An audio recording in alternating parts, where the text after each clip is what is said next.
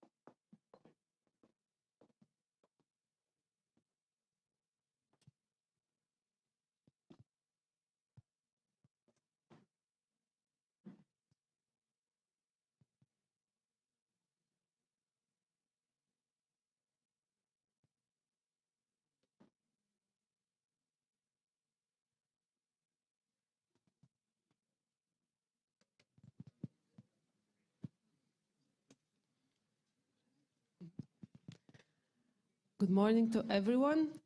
Welcome to the traditional and exceptional architectural event, Kaunas Architecture Festival Forum.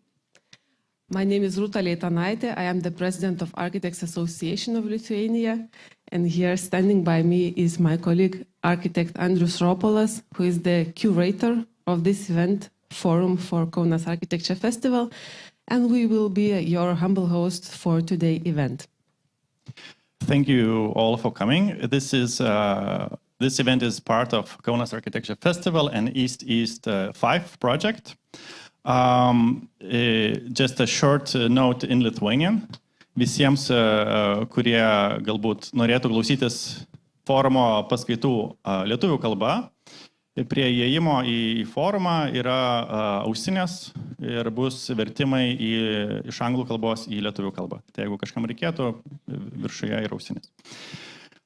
And the language of the forum is English. So without further ado, I would like to invite to the stage and to give the opening speech Mr. Gintaras Balčytis, head of Kaunas Architecture Festival and the Curator General of East 5.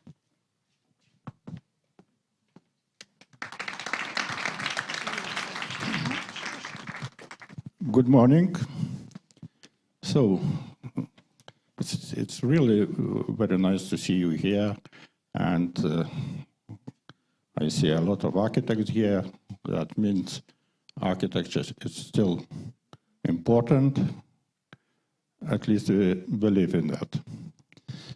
Yeah, and because we have limited time, it's always easier to read. Yeah, I'll do that. Okay. Dear friends, colleagues, ladies and gentlemen, I marked 3 keywords for today. First of all is Kaunas European Capital of Culture 2022.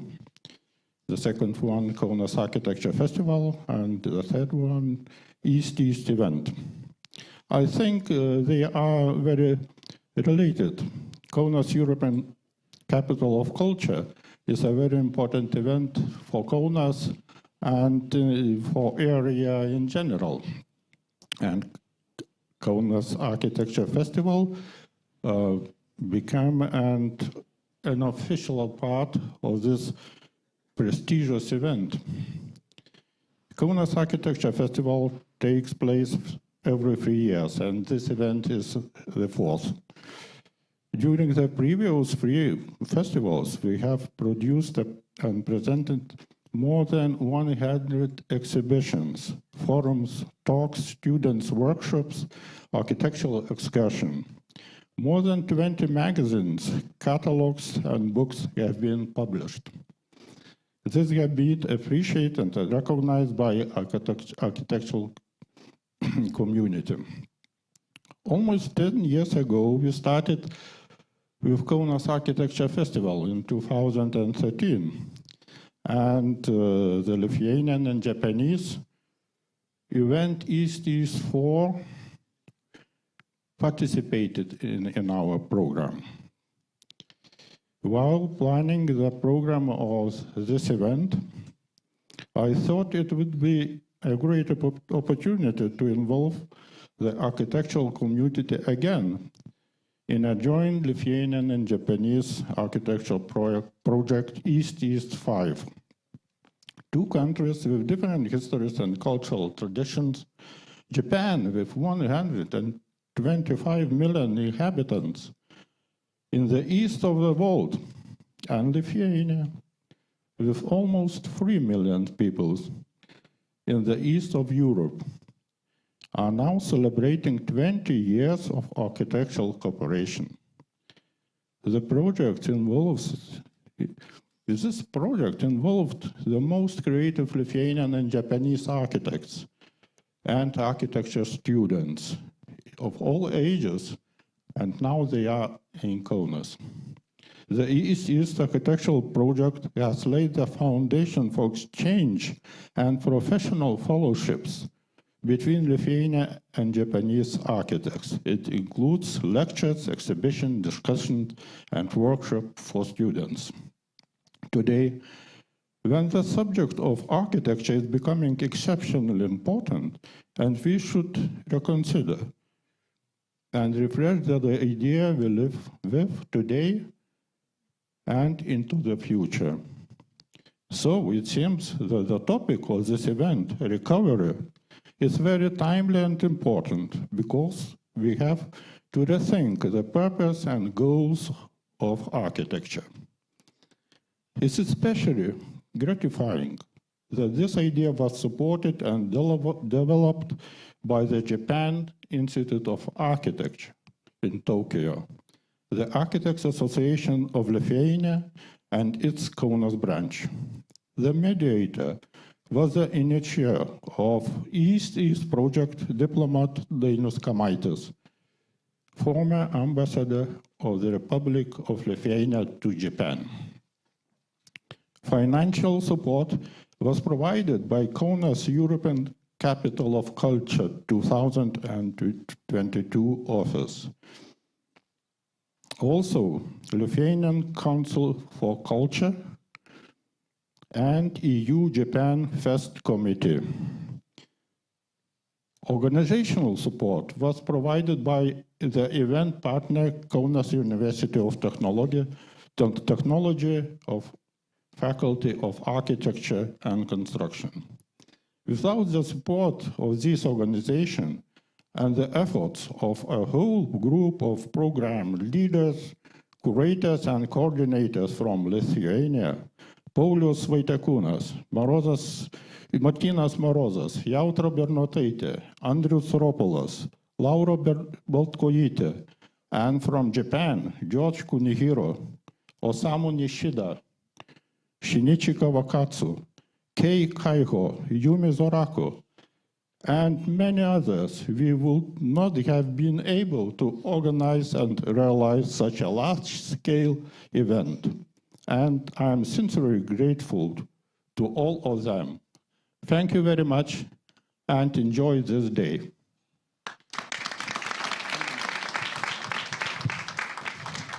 Thank you, Gintaras. Now I would like to invite to give a welcoming speech from another side, Mr. George Kunihiro, Director General East 5. Welcome.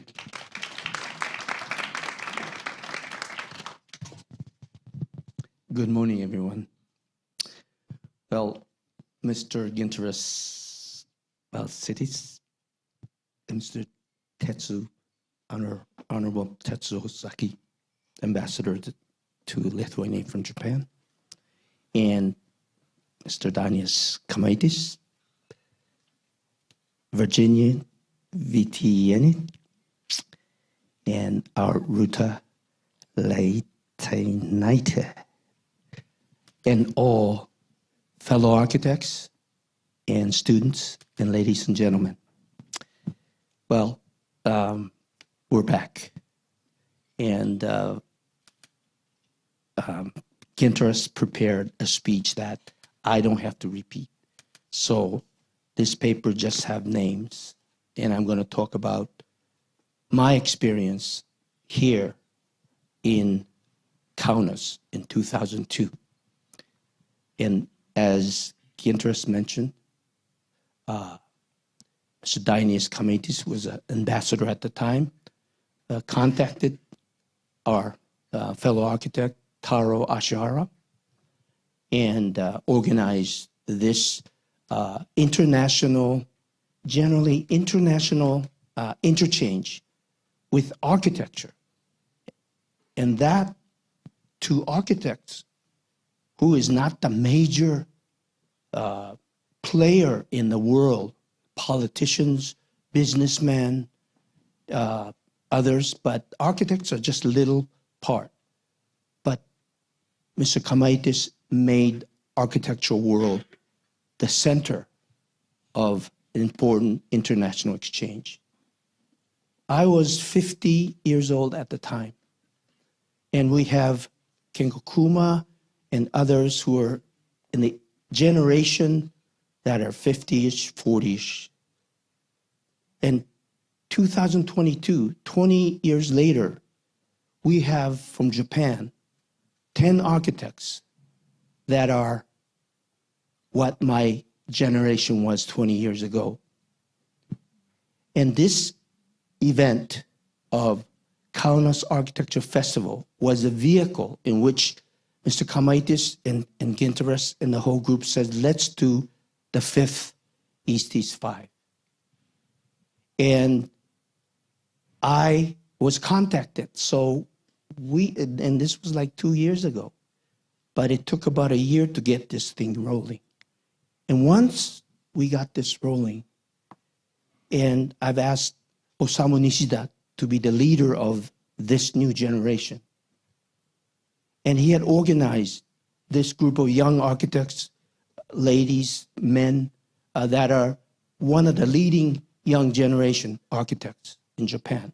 You'll hear more of them, not just today, but in Arc Daily and other media. And so my task is to pass on this torch to the next generation, East 5. It's going to be 6, 7, 8, 9. And I was talking to them this morning. Hey, 20 years later, Osamu, you're going to be here talking like me. And so I'm very happy to bring this group of architects with the help of the Lithuanian side of all the people that Gintaras mentioned, to bring you this international exchange of new ideas with the current world situation in back of our head, recovery. We can kind of feel we need to recover what is going on. We have to change. And they'll talk about it, the young architects of Lithuania and Japan. So I hope you stay with us for the next few days and enjoy this event. And thank you so much.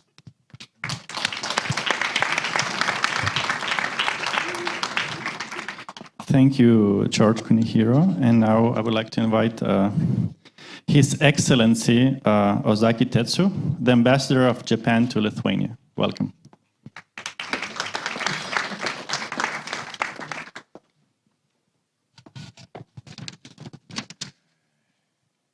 So, Your Excellency Ambassador Dainius Kamaitis, Mr. Gintaras Balčitis, head of Kaunas Architecture Festival, and Mr. George Kunihiro, Director General East 5.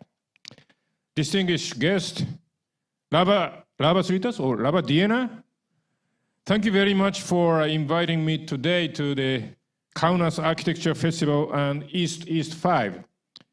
I was very surprised and impressed to hear that East was established in Kaunas in 2002 at the initiative of Mr. Kamaitis, former Lithuanian ambassador to Japan, and has been continuing for more than 20 years as a bilateral exchange event in the field of architecture.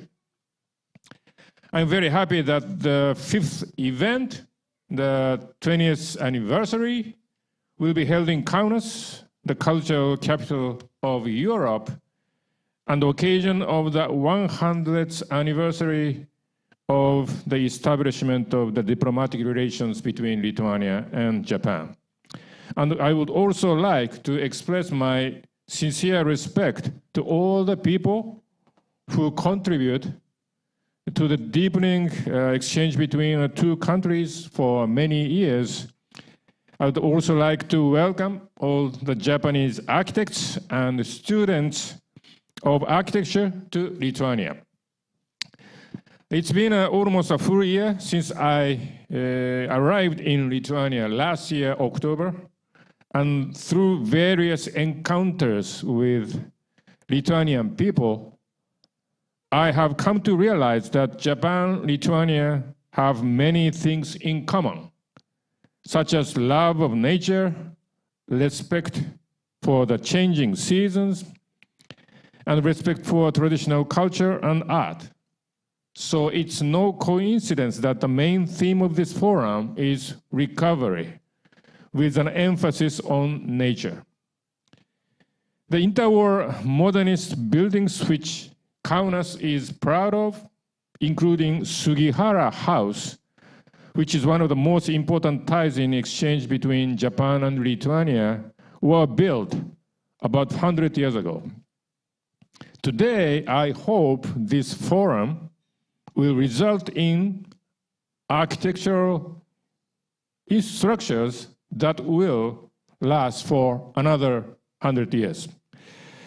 Finally, I would like to conclude my remarks by wishing you all success in the forum and that the ties between the two countries will be further strengthened in the future. Achu, thank you. Thank you. Thank you, His Excellency Ozaki Tetsu. And now I would like to invite to the stage a person who I guess every speaker has mentioned, Mr. Dainius Kamaitis, former ambassador of Lithuania to Japan and East project initiator. Welcome.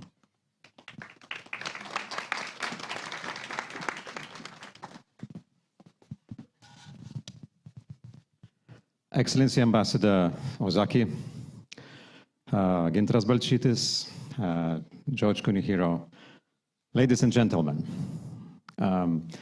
First of all, thank you for having me here. And for the MC, thank you for introducing me.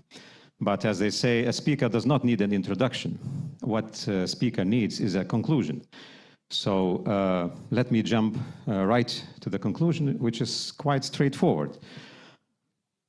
This is the year to celebrate.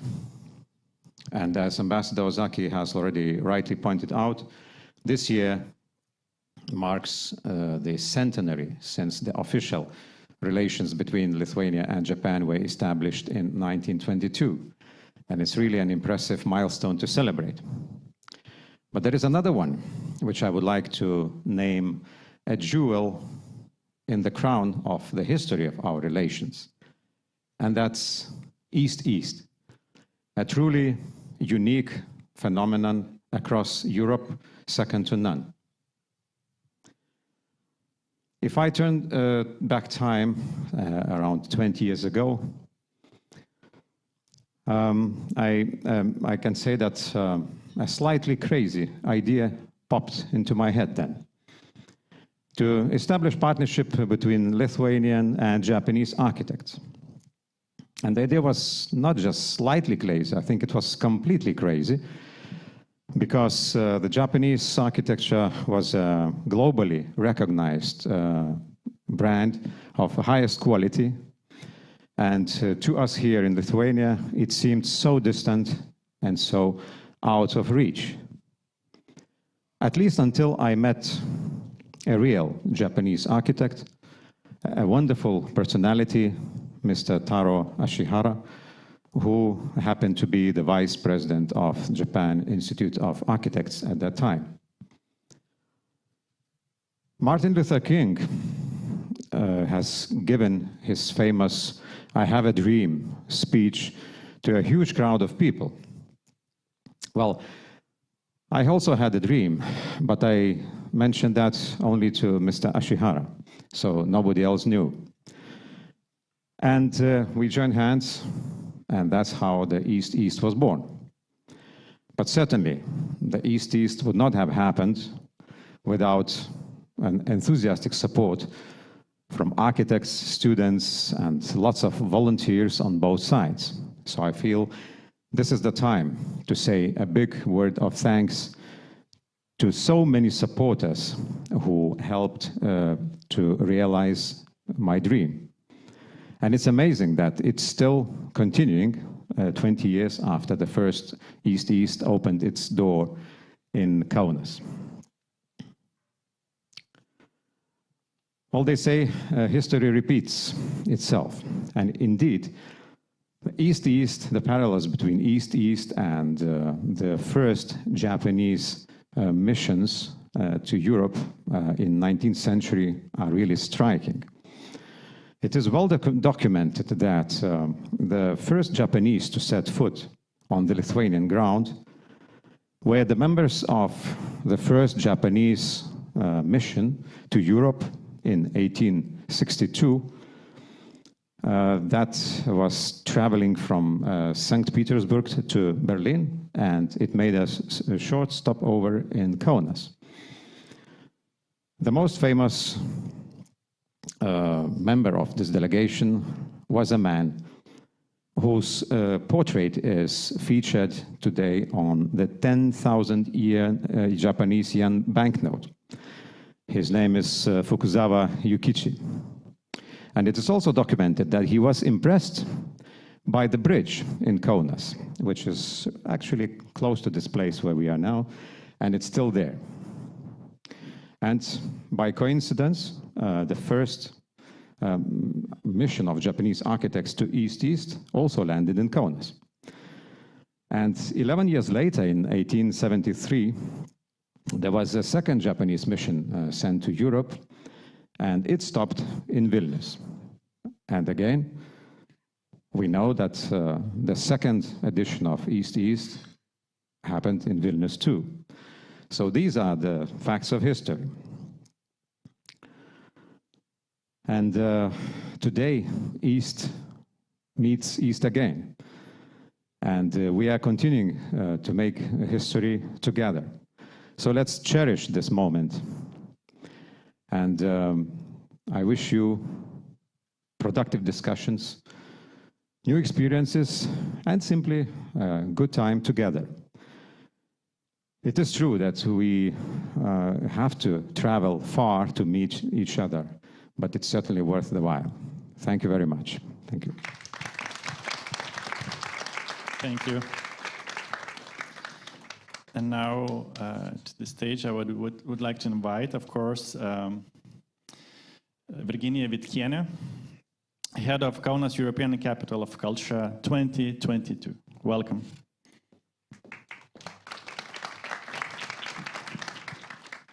Your Excellencies, honorable guests, architects, community of architects, and community of those who love architecture.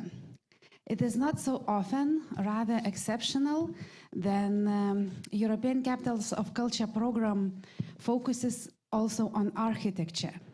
And it happened in Kaunas in very big concentration.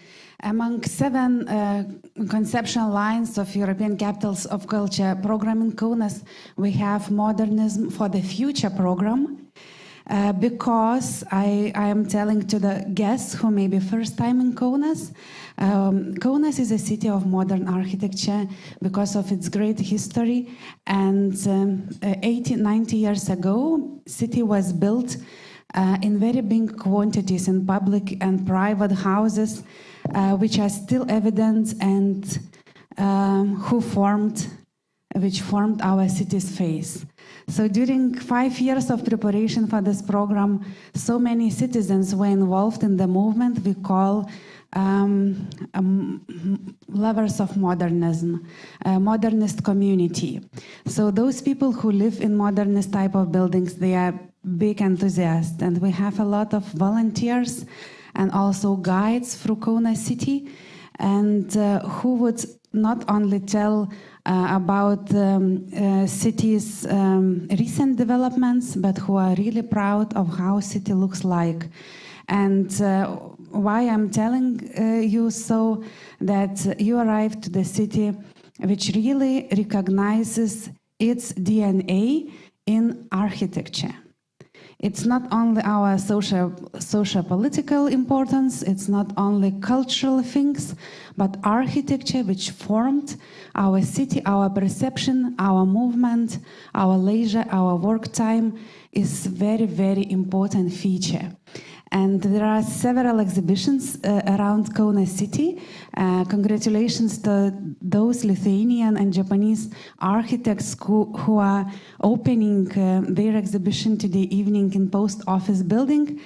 But also there are other architectural and not only exhibitions around Kaunas. And of course, as being a head of European Capital of Culture, I am inviting you not only participate in discussions, but if you are staying for longer Kaunas, please visit a lot of various venues and exhibitions, which are mostly also installed in modernist architecture buildings. Enjoy your time.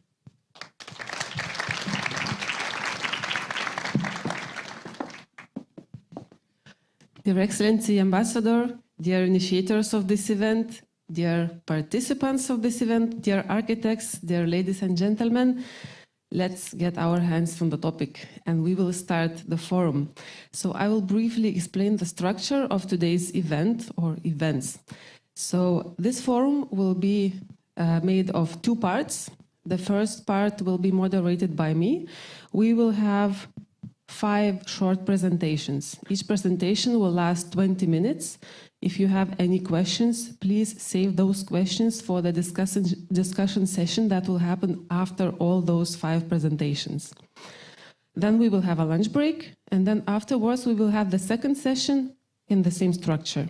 And then we will have a short break and, of course, the keynote speech by the Master of Architecture, Architect Kengo Kuma, and also a speech by George Kunihiro. Later, we will have the exhibition opening at the old Kaunas post office. So that would be the public program, and I hope that you will have energy to enjoy it all today. And well, I think that's it. Just a very short technical information for those Lithuanians that came late. I will repeat it in Lithuanian. Kas atėjote pavėlavę ir norėtumėte vertimo į lietuvių kalbą, ausinės yra viršuje, prašome pasiimti. So we will start our first session, And I'm very happy to present our first panelist, Mr. Osamu Nishida. He was born in Kanagawa in 1976. He's a founder of the design firm On Design, which uses an interactive method to enhance the creativity of the user, and practices open and flat design at any scale, from residences to public spaces. His practice explores the possibilities of experimentation and communication in urban and architectural gathering places. I would add that Osamu is known for his engagement inducing social changes and communities building through such projects as Yokohama Apartment for Artists, Ishinomaki 2.0, recreation of a city after a natural disaster, or Ikukuni Learning Center. In his work, Osamu puts emphasis on people, everyday life, dialogue, and communities, topics that are highly relevant for all of us today as well. So, Osamu Nishida-san, the floor is yours.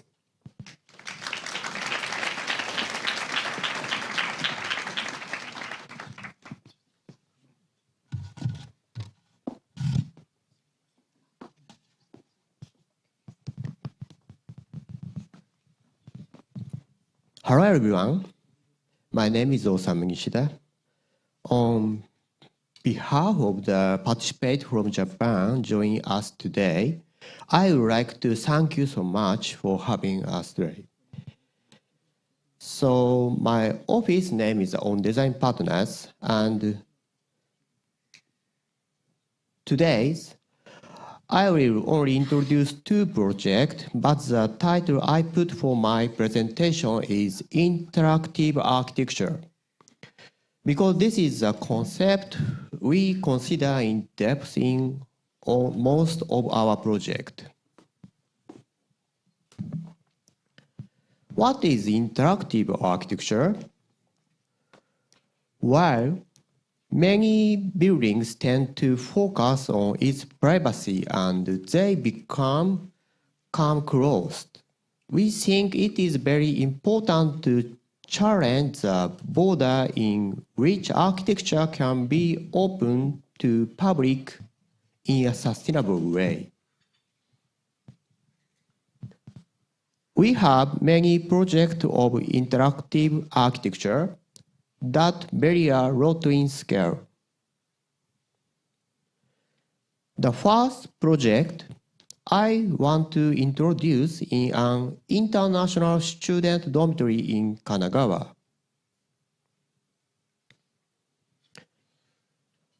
We aim toward making a dormitory with the intimacy and diversity of a town.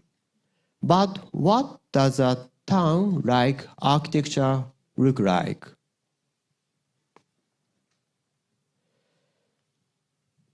This is a painting by Peter Bruegel called Children's Game from the 16th century.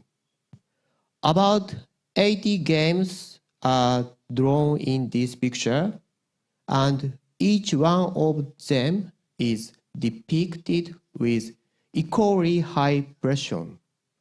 So each one of the game could become a center focus in the painting.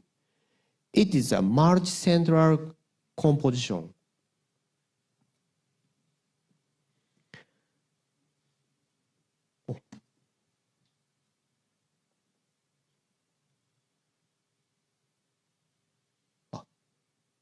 Sorry, that don't work.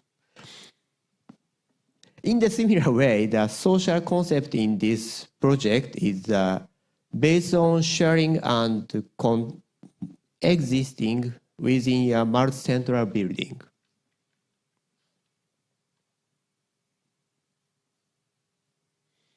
But how does cultural exchange happen between 200 people live together? We wanted the cultural exchange to become an integrated part of daily life, rather than something that feel faced and just happen occasionally. We call it sustainable communication. It's a communication that takes place when a person is willing to open up and share, and being open to others.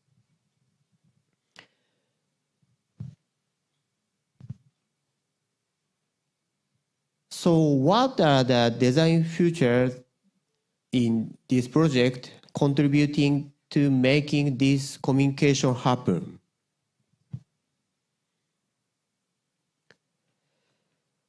The four elements of shared space, while public spaces are often thought of in the big scale, we thought about public space in the smallest scale possible, a scale that is easily relatable and mundane.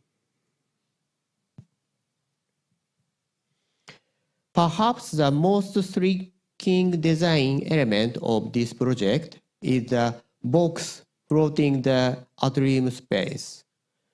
In a traditional dormitory layout, there are only two kinds of interaction space: the small informal meeting space and big meeting space. By creating the floating shared space, we create different fragment meeting platform, where students can choose the level of interaction depending on their mood. We call those social space pods. Each pod is about 12 or 18 square meters, similar to a living room, and each have different concept. The observation and interaction, the pod become arena not only for sharing the space, but also sharing culture and custom, so different use of the same space. One important fact leading this pod is that we performed several workshops involving the future users of this dormitory to find out what kind of pods are really wanted and needed. There are some examples of the actual drawing and comment from the workshop. Through these workshops, we collected many different ideas that we would never have thought of it if we did this ourselves. And in the end, we categorize the collected idea and made it into spatial designs. So, pod for activities.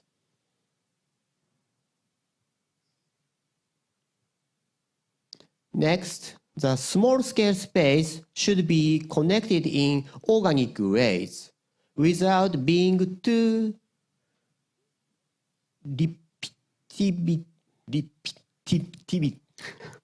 repetitive, making the shared space diverse and open for mixed use. This is a diagram showing the unit layout. We located the dormitory room outside, allowing us to establish the generous common atrium space in the center.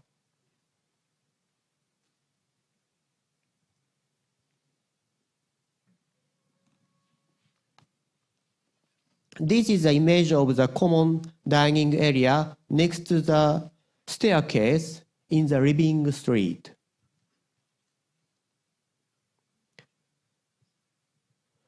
When designing the movement of users within the buildings, leave them with multiple choice and option for different routes. we wanted to connect people through a continuous sequence of space to make it easier to meet each other.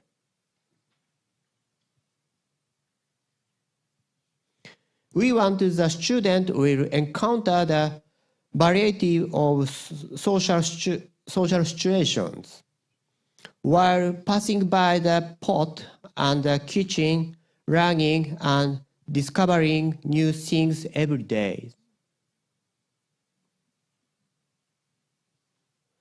The ground level street-like typology of first floor is the spine of this interaction-based learning concept. Each zone is fluently connected and various activity can be overlooked. And lastly, perhaps the most important element, the whole buildings does not have just one center where everyone gathers, but it has a number of centers like the painting I mentioned earlier. The dormitory division is distributed between buildings units above the living street, ground level street. Multi-centeredness is as opportunity to make the building more usable for ourselves. The image is a lot of the pot.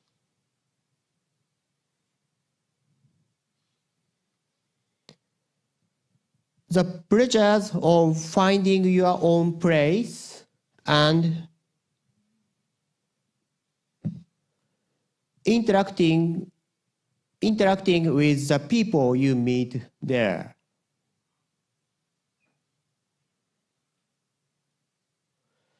Through this project, we were thinking that public space are not created by someone else, but by ourselves. That's interactive architecture.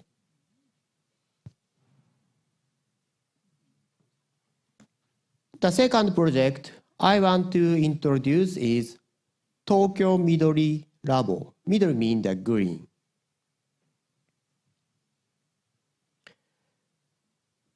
This project is building with multiple tenants which platform different experiments concerning urban greenery and urban agriculture. The site is intersecting with the road in the 3 directions. We wanted to avoid creating architecture that just stacked floor with maximum capacity just for floor efficiency. We also wanted to avoid the greenery being spread from office workspace.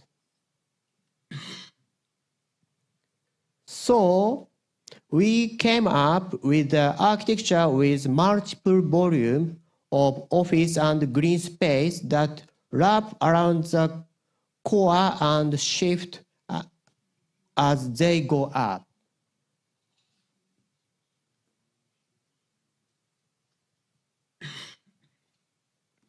This is a more detailed image of how the office and green volume are wrapped around the elevator and the staircase shift.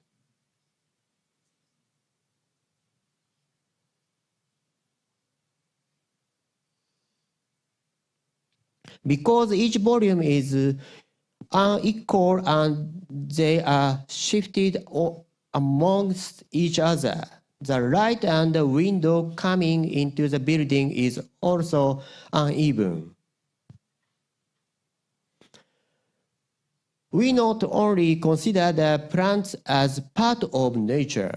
To us, the people that work in the building as an important part of nature. Like mentioned before, there are the several tenants in this building, which include IT tech, design, entertainment, and food.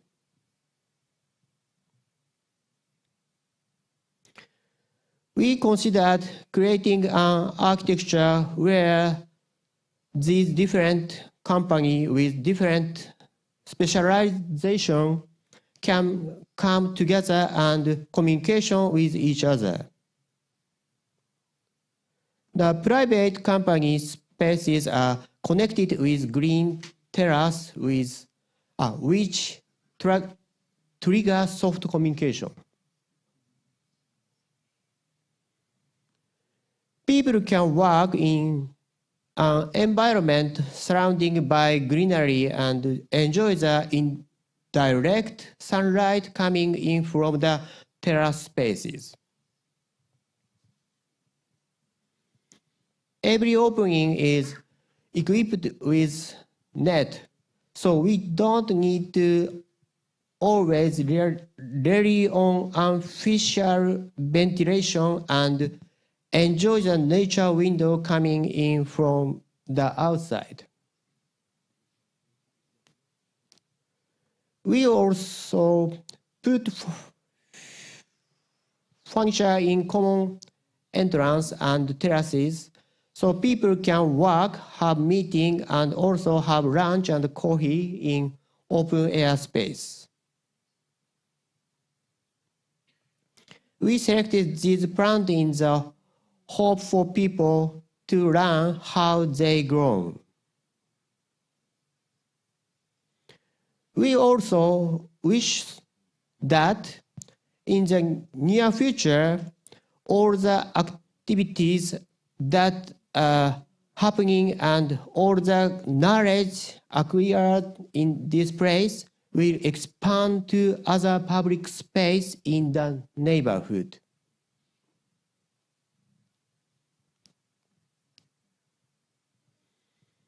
Our vision is to create an architecture as an ecosystem where human, plant, and also architecture interest and communicate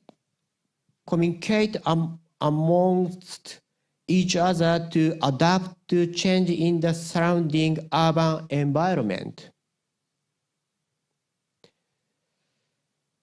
So, this is my last slide. I think the interactive architecture is not only the human to architecture, but also the human and architecture and nature way. This is our website, so please feel free to check out our other works. Thank you so much.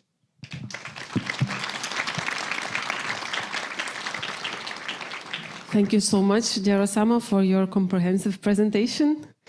The questions will come later. And I will now invite the next participants of this forum. And I've just realized that in the first session, all the participants are really from the future generation. They are younger than 50s. So also I'm very happy that we have this kind of mixture. And as Osamu said, that there are spaces with a very beautiful name, pots. So here we have also a culture pot, and we are mixing and sharing knowledge of Lithuanian and Japanese architectural culture. So the next presentation will come from Lithuania. And I'm happy to present young architects. Gabrielė Šarkauskienė and Antanas Šarkauskas started working in Lithuanian architectural offices during their undergraduate bachelor years at the Vilnius Academy of Fine Arts, Kaunas Faculty of Architecture. So they are from here. After completing their master's studies at the Vilnius Gediminas Technical University, they accomplished work practice in Lisbon. After returning to Lithuania in 2016, they began to carry out joint creative activities under the name ŠA Atelier, which gradually expanded and became recognizable in the context of Lithuanian architecture creators. So Gabriele and Antanas, welcome. The floor is yours.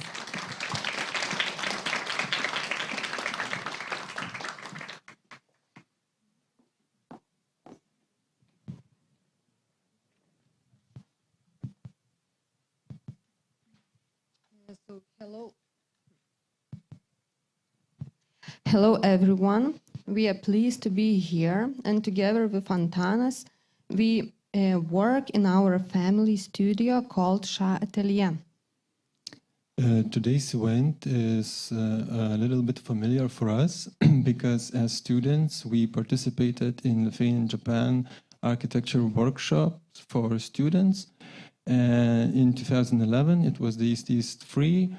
And maybe it's worth mentioning that on those years we were focusing on public spaces of Ginza in Tokyo. This is one of the teams, one of the student teams from East 4, where Gabriele participated. And back then, focus was about bringing the rivers back to Kaunas city life. Today, it's maybe interesting to see if those experiences influenced our work. One thing is clear, that we are big enthusiasts of Japan architecture. And during our trips to Japan, we seek not only to look, but also to experience this high level of skills. From our point of view, we see Japan as some sort of higher level of civilization or some sort of future model that overcomes challenges that may occur for us in the future. So it's now we have some time to study. And density of future city is inevitable, but looking inside into person's environment, Japan somehow finds creative ways to make it comfortable, aesthetic, and intriguing. Moving on, we will present few of our projects that we think we have something in common with today's topic, recovery. The client, Architecture Fund, had a new place for their office in former abandoned building, and they decided to organize one-room interior competition. The task was to use a space as an office, workplace, meeting place, and a gallery. This brought us to sort of new typology that is public and private almost at the same time. Transparent object instead of the doors can carry on a relevant exposition from the activities of the foundation. An act of extrusion is a communication message for visitors of a building that the space is open. Inside, we choose to accommodate different functions by creating a dynamic installation. In this way, depending on the needs, the interior transforms into a meeting room, gallery, and office. This new layer of infrastructure is semi-transparent, so visitors can see the actual building and the signs of time. But this building had very shaggy textures, so we thought maybe using symmetry can put things in more order. Also, we kept everything near the walls to make the room more spacious. And this kind of aesthetics is familiar for this building, so we think it's getting more into the context of the whole building while keeping it in this kind of stage. our installations that we made in the room, they are easily they can be easily disassembled. They are made of materials that usually the architecture itself is made of, like insulation and all other profiles, metal profiles that usually are kept inside the walls. And besides installation, we did some details, and the details, they are like links to something that is missing. And while looking at them, you can imagine something that continues this space. Another project, the Lithuanian National Gallery of Art invited us to participate in their first outdoor exhibition series dedicated to the artistic development of architecture, in which we could propose a small-scale object that will appear on the plot of the building. The building was designed and renovated by a great Lithuanian architects, although in manner of modernism and possibly ideology of the time, it has a lot of open space around it. We wanted to show that when creating architecture as an object, we can not avoid the spatial formation of the environment, and once it is built, it becomes not an object but a place. Getting into the context and choosing a right place led us to create an articulated space using only one plane. So the result was a courtyard or an outdoor exhibition hall. We can say it was an outdoor exhibition hall because the courtyard was seen from inside the museum and from the upper terrace. And the first man who saw this was another architect and creator, Gintaras Kuginis. And that's why he put his own art piece into this place that resonated with the new parameters of the place. After that situation, we understood that once again, wall in architecture is just a tool that serves for a lot of interests. And the wall itself isn't a thing to pursue. We chose the material, not accidentally. It's these concrete pavers. They are ridiculously well known in Lithuania. They ruthlessly covered a lot of pedestrian areas. And so did they cover the museum surroundings. And by using them, we kind of blend in like a chameleon with this installation, but also we want to criticize this sort of public space planning for the past years. And so this was like an example of how to use this open space around the museum, or maybe just a question raised if this place is necessary in the city and for the citizens. So, but if visitors don't realize this, that's nothing bad. They can just experience the transformation of the space with their senses and maybe think about the wide role of the wall as element in global context. Johannes is a town in the east of Lithuania. Theoretically, it has a river called Kaunas, but if you have been there, you probably haven't seen a clue of any river. It is because most of it is canalized underground, and the rest part is turned into a drainage ditch serving the fields.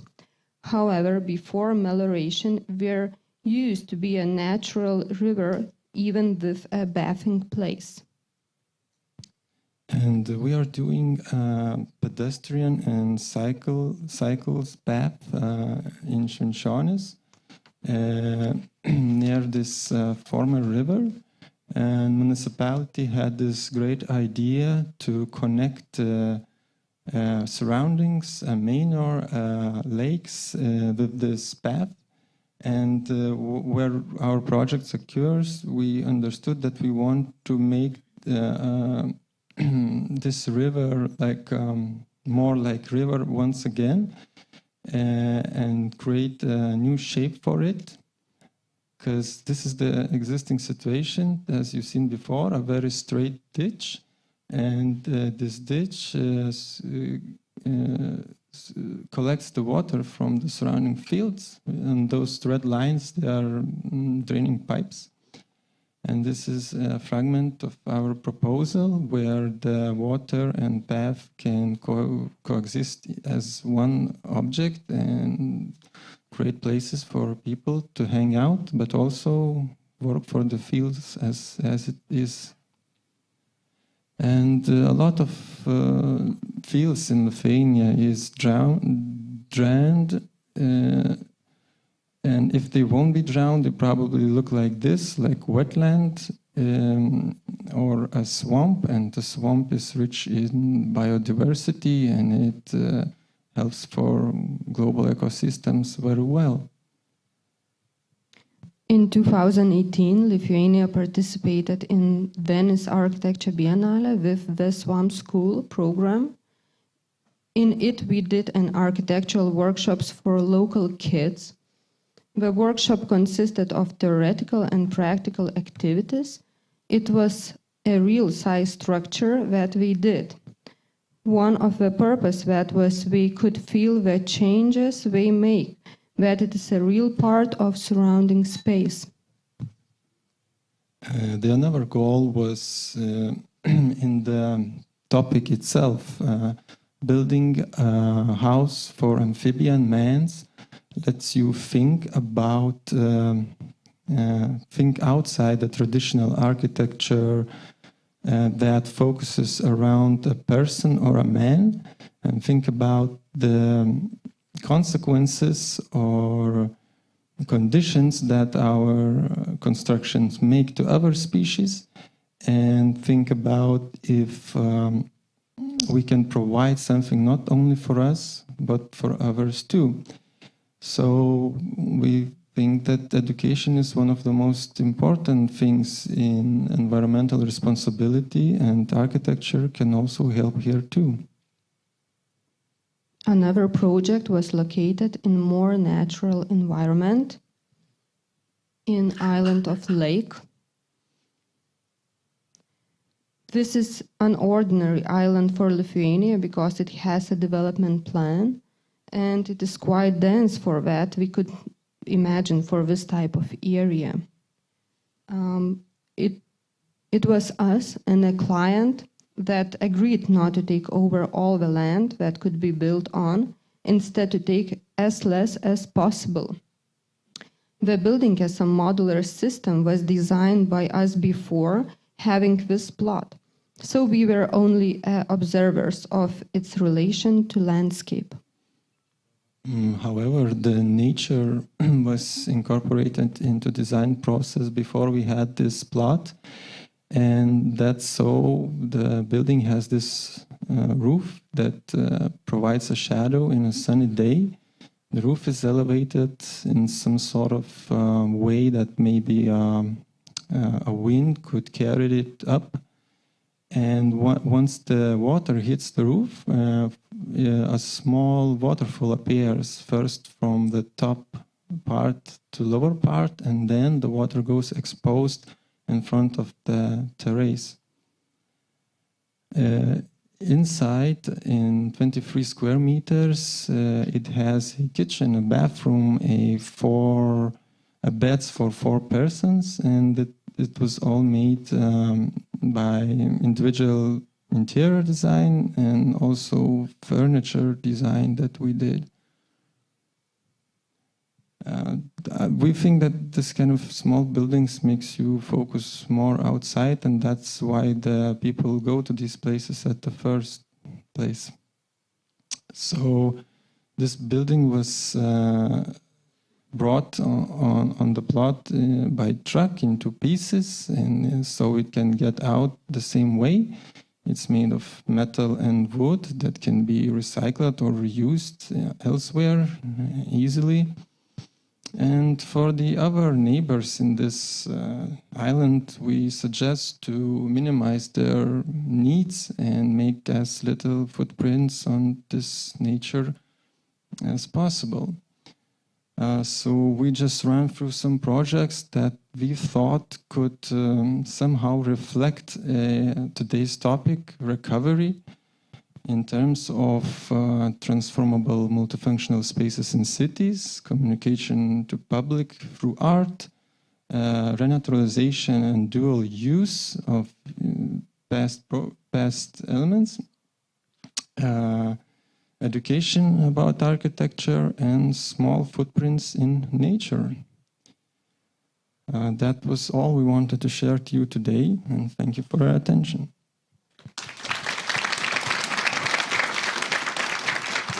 Thank you very much, Gabriele and Antanas. Well, I can't wait until we have a discussion because I can see a lot of in common with the I hope the works that will be presented by our Japanese colleagues as well. So thank you for your presentation, and we are switching to the next one. I'm very happy to present the only female in this delegation from Japan who will represent Japanese part in this forum, architect Suzuko Yamada. Suzuko Yamada leads the office with a team of 5. The name of the office is Suzuko Yamada Architects. A Tokyo native and University of California, Berkeley, and Tokyo Art University graduate, Yamada set up her independent studio in 2013 in Tokyo, having previously worked at practice So Fujimoto Architects. She now teaches in architecture studio at Kyoto University and Tokyo University of Science. The majority of the projects by Suzuko, exhibitions, projects of private houses, explore new types of spaces of daily living, their interactions and elements that connect or divide them, and such as Harunoya Hotel renovation, also a transition of tradition into today is also one of the important topics. So the floor is yours, Suzuko Yamada-san. Hello everyone, I'm Suzuko Yamada. I'm running an architecture studio in Tokyo. Thank you for inviting me for such a wonderful event. So today we only have 20 minutes each, so I'll start from the conclusion, which I believe that all architecture is a collection of things and objects.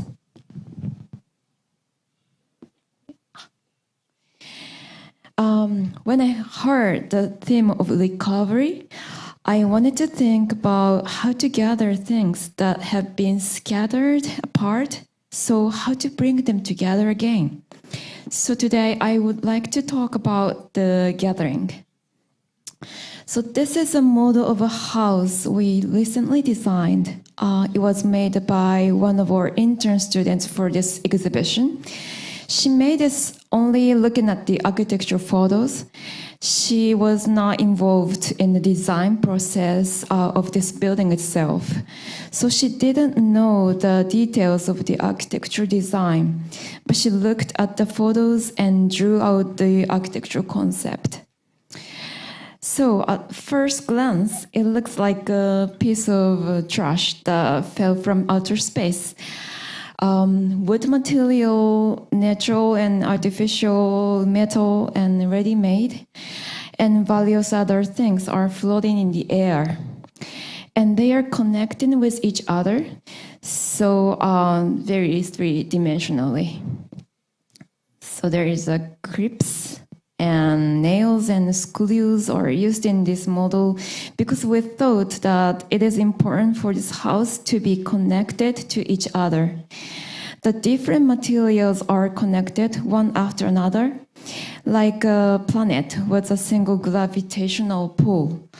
Within this cave-like space, a living space has been created in between these objects, and furniture, household items, and people entering the space. So this is another house. We are exhibiting these models in that exhibition. So second model, also a model of a recently completed house. Here two things are assembled to create a single architecture space. However, the objects are not connected to each other, but stand on their own.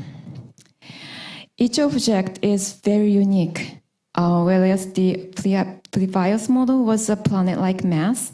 Here, each object in this model functions like a single planet. So they are distant from each other, but they are related in terms of shape and color at the same time.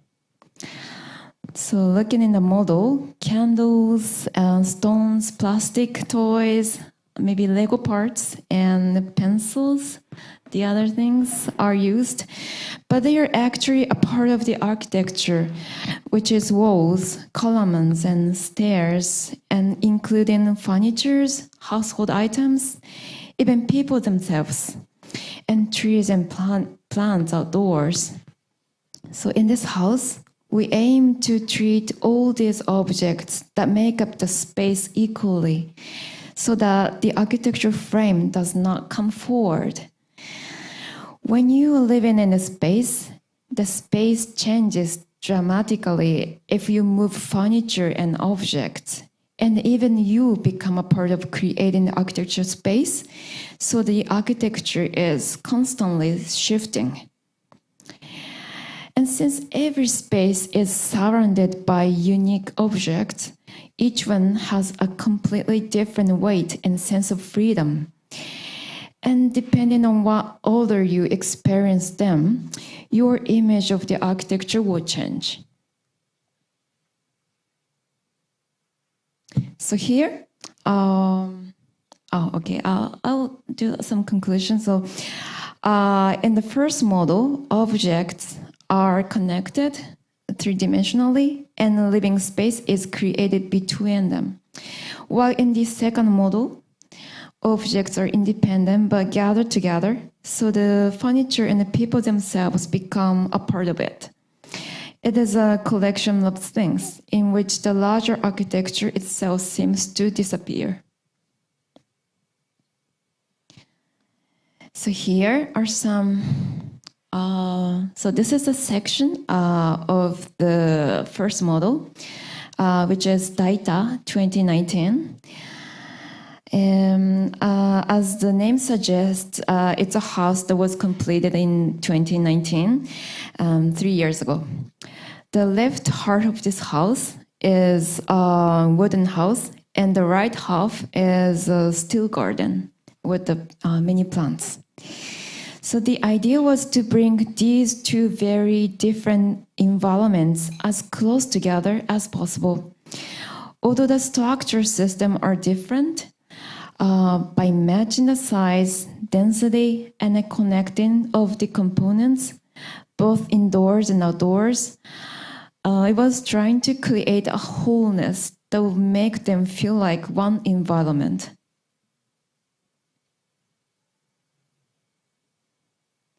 So this is a photo from the street view. So you'll see the steel structure with the trees. This is actually 3 years ago, but the trees and plants are so getting bigger now. So it almost covers the house. So this is the entrance of the house in the garden. And this is inside space. So you'll see the many wood structure, wood beam and handrail of the stairs and columns and everything. Most of them are made of same size of the wood. And this is the second floor, which is dining room. And from the inside, looking outside, so the material and inside outside is really different. But I was trying to connect them together with the big door and many windows, and also those beams and columns, which is floating.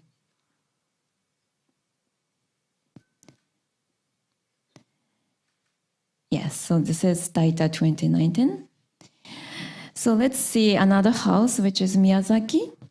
Miyazaki is a house completed this summer. As I mentioned in the model, we were trying to gather all the components and elements of the building, furniture, household stuff, and outdoor trees and plants and even bicycles, so as if they were floating in a space, gathered together. So this is the model we actually used when we were designing this house. It's on a scale of 1 to 20. Unlike the conceptual model, it is much more detailed in order to confirm the sense of scale and shape and scattering of colors. It's a bit difficult to see in the photo, but the exterior of the building has a lush green park on the opposite side of the house. And the landscape is designed to connect directly from the park to the rooftop. So we have a big rooftop on that floor, and we have many furniture on the rooftop. So here is the interior view. So in this case, color was a very important element in making each object stand out. For example, red was used. It's difficult to see the red, but the red color on the column. So red was used for pillars, which is strongly assert their presence as objects. And a shiny blue on the floor was used to create a sense of floating. So color can make an object stand out, but at the same time express weight.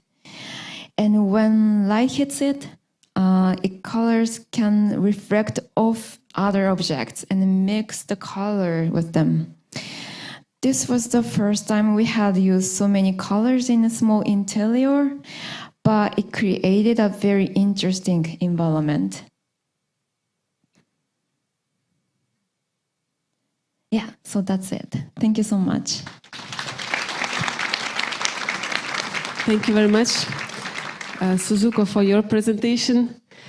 The questions will come later. I will ask you to go back and then come back for the discussion panel. And now I will invite once again a Lithuanian architect, Vytautas Biekša.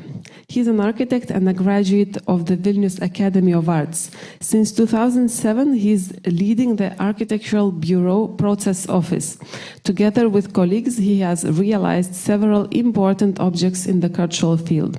So I would add that Process Office is renowned especially for cultural and educational projects, such as a National Art Museum in Riga in Latvia, or recently won architectural competition of Radvilos Palace reconstruction into a venue for contemporary art in Vilnius, under the umbrella of the National Museum of Art.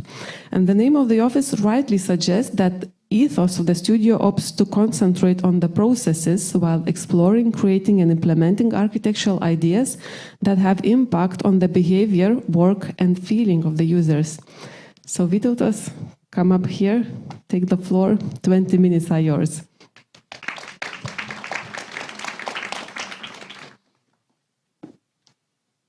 If I will be too long, just cut me.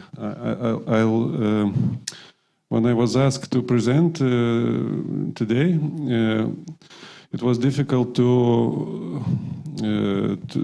find a topic that would be interesting for wide audience, and especially because and we decided just to show you two projects if there will be enough time that we work on now. One will be Kaunas Town Hall, Rotušė, and other one will be this Radvila Palace project, renovation project for the National Museum of Art in Vilnius. And problem is that, can I show? I call this postmodernization and identity, because in these projects we deal a lot with the past, also with previous attempts to renovate, rethink old buildings, and also with identity. So the Johannes Radula Palace is a long project or long ambition for the National Museum of Art. They wanted to renovate this place for many years, and last year they held a competition that we won for the renovation of this quite complicated space in Vilnius. And the story starts for this building in 1650s when Johannes Radvila, a prominent figure in Lithuanian and Polish Commonwealth, was designed the important palace just outside the city wall at the time. But unfortunately, 2 years after its completion, or maybe even not when it was completed, because we don't know anything about the actual building apart from this beautiful medal and the similar maps as today, as you can see. This is the Polish-Lithuanian Commonwealth War with Russia, with Muscovite armies. And you can see that the Vilnius was first time Vilnius was attacked by Muscovite armies, and the palace was destroyed, and everything else was destroyed and looted and so on. And interesting map, if you follow our region's current history involving, you should see that in very similar lines. So after that, the palace complex vanished. It became just a part of the city, redeveloped quite quickly into various commercial and other. It's here. Buildings and lost its palace and representation status. Then, as you can see, during the wartime, it became unrecognizable, fully built up, fully perimeter with inner courtyards, typical old town station. Even we have some photos post-war when it was once again destroyed by the war.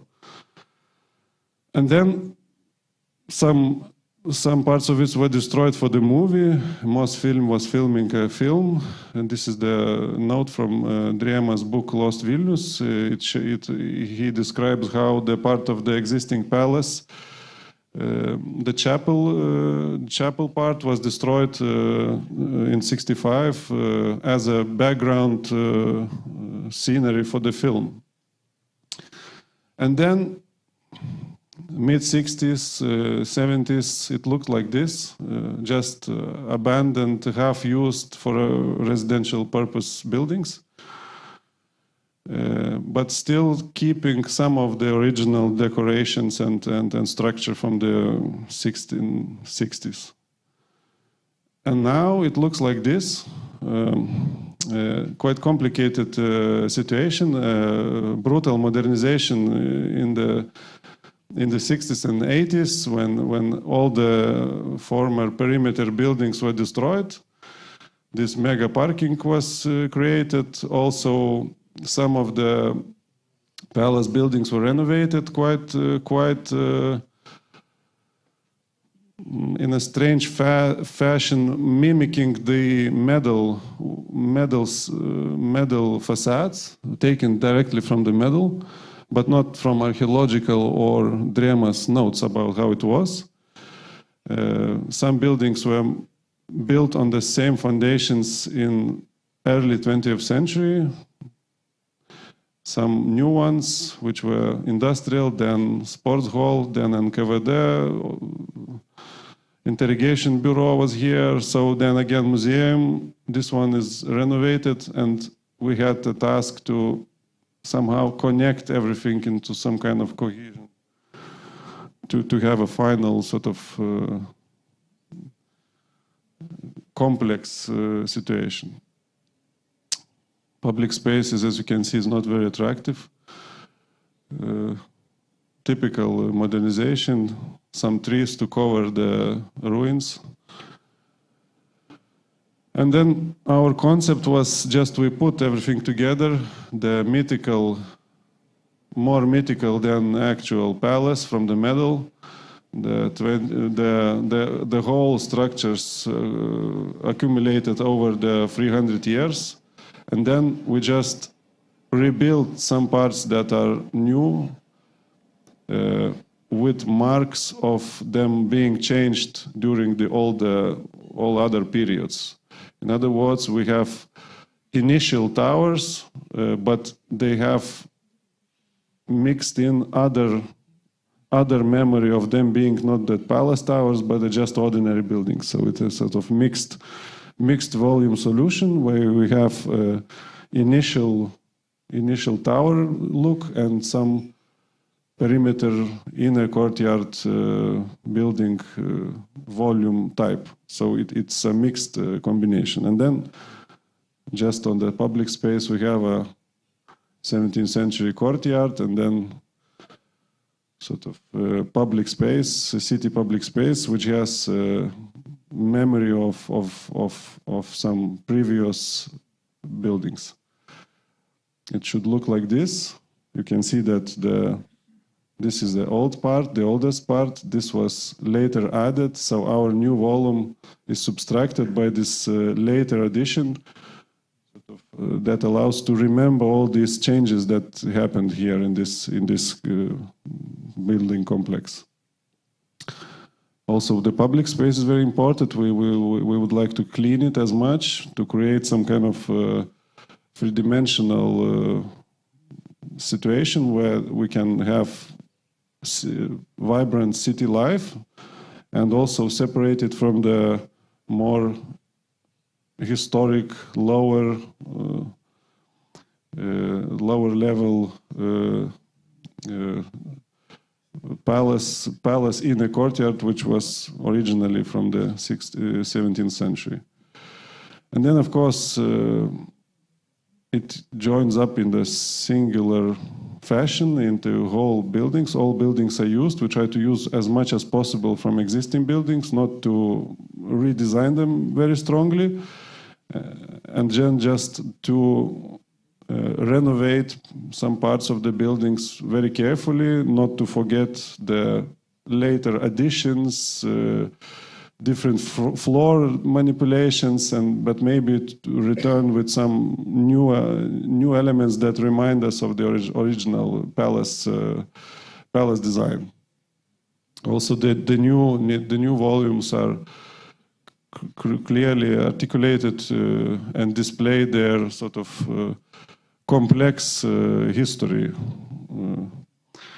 Quite interesting inner structure. We have like various old buildings and new buildings standing on some old foundations that will be displayed, and all this should connect somehow into singular, more or less understandable structure, which will have part new, part old inner space. The central part, new central part, would connect all the other existing buildings into one clearly defined user space, visitor space. Also, we will try to reuse as much as we can the existing very nice and strange, quite chaotic inner courtyards and very beautiful industrial building spaces that we have. This poses, of course, big challenges in terms of technology, how to make them insulated, how to keep the non-bearing, but already non-bearing, non-enough bearing roof structures and so on. But we hope we will succeed and it will look something like this. And we hope that it will be popular and good for the museum. We also have some even later Soviet period late 80s spaces that we also will attempt to reuse and to renovate as little as possible to maximum effect. If I have time, maybe other project. Many of you will know this project, Rotusha, Kaunas Town Hall. Again, very old building, deals with a lot of past, burned, rebuilt, sort of had all the changes that our country had, also sort of reflects national identity and maybe even Kaunas city life in one building. Now looks like this, very sort of clearly defined, looks very old, but actually parts of it are quite heavily refought and renovated and remodernized in the 70s. Žybartas Simonaitis was one of the first restoration specialists in Lithuania. He had investigated this building. Here we have his sketches that show all kinds of historical structure variation, all the earlier and later brick patterns, brick walls, and other structures that were in the building. And when he in the 70s, building was in very poor condition. He decided to, first of all, make it structurally sound and renovate the most historic, oldest period to restore the initial Renaissance period structure. So he dug up the unused basement, and massive concrete beams were added to support everything. It was quite brutally renovated, rethought, and remodeled. The plan was changed. Instead of wooden beams, concrete beams, and so on. And then we have it now like this, sort of quite eclectic mix of spaces, but actually quite interesting. Some of them are deeply original and very old. Some of them actually look like Renaissance, but actually from the 70s. So we had a task to expand its civic function as a sort of representative building and add to it a Kaunas City Museum function, that the museum could use this building for its exhibition and events. And one of the first things we did, we just, actually, another interesting detail, how the lamps were made in the 70s. You can see the light. And this is from the Van Eyck's Ardolfini portrait, because Simonaitis thought maybe the 17th century traders had something similar to Dutch traders, so he decided maybe it's okay to do similar lights. We'll keep them. And then we had this beautiful unused attic full of engineering systems from the 70s and maybe later ones, but generally unused. So we just made a simple observation that, okay, this modernization was good because it made all the slabs concrete and all the walls stand structurally sound, but it didn't use a lot of the space. Some of the space was offices, some of the space was unused. So we decided, okay, let's use more space. So now it's under construction.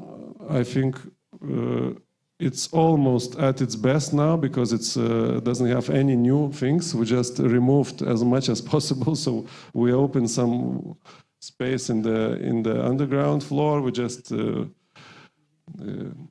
opened the initial structure, cleared some unoriginal floors.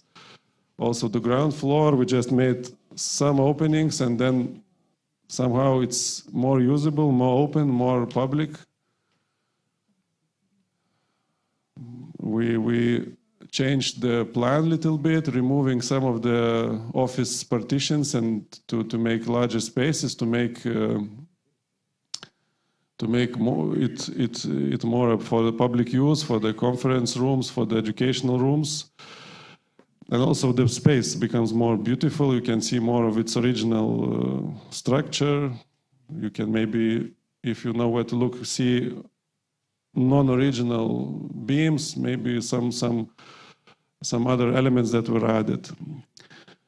Of course, there are very beautiful main hall, which will be kept and changed, just slightly renovated, restored, but not without any changes.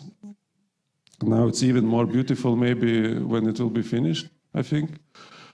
And then the attic, for which we had a plan to keep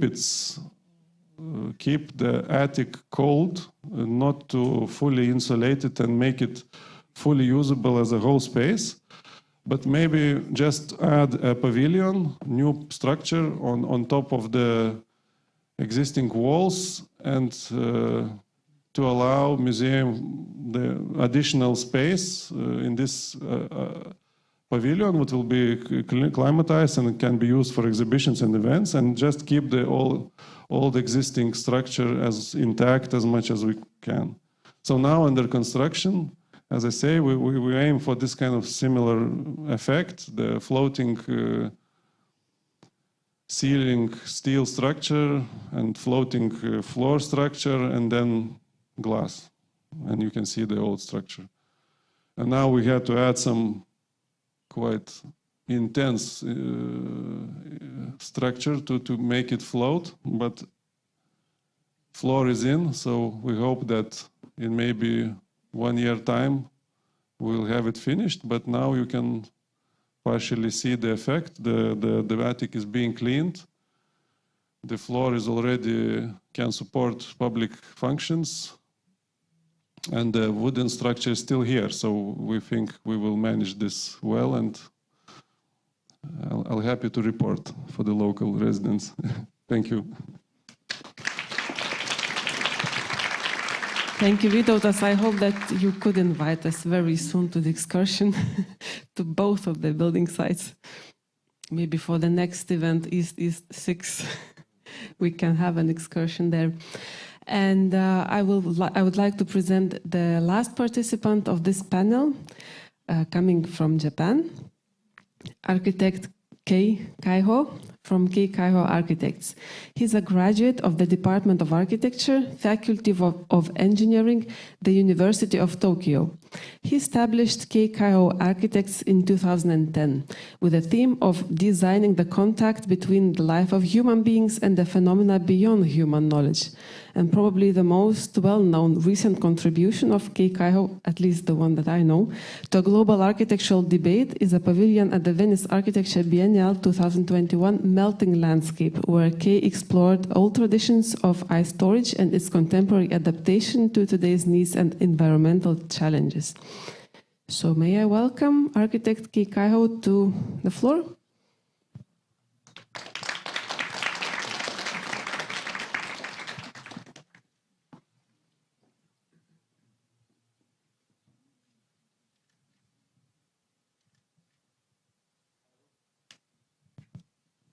Hello, I'm Kei. Thank you for inviting me for this great event. Okay, let's start. Okay, I start with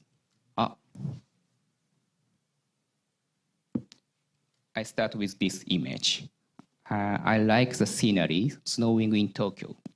It's very rare phenomenon, maybe once or twice a year. I think almost all of the decisions we made are decided by the human relationship, or sometimes responsible matters, or economy sometimes. And I don't like it. So the reason why I like this scenery is when it snows in Tokyo, the trains and the people stop moving and the time slows down. If someone is late for the meeting, the colleague can say, it's okay, no one can help it. Never mind.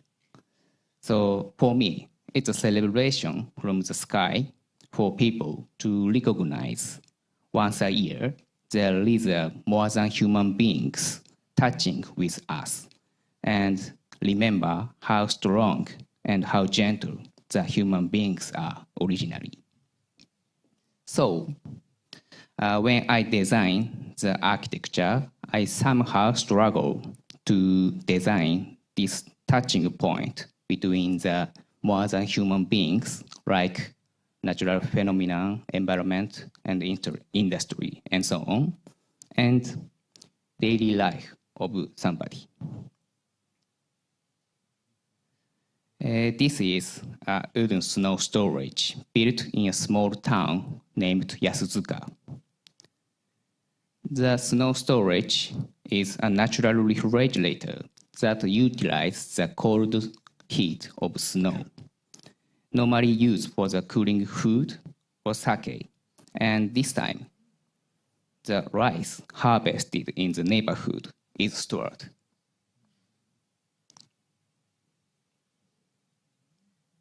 Yes, this is rice, and this is snow inside.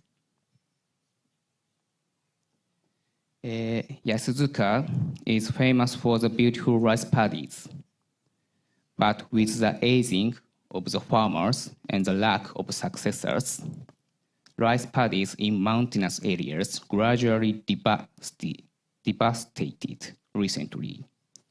And this is beautiful, but some part is really now collapsed. And this kind of ignored rice field affect very badly to many aspects. For example, the relationship between the animals and humans, for example. And the client required us to improve this situation. Because the humidity inside the snow storage is very high, always, and the building might be damaged because of the snow pressure. Reinforced concrete construction is usually chosen, like this picture. But this time we choose a wooden structure. The aim was to rethink the sustainable relationship between the local forestry industry and the snow. If cheaper snow storage can be realized because of the wooden structure, farmers will be able to build snow storage easily, and they can make beautiful relationship between the farming and snow. This is inside the snow storage. The snow is coming from this side and stored this part. And people can go through the over the snow by bridge. And the opposite part is here's the space for the rice. The plan is very simple. The 4 boxes are set in order, and the rice is coming from this side, like this, and stored here. And the snow is stored in this parking area. And once a year, the snow is coming from this side and stored here.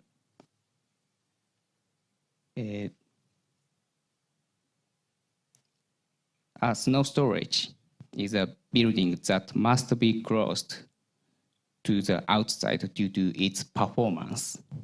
And this time, we proposed a semi-outdoor corridor around the perimeter zone, like here. This is a corridor. And so that visitors can feel how nice the snow storage is and how attractive the surrounding environments are. And this is section. The exterior part is double-skinned to reduce this part. The exterior part is double-skinned to reduce the environment impact to avoid the sunshine heat directly to the inner wall. And at the same time, this exterior part can work as a snow fence in winter. And this part is a very long pillar. And we put the beams here to connect this pillar and this pillar. We call in Japanese kumibashira, and we use this method. Then we can make a big volume of this kind of building with using only small diameter local cedar timbers instead of large section laminated timbers. This is outside. A part of the exterior wall is made like louver, and visitors can feel the sound of river and the bird songs. And for the local residents, windows are placed to capture the beautiful scenery of their daily life.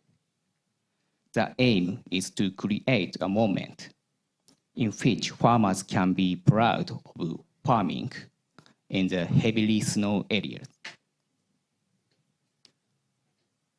Okay. This is night view. So, sorry in Japanese, but there are circulations with very various scales and characteristics such as snow, people, rice, trees, wind, heat, and so on. The overlapping landscape is shaped into a building called snow storage by complementing some of these circulations or finding better points of contact of these circulations.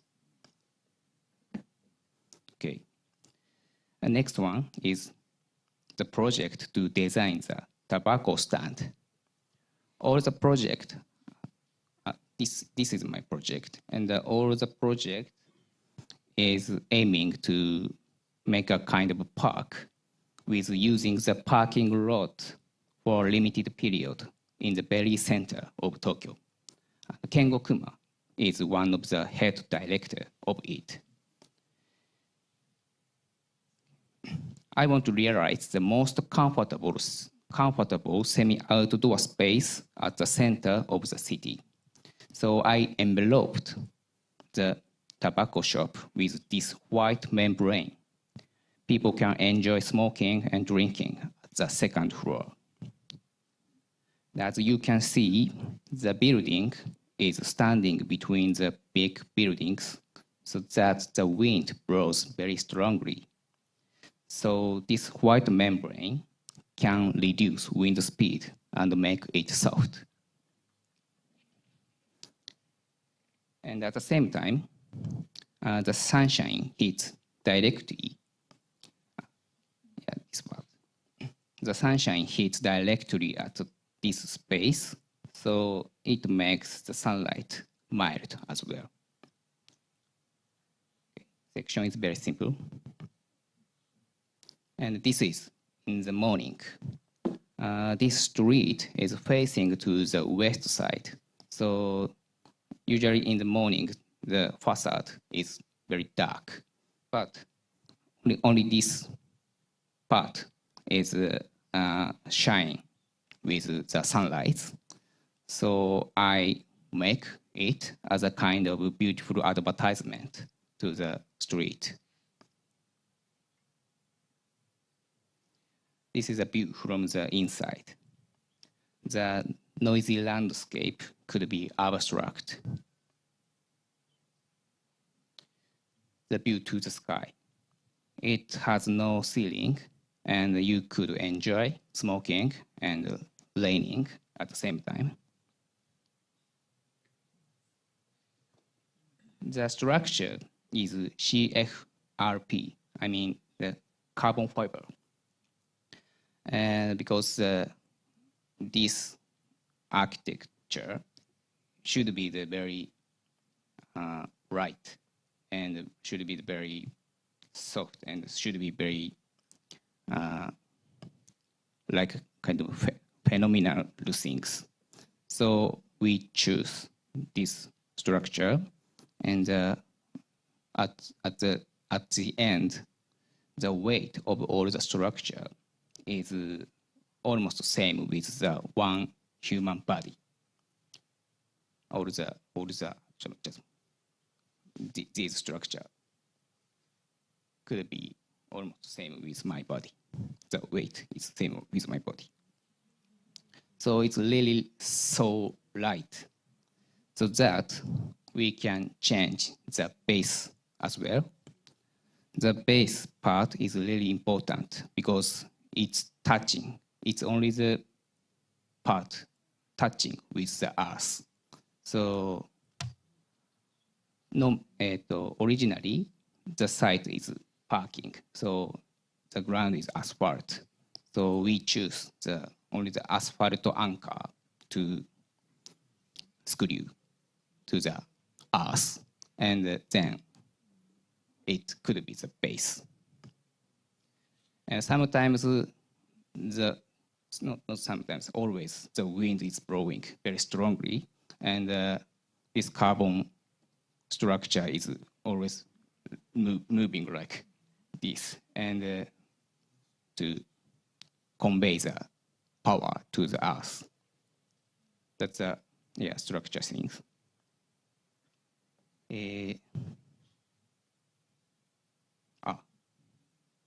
And it's funny that the membrane gradually got gray color because of the exhaust gas from the cars. You can see here, there are so many traffic. So the white membrane gets gradually gray. And it's funny for me. It's not only just building gets dirty, but also the air of the inside of this space gets clear thanks to the membrane. So my aim is to make the most comfortable outdoor space in the city center. And I think this could work for that. And this is night view. Thank you. That's it. Thank you very much, Kay. And now I would ask all the panelists of today to come up to those chairs, and we will have a small discussion of half an hour. So may I ask the architects, Osamu, Suzuko, and Kay to come here. Also Vytautas, also Gabriele and Antanas, and me and Andrews will be also here.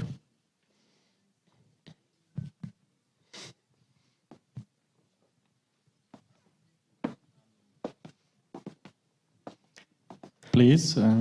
Take your seats. Take seats. There might be lots of people wanting to ask you questions, or maybe none. I don't know. We'll find out now. Let's see whether we have enough of chairs. I think we... Gabriele will join us. Santani, she will not join us. Okay. So before we give the floor to the audience, I'm sure that you also have some questions. I think that me and Andrews would make a start just to forming up.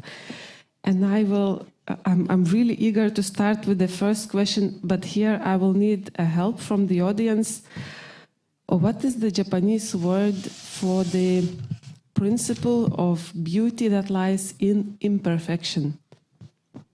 Who can?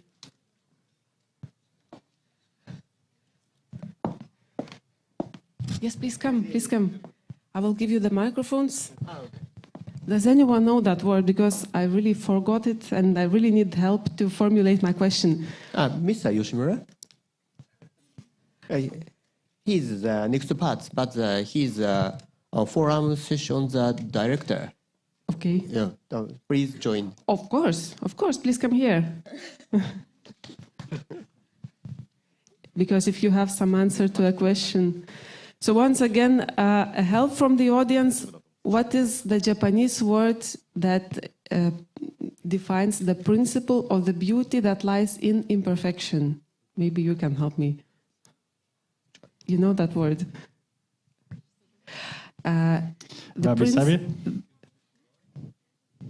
Louder? Kentsukuroi, probably.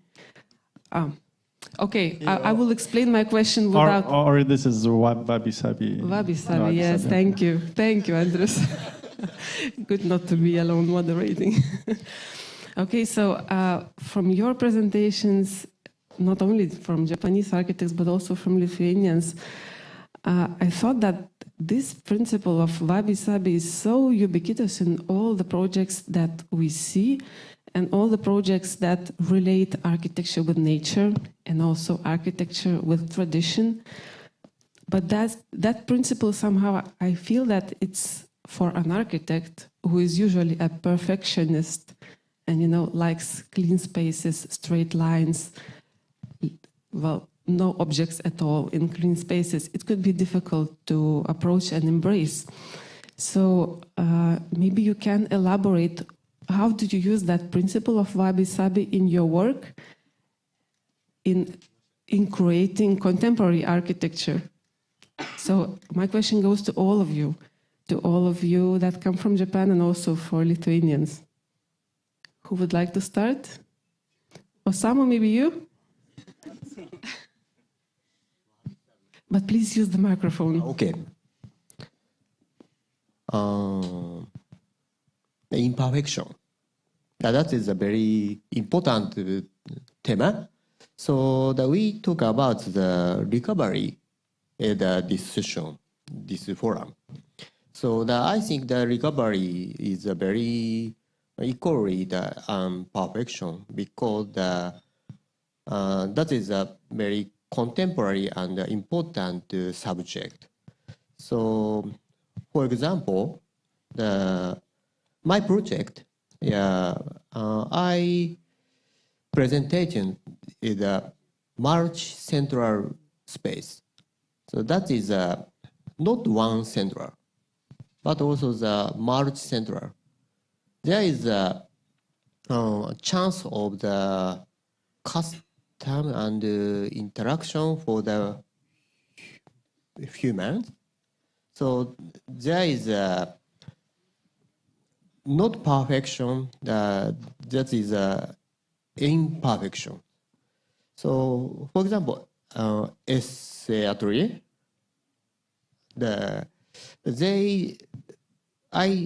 I think the creation of the space from the small element is very wonderful. So it is interesting to think and create architecture not from a big vision, but from small materials. So that is a very imperfection the things, I think. Thank you. Now maybe Antanas, just to mix up cultures. So about wabi-sabi, I don't know, but I think architect usually stands in the position when he can decide the proportion. And architecture is a lot about proportions. And when you see different type of materials, you can decide which proportion to use to make the whole. And I think this imperfection comes from the world, from the context itself, and then you use how much you want to show it and how much you want to add.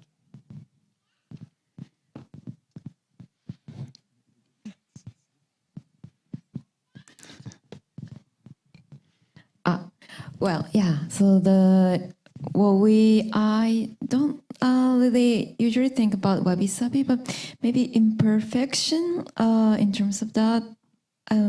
For the first model, we usually think about the trees and plants.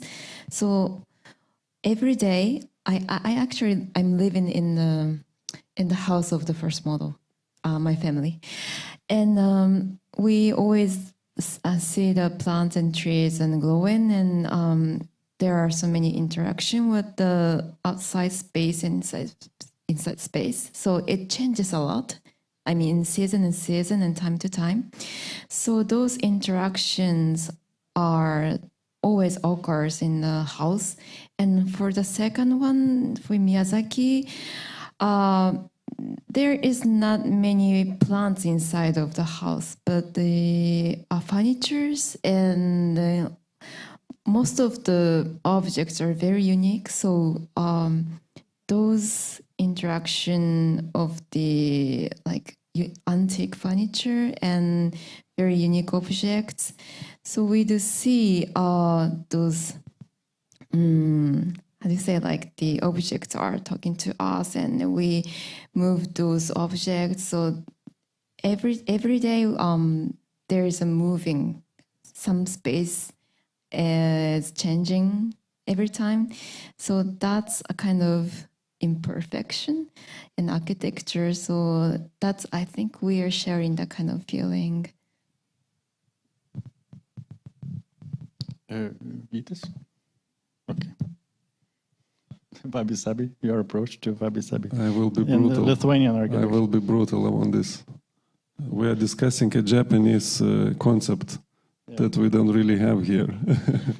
And to have imperfection, to add imperfection, first you have to have perfection to counter the perfection. So, but we don't have this problem. We have so much, not even imperfection, but failures to work on. So for me, it's a quite alien concept to add imperfection. Yeah, okay. Kai? Yeah, very difficult topic, but maybe I can talk about the God. I mean, the Japanese have the lack of God. I mean, the religious matters, because we don't have the one strong, but we have a lot of gods, like every place.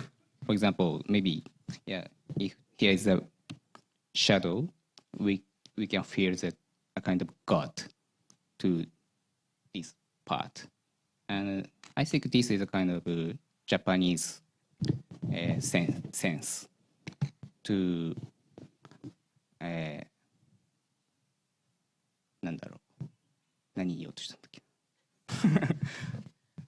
to feel the imperfection. Wabi-sabi is originally created from this kind of lack of God.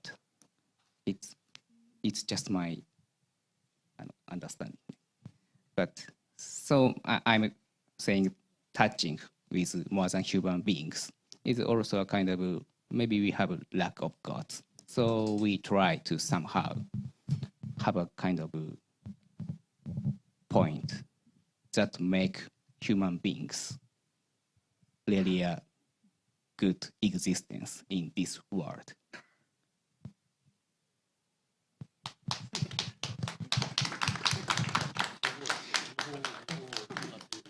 Yoshimura-san, would you like to add something, or would you like to change, direct that?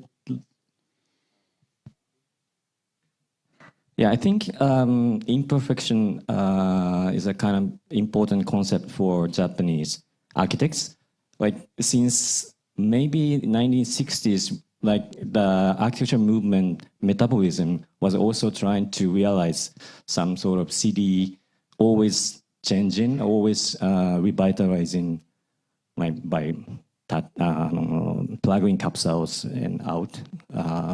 That's a kind of concept pursuing, how can I say, imperfection. So we know that there's no end of making cities. So at least the city has to be changing all the time, and architecture is following that kind of concept, I think. Now I pass the microphone to Andres because I'm sure that he also has some questions, and then the audience.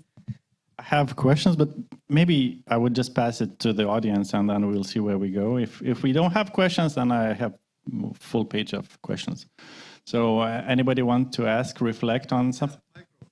Yeah, I will run. I will give. I just need a hand. And microphone will come. Mr. Kei Kaiho, thank you for your presentation. I think it was really very interesting. And I think that I can feel the smell of wabi-sabi in your approach in managing to creating very simple, let's say, objects with great of love and great of, with very thin fingers. So can you explain, can you repeat for us, you know, are your clients are all crazy? Making, you know, tobacco kiosk like you did, like a, let's say, it could be presented in Venice Biennale, I think. So what type of clients and what type of relations, how you manage to improve them, that usually storage, just, you know, simple task could be solved in such a big percentage of architecture.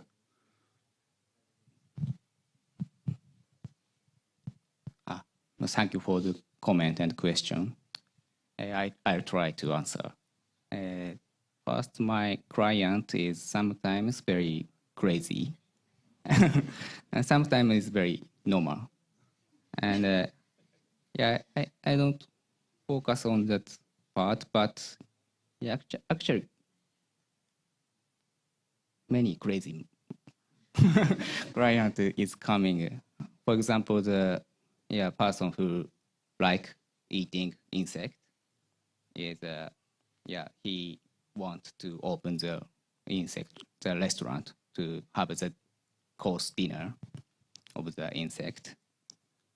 And but every client have the kind of that touching point of more than human beings and human beings. That is the point I somehow to try to find this touching point. Is this client having something like this touching point, or is there any chance or hint hidden in his character, for example? So actually, there are so many crazy clients is coming, but some is really normal, and maybe I can find everybody this touching point. That is a very important part for my practice. Can I answer? I will try. Do that in my practice. Thank you. And any other hand? Do I see a question? Okay, I see a question. I'll try to. Oh my God! Give us a second. I will just run. Don't worry. I have a question for Essay Atelier and Osamu Nishide. And at first, Essay Atelier showed your work separately, and these projects have the cool and simple soft skill detail of object. But I feel that all projects have respect or hesitate of touching the existing structure and existing environment and landscape. So I want to know what you think about this. This is the recover of the world, and you don't want to you don't like the renovate of the world or something. I want to talk you again. And on the other hand, the Nishida Osamu presentation your project from large scale or metaphysical scale about the social relationship, but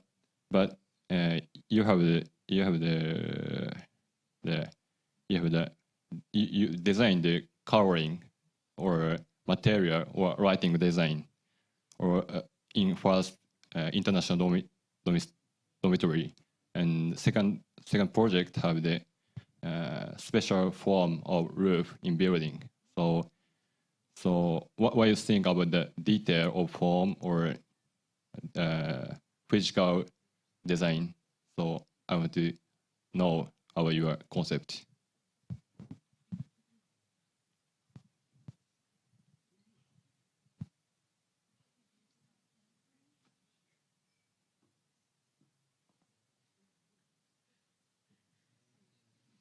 Nobody wants to answer. Maybe the question was too long.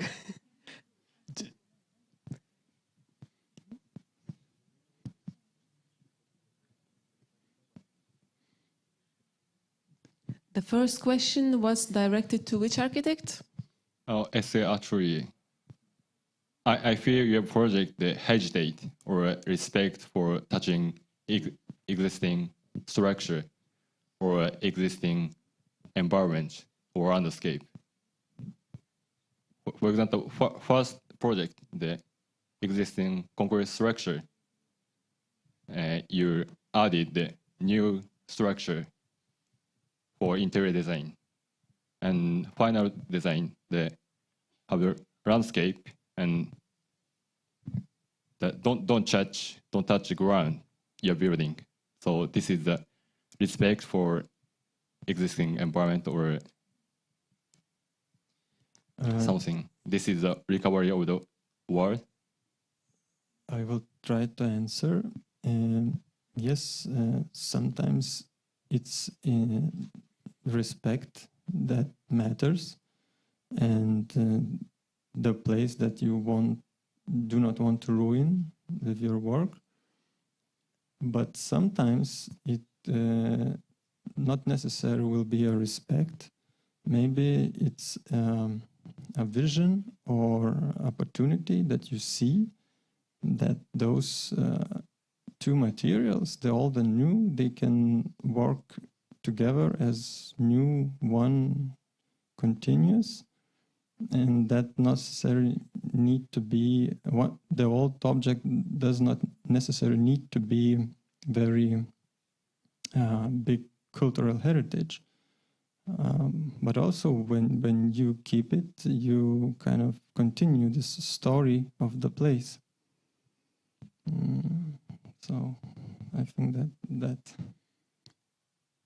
Okay, thank you. And for the second part of the question, maybe?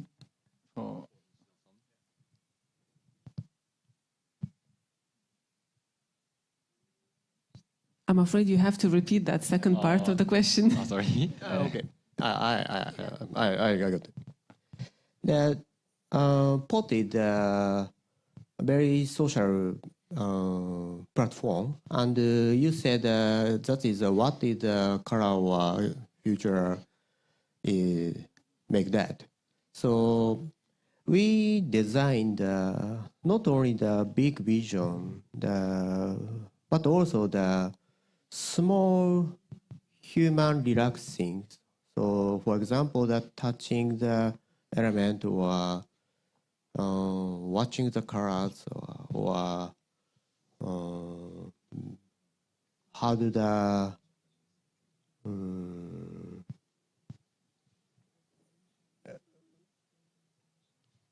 activity on the pot.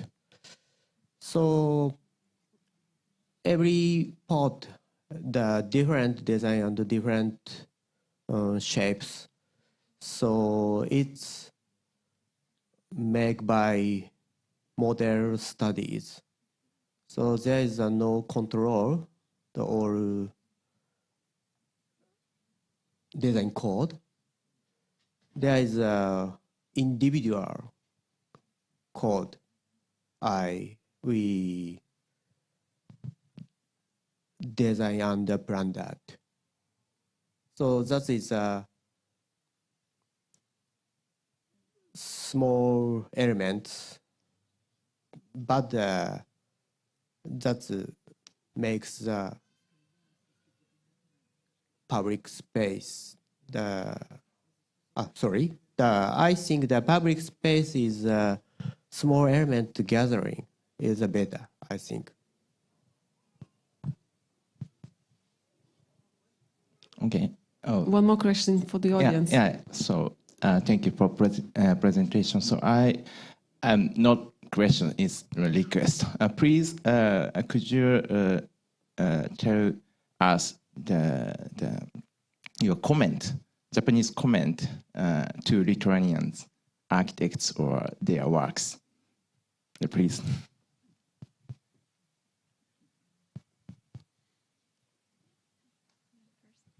I can have comment first.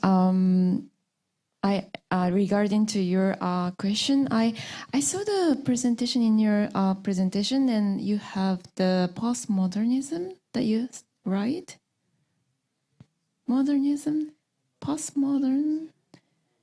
You have done. Yeah, sorry for you. In your presentation, I'm really interested in the how do you think about the keywords in your work? So I think maybe you can talk about a little bit more about that. This was not some kind of statement, more of an observation of what we are currently doing. We have several projects that are public projects, and they deal with public buildings, but all of them are sort of, all these buildings are not sort of, they are sort of, in their journey, we are one of many architects who worked on this, or not even maybe architects, but wars and all these constant changes for the space and for the buildings. And they have strange, they have a strange effect. And then when to have this many layers, and then when you come, it's really difficult to add something without destroying, removing all other layers. And we sort of try to define that we just want to open them, show them, open as much space for use, for visitors, for whatever the function, but more to curate the existing space, not to try to sort of make very clear vision what we were doing in these complicated buildings that have many layers of, and we try not to judge them too much, because unfortunately sometimes we even have to, not maybe unfortunately, but just we have to deal with requirements from heritage protection institutions that have another maybe political, maybe strange approach, in my view, for some elements that they insist to be preserved or insist to be even copied, renovated, and so on. So the Soviet period in the maybe second part of the 20th century, it was almost project of national resistance to the Soviet rule and national pride, this renovation. But sometimes this renovation was done on quite brutal terms in terms of what was kept, what was destroyed. And some periods were kept and valued, some later periods were totally demolished. And it gives a strange feel that sometimes in this Radula Palace big museum, that you enter the historic facade, and inside you have like 70s terrazzo floors and wood railings. It's a very typical mid-70s feel. So it's quite difficult to somehow we sort of like it that it's a little bit problematic in that term, but it's interesting to somehow mix all these difficult layers into difficult and challenging, but interesting to work with this. So we call it like sort of postmodernization. We modernize them, but without questioning too much the style or like existing elements. One more question. Your presentation, the first project, that's public space.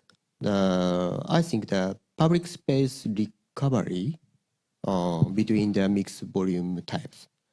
So what is the important aspect of the design when creating the public space from the combination of the historical and the contemporary architecture? Well, public space is a difficult the city public space, I would call it, is a difficult topic. I think in Lithuania maybe it's quite, let's say, cities often lost many structures, and this some public space exists on some kind of random demolished space, but already the sort of citizens used to using them, and they accept them as they are, like normal state. And somehow we try to not to question too much the existing space, sort of not to rebuild too much, not to some kind of challenge the space, just make it more maybe clean, maybe remove all the let's say accumulation of some kind of small commercial buildings, all kind of old street furniture, but also to put as little as possible memory, but still have some memory. Was it what it was? And that's why we made sort of in this project we made the public space in two halves. The gravelly part, which is lower, is an old city, 17th century, and then sort of very modern, big granite slabs with little bit of relief and sort of small landscape elements, like a small amphitheater elements covering the old foundations. It's both functional, also it's modern. Because we treat that this after-war demolishing was a modern act. Let's clean the city of the bourgeois, and then sort of it's a modern statement, and we keep it, even make it modern, and keep the sort of style and the feel of the space more modern, more intense use. Also some trees that also trees in the old times were modern element, because in the period of the palace there were no trees as such on the street, so the trees also are in this modern part, and they work well with the shadow and for the public use. So that's the sort of rules that we try to work in right now. Still have some 5 minutes left, Andrus. I think that you should take the opportunity to ask a question. I'll ask, but maybe Lithuanian participants want to ask something in return Japanese. I don't know. Vite, Antane, if you have noticed something, say. If no, I'll switch to my question. Okay, I'll switch to my question. So my question is what I saw today is somehow, I don't know how to describe it, but it's about somehow blurring architecture. It's not, there were many projects which were not very, let's say, clear in a way, that they were,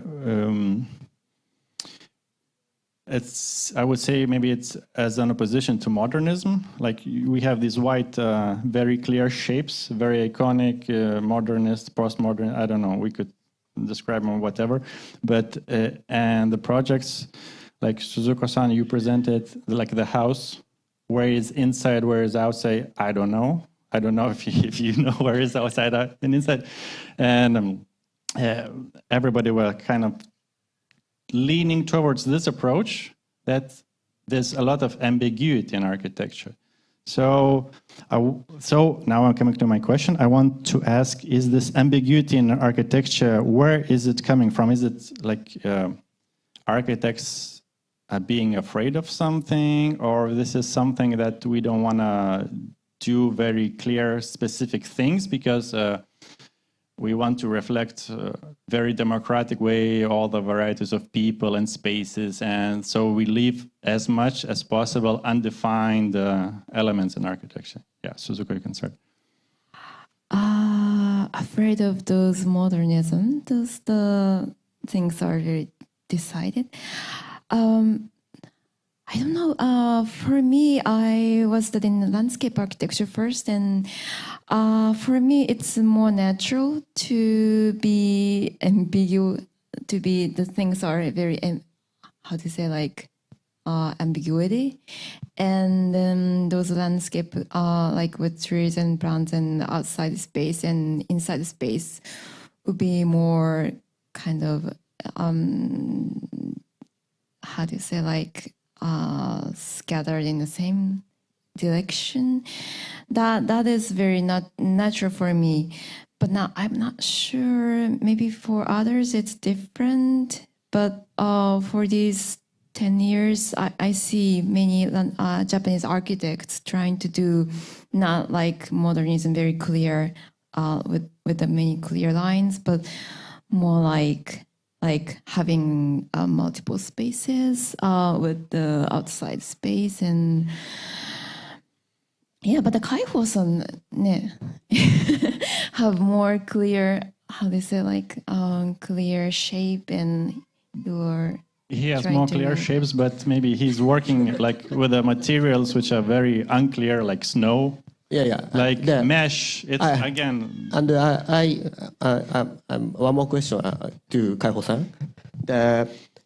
Your presentation, the first image is Tokyo scenery. The train and the people don't stop, you said. And next part, the scenery of the rice field that seems to flow slowly. So the photo of the Tokyo moved quickly, while those of the rice field seem to move more slowly. That's a different element. So what is the difference between the thinking about the architecture at the speed of the train and the people walking, and thinking about the architecture in the very relaxing rice field, the landscape? The ways is different. So that is a similar question.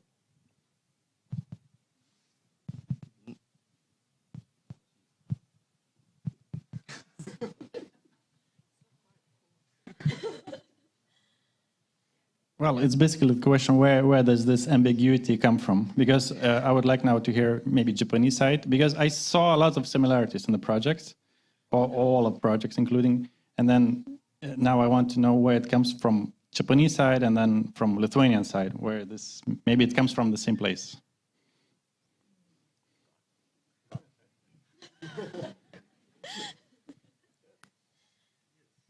Yeah, for me, the city center, the time is very, and the speed is very fast, and the countryside, the speed is slow.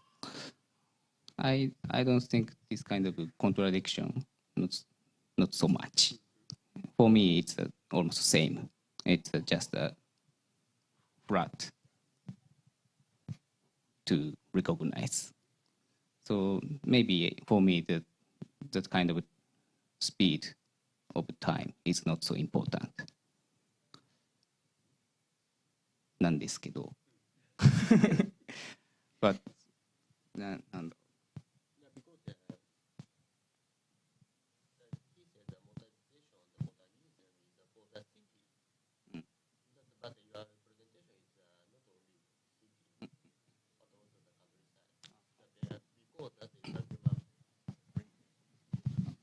Because that's modernization and the modernism is for the cities, but your presentation is flat for the city and the countryside. I think that your image of the architecture is very nature shape. So, yeah, for me, the modernization is not only for the city. Modernization is, of course, we can recognize there are so many big impact and the big changing we can see. So we feel the modernization is the event in the city, but not. I don't think so. The modernization affect the lot of many things in the world for the nature, of course. If the rain system changed, it's not natural element, natural phenomenon. It's maybe because of the human activity. And climate changing. So everything can relate to the modernization with a flat face. That's my viewpoint. So the 何でしたっけ? Okay. Yeah. Thank you, Antani. Could you just add up where, I don't know, from Lithuanian side, the ambiguity in architecture, like you have designed the roof, which is floating, not floating. It might be blown by wind, might be not. The construction, it's not very clear what you have done, what you have not done, and where does this need to do this way, architecture in this way comes from?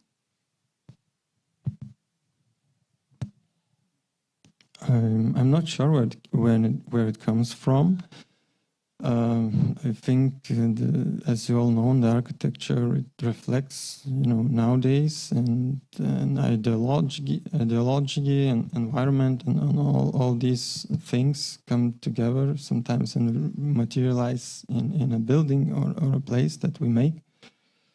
I don't know. It's hard to talk in terms of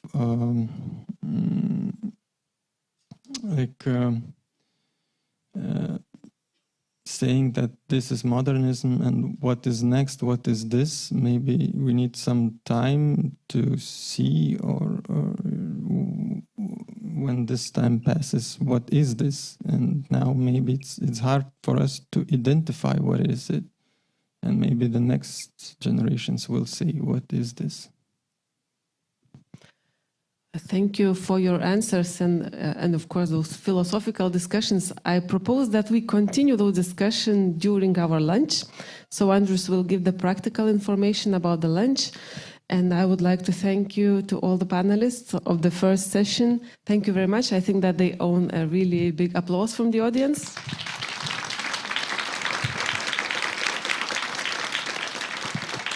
So thank you, and we will see during the next session that will happen after lunch. So, Andrews, now, where is the lunch and when we should come back?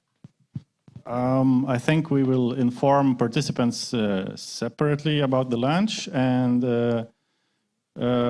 for the audience, well, try to find something on your own.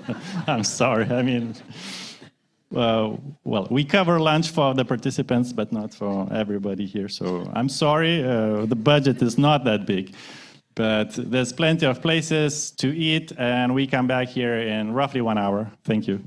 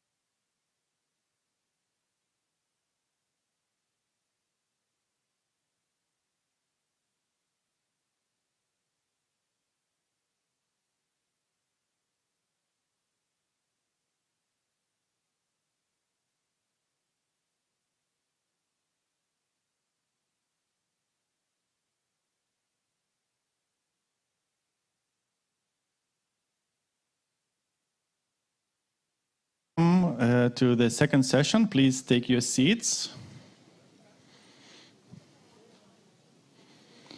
We will start shortly second session of the forum.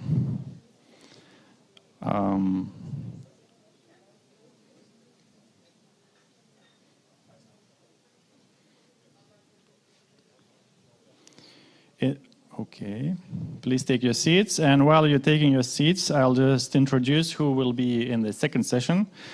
We will have Yosutaka Yoshimura from Yosutaka Yoshimura Architects, Gabrielė Borevičiūtė and Giedrius Mamavičius from After Party, Kenichi Teramoto from Office Teramoto, Edgaras Neniškis from Arches, and Shingo Masuda from Shingo Masuda plus Katsuhisa Otsubo Office. And then we will have a short break.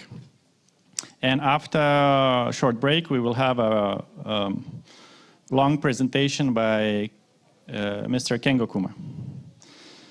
So while you're taking your seats, I will introduce the first speaker of the second session, Mr. Yosutaka Yoshimura. Yosutaka Yoshimura Architects is an architecture and urban design practice based in Tokyo. Their aim is to realize new forms of architecture and cities regarding market laws, norms, and environment as opportunities for their design. So please, Yosutaka Yoshimura, the floor is yours.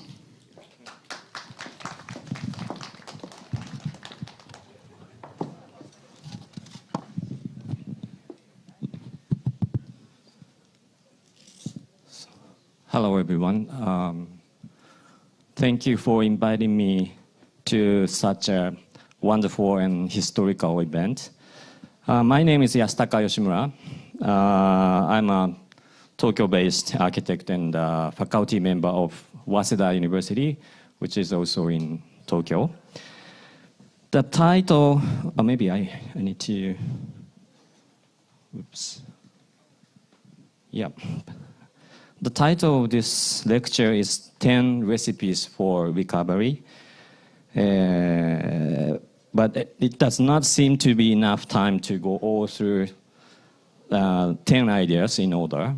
So I will try to summarize it in this presentation. So if you have time, please have a look at the exhibition directory. I'm so sorry, but I missed the deadline for the materials for the catalog, so it's the only way to look at my projects. So this is a graph visualizing the change of population in Japan. As you recognize clearly, Japan is now facing to a severe population decline. So now we are here, this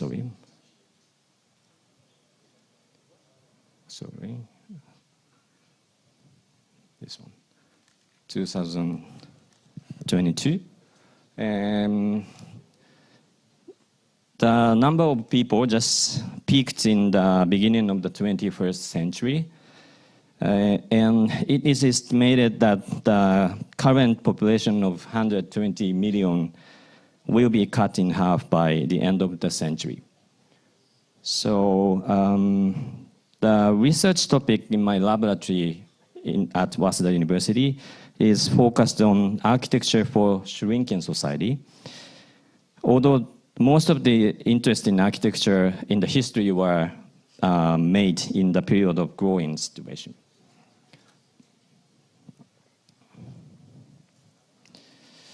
So what I would like to introduce today is the hypothesis that architecture for shrinking society may actually have something in common with architecture for growing society, especially during the period of reconstruction immediately after the war.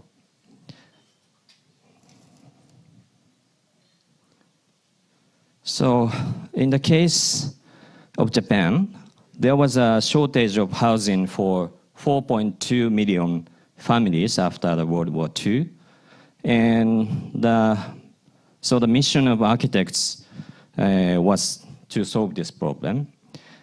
Therefore, the government first mass-produced architects. And as a result, we have 1.1 million architects in Japan. We have like 3 types of license, one first class, second class, and a license for wooden structure. But in total, we have 1.1 million architects in Japan, which is like 40% of the population of Lithuania. So we have a lot of architects in Japan. And I think Japan has the highest number of architects per capita in the world, as far as I know.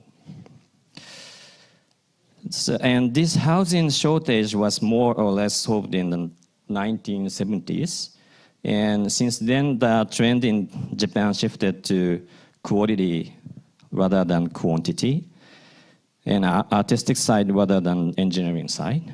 I believe that combining those 2 characteristics of Japanese architecture will help maintaining the potential of architecture even in the shrinking society. So the first idea I'd like to talk about is an approach to shrinking society with making cost lower and the construction period shorter through the use of ready-made products.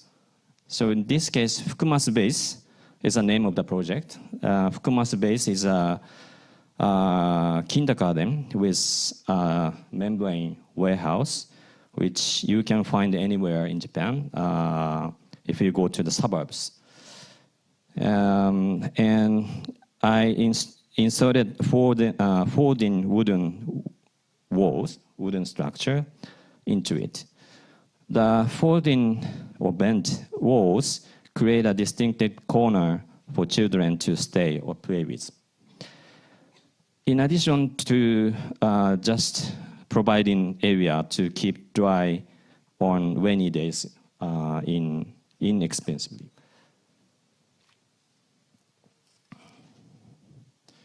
This is the section of the project. The ceiling is chambered, it's a double skin, to promote air circulation inside the building. But in this case, I actually welcomed unevenness of thermal condition instead of having perfect air conditioning. By having unevenness, but because children and their parents in this building are wearing various clothes, and some of them are running around, and while some of them are sleeping on the floor. So I thought that there are uneven needs for thermal conditions.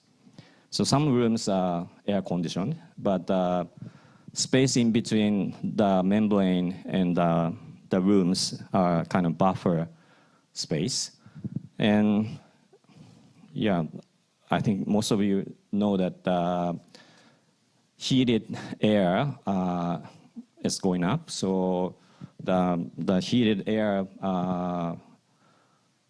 heated by the sunlight going up and create a flow of the air inside the building. And I had designed many other projects with utilizing ready-made product in the same way. Here, I took advantage of shipping container standard. The units manufactured in Korea, South Korea, and assembled within only 1 day in Japan. I have been working on container reuse or remake for the past 20 years. In Japan, there was an architectural movement named Metamodernism that I already talked about, which reached its peak before container standards, international container standards were set and popularized in 70s. So might take on a different meaning and have different result if it has revived today. And next one is maybe, yeah, this is an iPad application I designed for an exhibition held in 2014, 8 years ago. So it provides a kind of service for end users to design their house by their finger on their iPad. I think the post-war standardization was just repeating the same plan, but now we are living in the world in which we can create our own design with the very simple operations. So you may wonder why I'm trying to automate designing in Japan, where there are many architects. But in fact, the average age of first-class licensed architect in Japan is reaching 60 years old. And we need to solve the lacking of architects at the same time as solving problem of providing too many architects. So one side, we have too many architects, but the other side, on the other hand, we are lacking of architects. So this is an app, like, yeah, now we get into the inside of the building. And the interesting thing is that on the right top corner, we see the price of the building all the time. So the application calculates the structural calculation and price as well. So next one is an example of what I call Handosan, semi-movable architecture, something in between immovables and movables. So this case, I just follow the maximum volume of the restriction of the material on top of this small truck. The size, and there are limitations of size and weight. It's a camper van without water supply, but actually this is a room to be used with the share houses network all around Japan. The kitchen and bath and other rooms like living or dining are in the share house, not in this unit. In Japan, the way of living is more and more diverse, especially after COVID-19. So various ways of living are being tested recently, and this is one of them.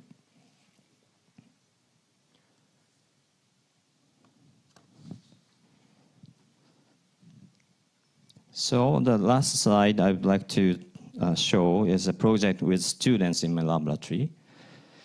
The client is actually the same as as Kei showed in his lecture, the white tobacco shop. He is now having his private property in the mountain side of Ishikawa Prefecture. And he is aiming for self-sustaining recycling community there, and asked me to design a small chicken coop without cages. And I broke it down into even smaller pieces to create a village of chicken. The environment for raising chickens in Japan has become large and harsh, failing to meet international standards. So while this allow for low egg prices to be maintained, it is very severe in terms of animal welfare, resulting enormous amount of number of chickens are killed due to the spread of animal diseases.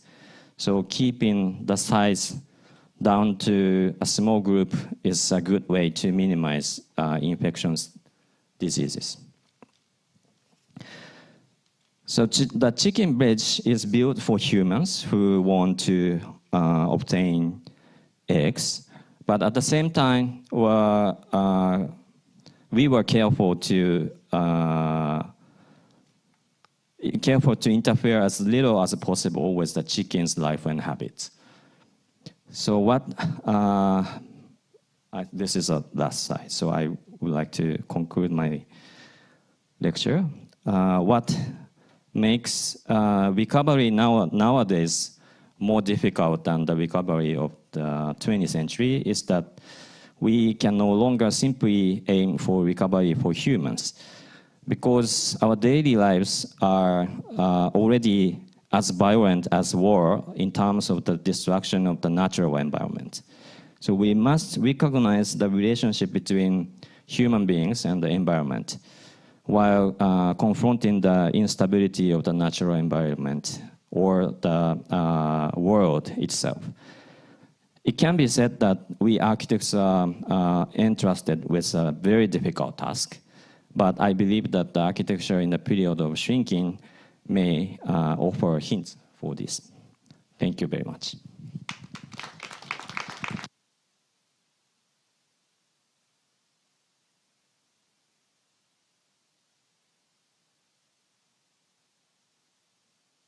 Thank you, Yoshimura-san, for the presentation. And now I would like to invite Lithuanian colleagues to the floor, Gabrielė Ubarevičiūtė and Giedrius Mamavičius from the office After Party. So not to make any mistakes, I will just read the office description. After Party was founded by Gabrielė Ubarevičiūtė and Giedrius Mamavičius in the year 2000. Since then, the office has successfully participated in various scale projects and competitions. Their master plan for the urban regeneration of Turku Harbor in Finland was awarded first prize in international competition, while the summer After Party, together with Išora and Lozuraitytė Studio, was chosen to design the first timber institution building in Lithuania, National Forestry Headquarters. So please, the floor is yours.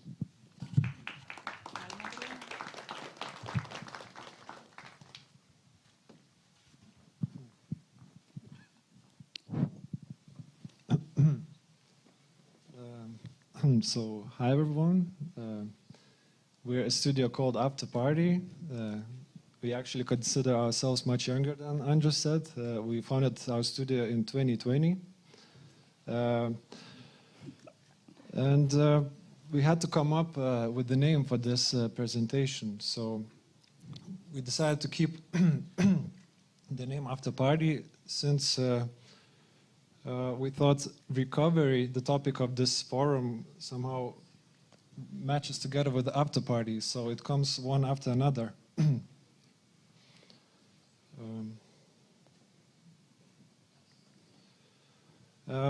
When we design, we like to understand things a little bit in a broader perspective, maybe sometimes even oversimplify things.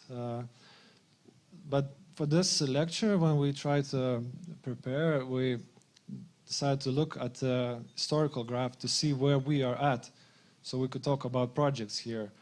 So we looked at the timeline of the past century, and we saw that obviously that there are always a correlation between major historical events and how they influence architecture.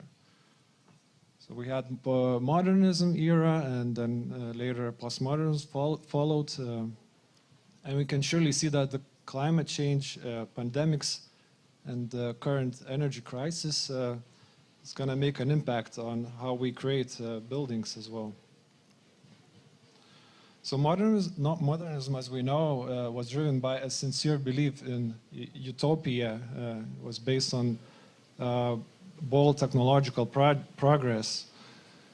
However, modernist architect dreams prove to be not so well correlated with human nature, it is said, as it is nicely illustrated in this 1960s movie called Playtime by French, the beauty, French director. We thought like the beauty of this film is that it captures how people, contrary to what modernists seem to believe, are not completely rational beings, but they are more like spontaneous, urging to play and create chaos and disorder. So later what postmodernists try to do is, in contrast and contrary to that thinking, they just rejected grand narratives, praise complexity, playfulness, and individualism. As this well-known example from 90s by Frank Gehry, that even got the name Bilbao effect, and it proved to be very successful not only culturally, but economically especially. However, the growth that was driven by real estate appeared to turn into a bubble that bursted in 2008 crash, which once again led everyone to start rethinking what went wrong. And I'm sure that we don't need to explain this slide so much, but maybe a good way to frame it is by quoting this scientist and economist who wrote a brilliant book on growth, that our greatest hope is to finally realize how wasteful we are. And this reckless use of resources of the past decades, of course, resulted in consequences that are impossible to ignore today, and they affect all fields, including our built environment. Some star architects that were popular in that era, in the previous era, and cannot or resist to adapt to the current times, end up struggling to find themselves relevant and end up working for autocratic leaders, or even worse, in occupied territories. On the other hand, initiatives like New European Bauhaus invite architects to start thinking about our future based on sustainable development. So, after 6 years coming back from abroad, working for star architect offices ourselves, we decided to open our own studio, and understanding this burden that architects hold, we chose a name to set ourselves a sort of reminder that helps to filter the design process through the lens of conscious and sustainable principles, and in a way move from this party mode of the past decades into an after party. So ironically, one of our first competitions we did was a national pavilion for Dubai Expo 2020, which was set to represent sustainability theme. And looking at the previous expos, it is quite shocking that it usually tends to become like a wasteland after the event is over. So we thought maybe we should propose something sincere and something truly sustainable that leaves no trace in the aftermath. Referring to a book by Baron Rudovsky, Architecture Without Architects, in order for us Lithuanians, people from the north, to understand how to build in desert climate, we thought the best way is to learn from vernacular principles, and like this Bedouin tent that adapted perfectly to local conditions throughout centuries, we took it literally as an example. We proposed a tent-like structure with 50-meter height scaffolding that could be rented in the local shop. The core would hold the tent fabric and all the equipment for passive cooling and things for energy production. And at the same time, it becomes the space frame for exhibiting Lithuanian products and innovations. Well, we tried quite hard to bring some more Lithuanian flavor to it, So we proposed to use Lithuanian natural hemp fabric that works quite well for insulation. And after the expo, it could be packed back to suitcases and shipped, brought back to Lithuania, maybe for the reuse.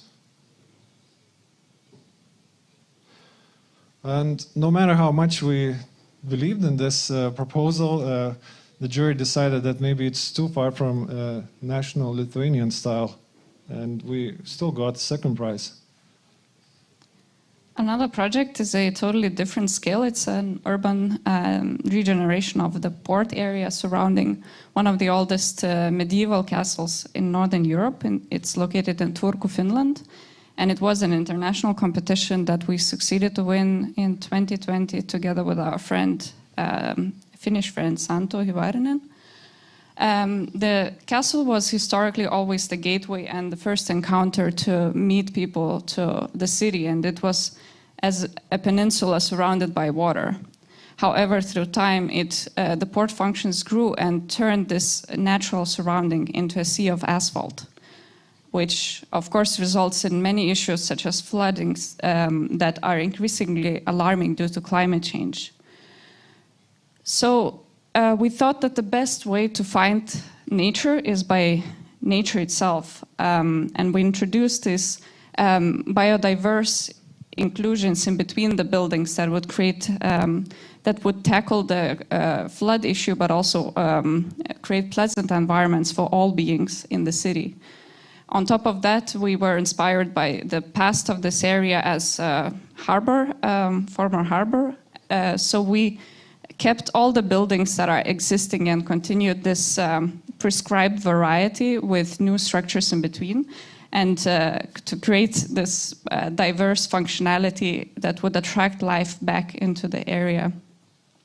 One of the key blocks of this city or this district is Makers District, a former railway site, which is like a miniature town comprising variety of functions, living, working, and experimenting.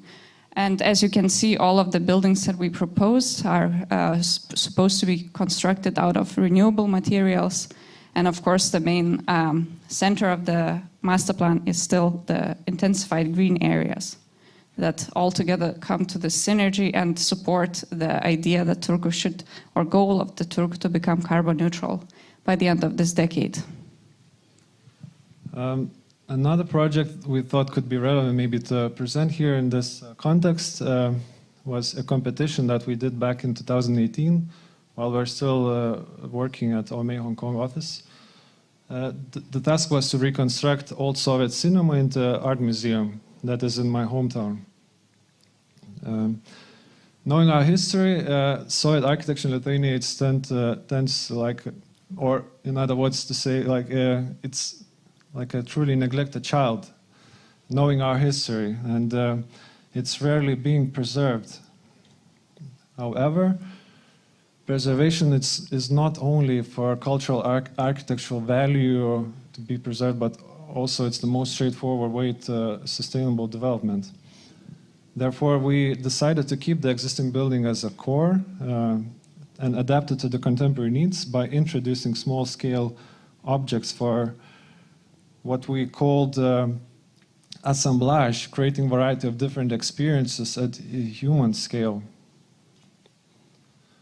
The site together create a checkerboard-like platform that weaves indoor spaces with outdoor into one active, vibrant public space that also enriches the neighborhood and my hometown.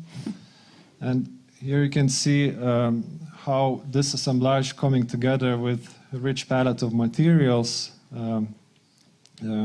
tries with the interior to spill out to the public space, making outdoor equally important to design of the public building so that everyone could enjoy it even when the museum is closed. However, the first prize winner didn't choose the strategy, and the building is demolished by this time. This one is our smallest scale project. It's a summer house located in a nice natural landscape in Lithuania, and it's now currently being built. We thought the house should not separate itself from this beautiful natural environment it's placed within with traditional walls. So we proposed a roof that would float above a sequence of volumes and furnitures and would extend interior space immensely to the outdoors. The roof is resting on 5 pillars that become interior furnitures, and the terrace under the roof extends the interior floor. In winter, the house contracts to the minimum required space, so it's economic and sustainable to maintain during cold months, while in summer, the terrace under the roof doubles the area to the outside. The roof protects interior space from direct sun and heat, while the edge of the house is softened by this outdoor curtain. So lastly, the already mentioned project that we got a first prize, and it was announced this summer, was a collaboration with our office and the office of our friends Šora and Lozuraitytė. It's a competition for headquarter building of Forestry Department of Lithuania and a visitor center. The site is in between Vilnius and Kaunas, in the suburbs basically. It consists of 3 elements.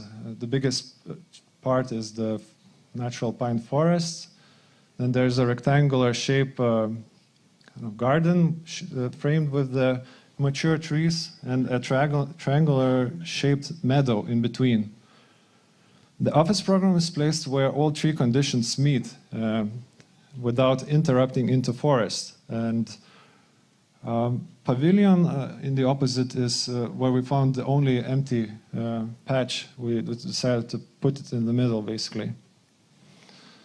So the alley of trees breaks up the office program into smaller scale village-like blocks that wraps around the alley, and the roof covers it all with the sun collecting equipment, sun energy collecting equipment, and the crowns of the trees kind of pierces through the roof, creating or giving it some kind of more characteristic organic shape to it.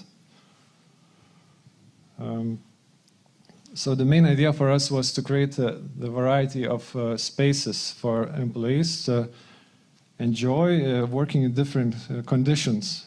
So one of the features of this project that like some lower volumes could be used as terraces covered with the roof and can be used as basically as outdoor rooms. And then a fragment of the forest enters at the very heart of the building, giving kind of the sense of feeling that the nature is really close to you. And we believe that working outdoors, being right next to nature, hearing birds singing, having good air quality is like the essence for a well-being. And building entirely out of timber is like an opportunity for us to kind of showcase the beauty of tectonics of building in timber or in wood. And this is how the building would look when you enter the site. It's like sitting on the main axis, and we like to call it like a new palace of 21st century. The Visitor Pavilion, on the contrary, it's a public program and it's placed in the middle of the forest, so its roof softly reacts to the trunks of the pine trees surrounding it. And it is supported by enlarged 2-meter-high glulam beams that act as an open space dividers above the ground floor. The roof cantilevers are over and aims to erase the boundary between interior and exterior, allowing exhibition to spill out to the outside terrace. And the interior is organized around this square-shaped courtyard that brings in daylight into the center of the building. And in this case, since it is a public building, we wanted to represent timber construction by choosing these massive timber or glulam elements in contrast to the small-scale building. And if we come back to the timeline that we showed in the beginning, we are certain that current shocks are definitely making an impact how architecture reacts and how our time is going to be seen from retrospect. We feel that this may not be a complete revolution, starting everything from scratch, but rather a continuation and learning from the past. So we quite like this term metamodernism, which is used to describe current time in other fields than architecture, but we feel that it quite well fits. So instead of denying the past movements, metamodernism is a constant balance between the ideals of both modernism and postmodernism, between sincerity and irony, grand narratives and skepticism, universal design principles and individual creativity. Or to frame it even more simply, it's like informed naivety or pragmatic idealism. Thank you.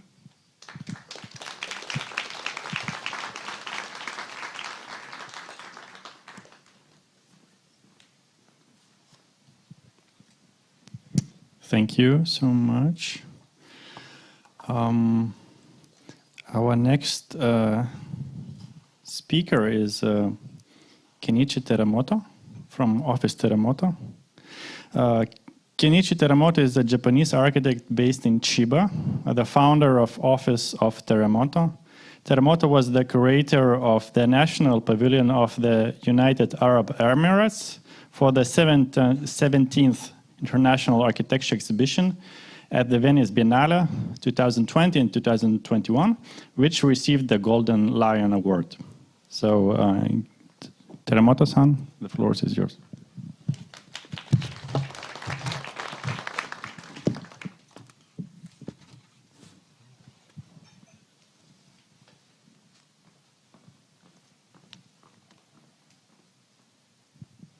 Good afternoon, everybody. First of all, thank you very much for inviting us to this very meaningful event. My name is Teramoto. I actually was living in Dubai, UAE, for almost 9 years. And I designed several projects there as a principal architect of an architectural design firm there. And I came back to Japan recently. As you know, 80% of land area of UAE is desert. And 67% of the land area of Japan is forest. So geographically speaking, I literally moved from country of desert to the country of the forest. So thinking about the theme of this exhibition, Recipe for Recovery, I brought 2 projects. Deserts and forests are completely different environment. So my design response to the environment is also totally different. That's what I would like to show. The one is a project for UAE. I have tried to re-question how we could conceive of making architecture in desert country. I will explain about an architectural prototype which was made of new salt-based cement. And next one is project in Japanese forest mountain. I am currently leading and proposing how we can renovate golf courses as land for people to inhabit. So I believe any of the architectural project might be unique because it is conceived in relation to various local unique factors such as topography, climate, method of civilization, culture, and history, of course. But together with the uniqueness of each local architecture, we are all sharing same global issues such as climate change, as the previous presenter also said the same. So here, I'd like to start from looking at ongoing global issues to share a general understanding for all of us. I think one essential global issue is the rapid growth of the world population. Although Japanese population is declining, as Yoshimura-san said, due to the low birth rate and aging population. But looking at global population rate trends, there are reports that the world population will increase by 2.1 billion people, reaching to 9.7 billion people by 2050. So some reports said, for us to meet the population of 2660, which is 40 years later, we will have to build equivalent of New York City every month for coming 40 years, every month, to accommodate this growing population. And then if we look at emission, we understood the whole construction industry of us, architecture and infrastructure, and making building materials have had some of the biggest impact on climate change. The construction industry of us, let me say, alone is responsible for 40% of global population is coming from us. And what are the details that are causing this emission in our industry? The cement is one of the biggest factors.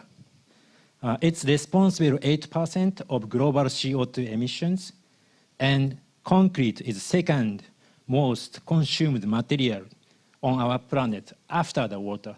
So, and the problem of cement is the conversion of limestone to lime. Lime is binder of the cement. So this cement making process releases CO2 tremendously. So it is important to know additionally, 1 ton of cement releases 1 ton of CO2 in the making process. And 1 ton of CO2 needs 1 tree for 40 years to absorb. So, sorry, but I started from negative aspect of our global industry, of all of us. But from here, as optimistic architect I would like to start to explain a project which I curated with my previous business partner while at our in UAE. The project was called Wetland. It was for the National Pavilion of UAE at Venice Architecture Biennale. This first picture of mine is my weekend in Dubai with my family. When the good climate season comes, I used to get out of the city of Dubai, and often I went to the desert with family. And sometimes, of course, we really enjoy the camping. We are loving it. And through these weekend experiences in the local nature, I gradually came to know the characteristics of the desert. For example, this is very fascinating phenomena in the desert. It is called sabka, meaning salt flat in Arabic language. In sabka, salty groundwater evaporates at the surface of the land, and salt crystallized at the surface of it, like this picture. And since I was aware that if you took out a piece of sabka in the desert, you could take out the block as hard as what looks like cement block. I will speak later, but we understood through researches later. This cement-like material is composed by several minerals, such as magnesium oxide. That I will explain later. So anyway, coming from the Far East, from Japan, challenging to Dubai, which is a desert country, I was simply wondering if it would be possible to make architecture out of the desert. That was one of my personal motivation for this project being in the desert country for a long time as an architect. So thinking about sustainable local way of architecture, many architects today refer back to the vernacular architecture, which connect architecture to its land and local resources traditionally. And we also learned, and we actually understood, in desert region, a lot of architecture was built by using the salt block, which was taken from the local sabka. That's what I shown previously. For example, this is a picture of a town in Egypt called Shiwa, which was all built from the material extracted from the local salt flat next to the town. However, in our modern age, thinking use of local natural resources, we cannot promote to extract sabka or salt flat because they are very variable natural resources which must be carefully preserved and conserved. The point is that, in any way, knowing the growing population, so extracting building material resources from sabka, which is under the ground, would not meet the demand of our growing population. This is always critical issue of modern age, I think. And we were also looking at the UAE, vernacular architecture of UAE was made of coral. Again, unquestionably, undoubtedly, we cannot go back to the vernacular architecture, vernacular coral architecture like this. This also would not meet the demand of growing population. So we continue to research to understand the geology of the country more carefully. We understood 5% of the land of UAE is sabka. And what we learned through the research is that sabka constitutes several minerals such as magnesium oxide, which could be binder for the cement-like materials as like I picked up from the desert. But as I said, we cannot promote and go back to the same ideology of modern construction method, which is we are extracting material from the planet. This is the issue of modern construction method, I believe. So we had to rethink and shift our thought processes, trying how we can find the source of magnesium oxide. And we quickly came about the desalination industry of the region, which could be a huge source of the magnesium oxide. In Arabian Gulf region, more than 12 million cubic meters of seawater are desalinated daily. And it produces a huge amount of waste reject brine, which contained MgO, magnesium oxide. And UAE is the third desalination country of the world after the Kingdom of Saudi Arabia and the United States. And Middle East and the North Africa region is responsible for 48% of global desalination. So being there, we have this huge waste byproduct, which includes magnesium oxide from the reject brine of the desalination. So from here, this is fun part. This is one of the interesting attempts we did at initial stages of our research.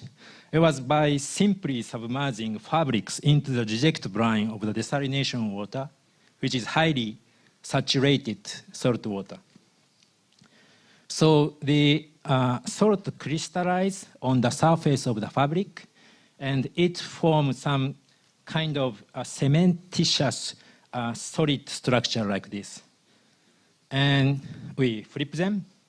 This is the kind of way of the Antonio Gaudi did as a model called funicular model. Maybe some architect knows.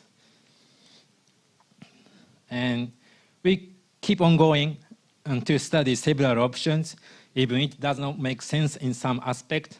But through these researches, what we convinced is that what we design is perhaps we design a dialogue with context and surrounding nature, or say that this dialogue brought some result, which was an architecture prototyping for this project through dialogue.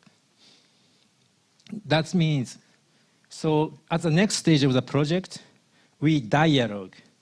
Here, we mean we turn to the collaboration with various institutions, such as American University of Sharjah here, and with New York University, Abu Dhabi, specifically with AMBER Lab, which is Advanced Material Building Research Laboratory.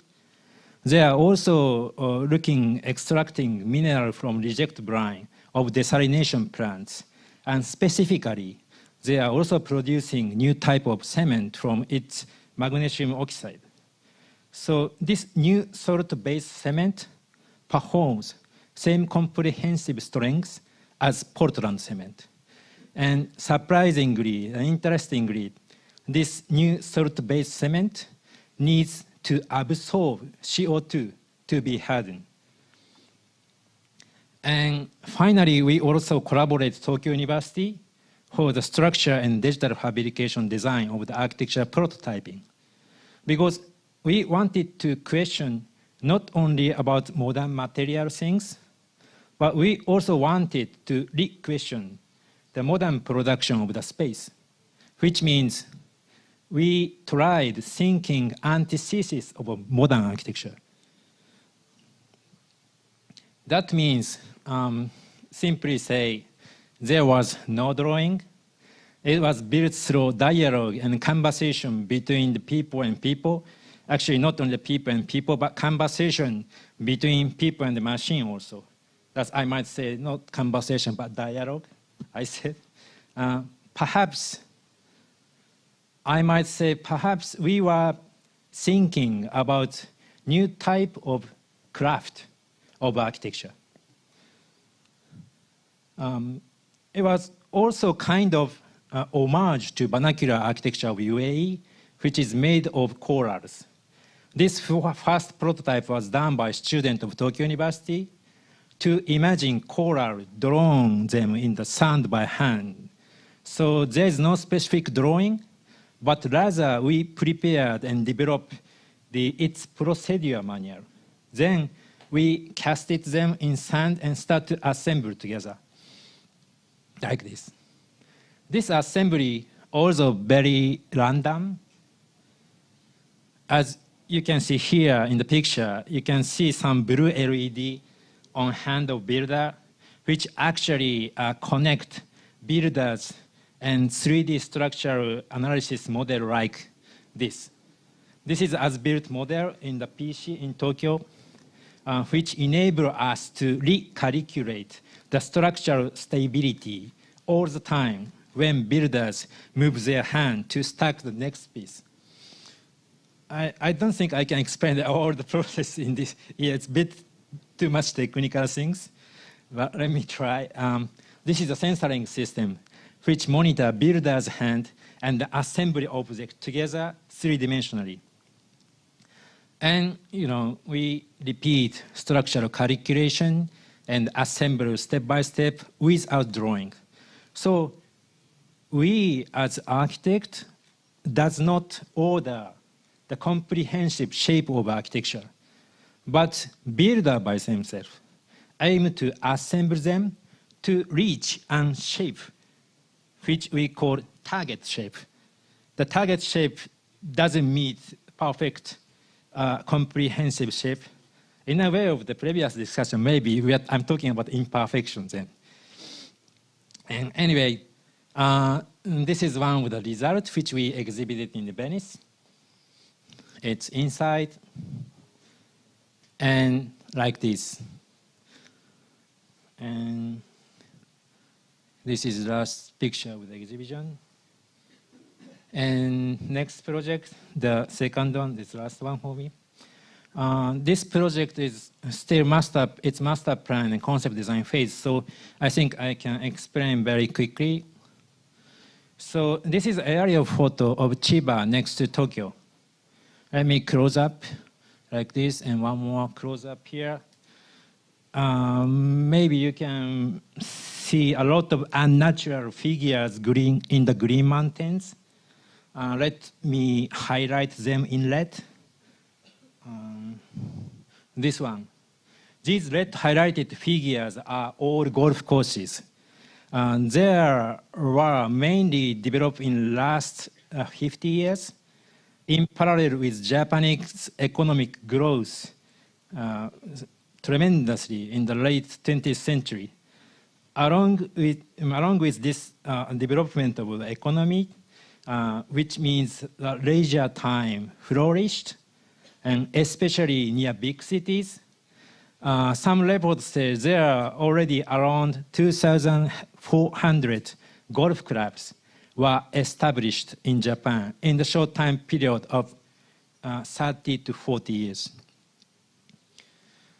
But recently, as Japanese economic growth has slowed, as you know, as a famous story, some of golf courses are taking their turn at being abandoned as unmanaged areas.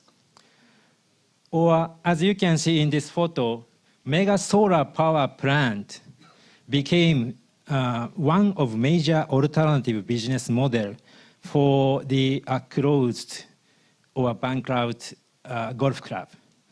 However, in a typical mega solar park development site, we all know there is a risk of several secondary damage, such as landslide in the event of disasters such as heavy rains, typhoons, or earthquake, etc.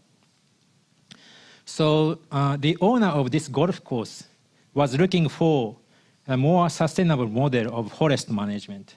So then, after several discussions and researches, I proposed options to repurpose this existing golf landscape into the villa site.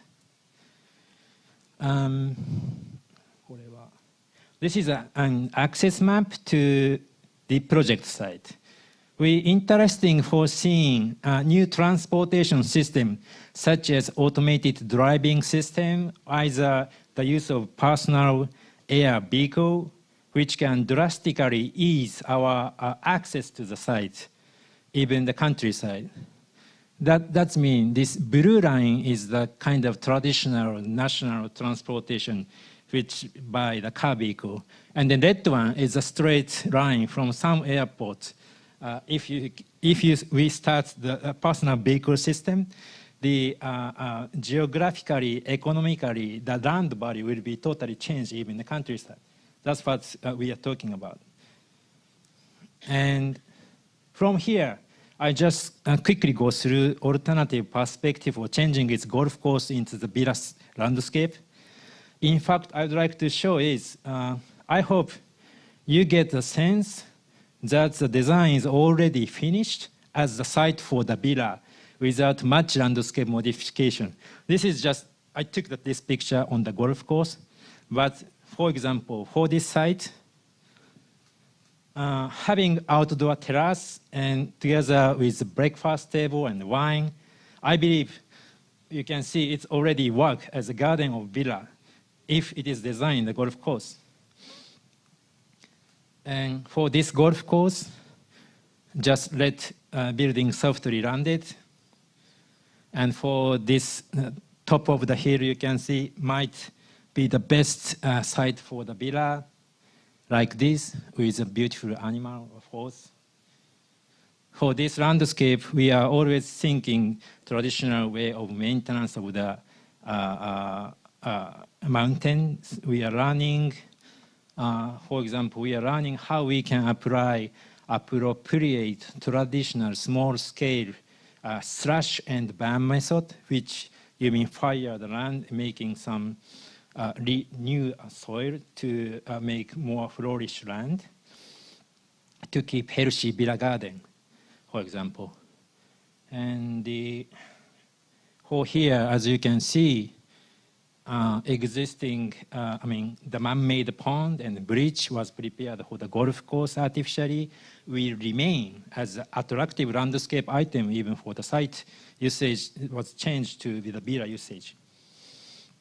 And I think this is the last perspective. nicely.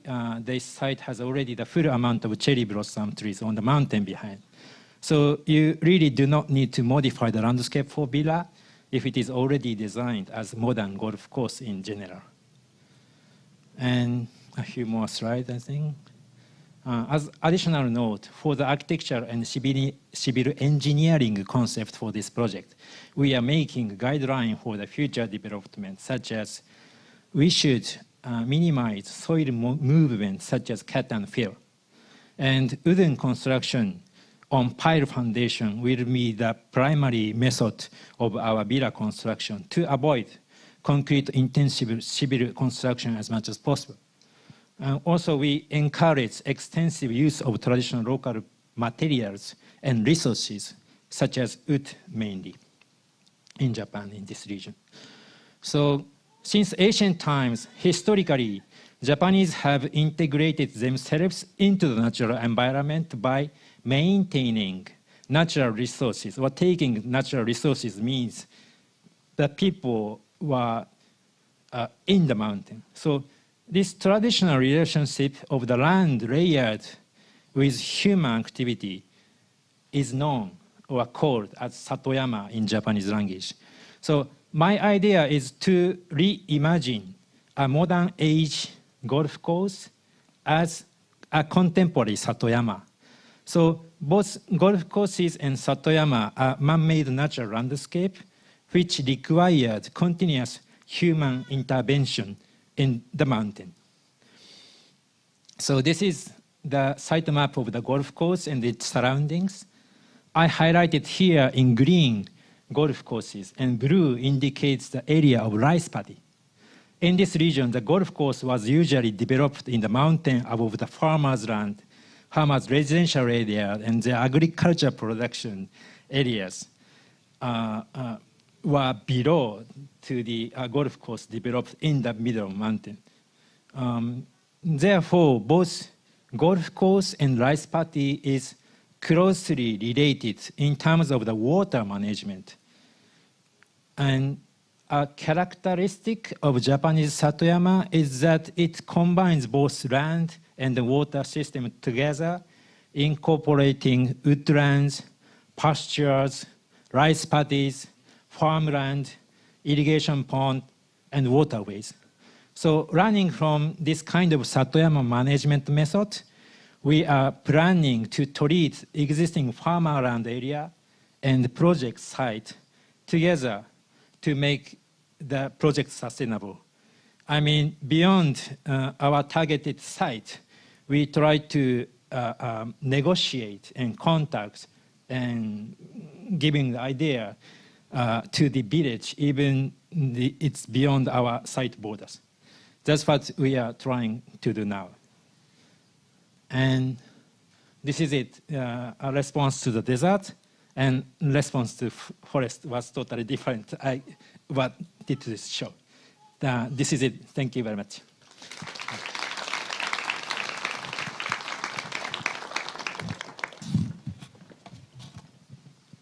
Thank you, Teramoto-san. I really like how, even though we're changing continents and context, how each presenter somehow continues the story of the previous one. So Kenichi Teramoto finished with a beautiful landscape, and now we will have Edgaras Neniškis from Arches. And Arches are known for their work in, I think, natural landscapes, beautiful villas, and not only this, of course, but also historical context and sensitive contexts. So the first steps of architectural studio Arches began in 1993, when the students of Vilnius Gediminas Technical University, Rolandas Liola, Arūnas Liola, and Tomas Grunskis trooped together for the co-creative activity. In 1995, when Edgaras joined the colleagues, the fall team was formed. Although through the years the team has changed, the co-owners, Colonel Liola and Neniškis remained. So please, Edgaras, the floor is yours.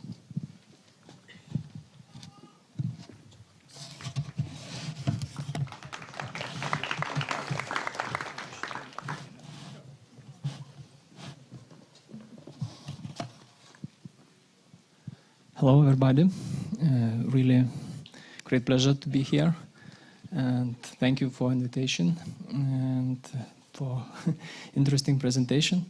And really nice to hear the quite smooth, intersection between thoughts, between ideas.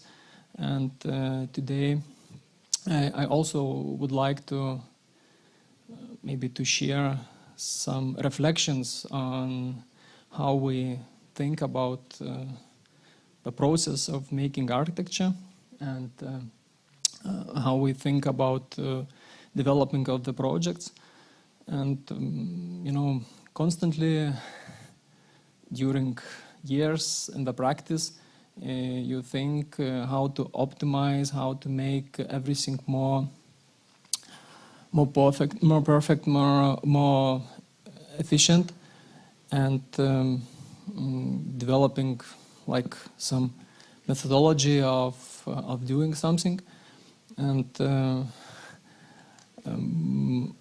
me personally, I'm interested in wholeness and the intersections of everything that surrounds us, and in philosophy of or let's say way of thinking about the global intersection of everything. And I call today's presentation the art of nothing accidental.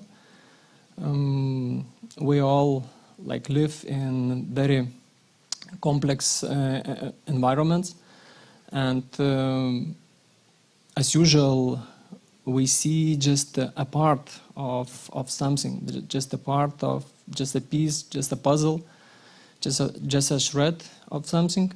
But in reality, as our ancestors believed, exist tree of life, the cosmogonic model of everything of our world, a big cosmos, where each pieces are connected, and philosophy or methodology of synergetics reflects this. Main thoughts about think that everything is connected to everything. In our life, nothing is accidental. And other issue which is very important, that new structures are constantly reforming the old ones, while the system itself remains stable, recognizable. This means, outer shell or the whole system, as usual, or the worlds where we are living, our Earth is like as a unity still exist unchanged, but small pieces which we are changing, always constantly changing. And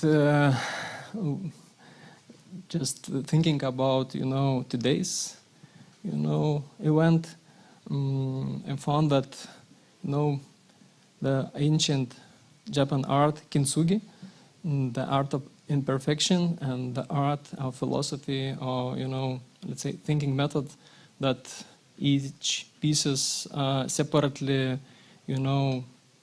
equal of importance, and each pieces assembled together have to form at the very end very unique ecosystem, very unique object. So again, everything is connected with everything. So, and each our moves, each our actions, as usual, reflects on the surfaces, on the space, and on the ground. But we always need to think that all these actions had not to change the wholeness. And thinking about areas where we are as architects, acting, the worlds where we are acting, maybe symbolically could be like divided into three maybe zones, three main, let's say, areas. It's natural environment, nature, where some objects appear and where nature is dominating, and there we have to act very sensitively in fragile natural environment. Another cosmos, another environment where it's like strong opposition to the nature as usual. It's urbanized areas, maybe the most intensive and through history used old towns areas, and where another context, another environment is very important. Historical things, anthropogenic moments and so on. And the third, zone and area where, intersection between nature and urbanized zones, like intermediate zone, we call it resort cities, resort areas, where nature and urbanized zones are acting as equal partners. And in these environments, it's important not only preserve nature, but also important, think about urbanization, about architectural, about human behavior in their environment. And I picked several projects which are in these three environments, designed by our bureau. And one of the representatives of the objects within the natural environments, it's Valley Villa that we designed several years ago and built it. And during the process of the design, we thought about this environment, about all pieces which could impact our solution, because, as I said, we constantly believe in this principle that nothing is accidental, and each, fragment, each piece of our surroundings, our world matters and impacting, our designs and solutions. And this villa is located in a very picturesque, park area, and in small valley, and it's around it's almost no anthropogenic elements, and it's like quite unique area where like forest in the middle of the city. And we started with a deep analysis of the site. We noticed that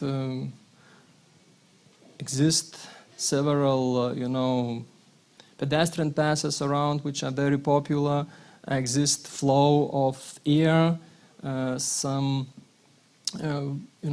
relief as well goes like diagonally, and creates spatial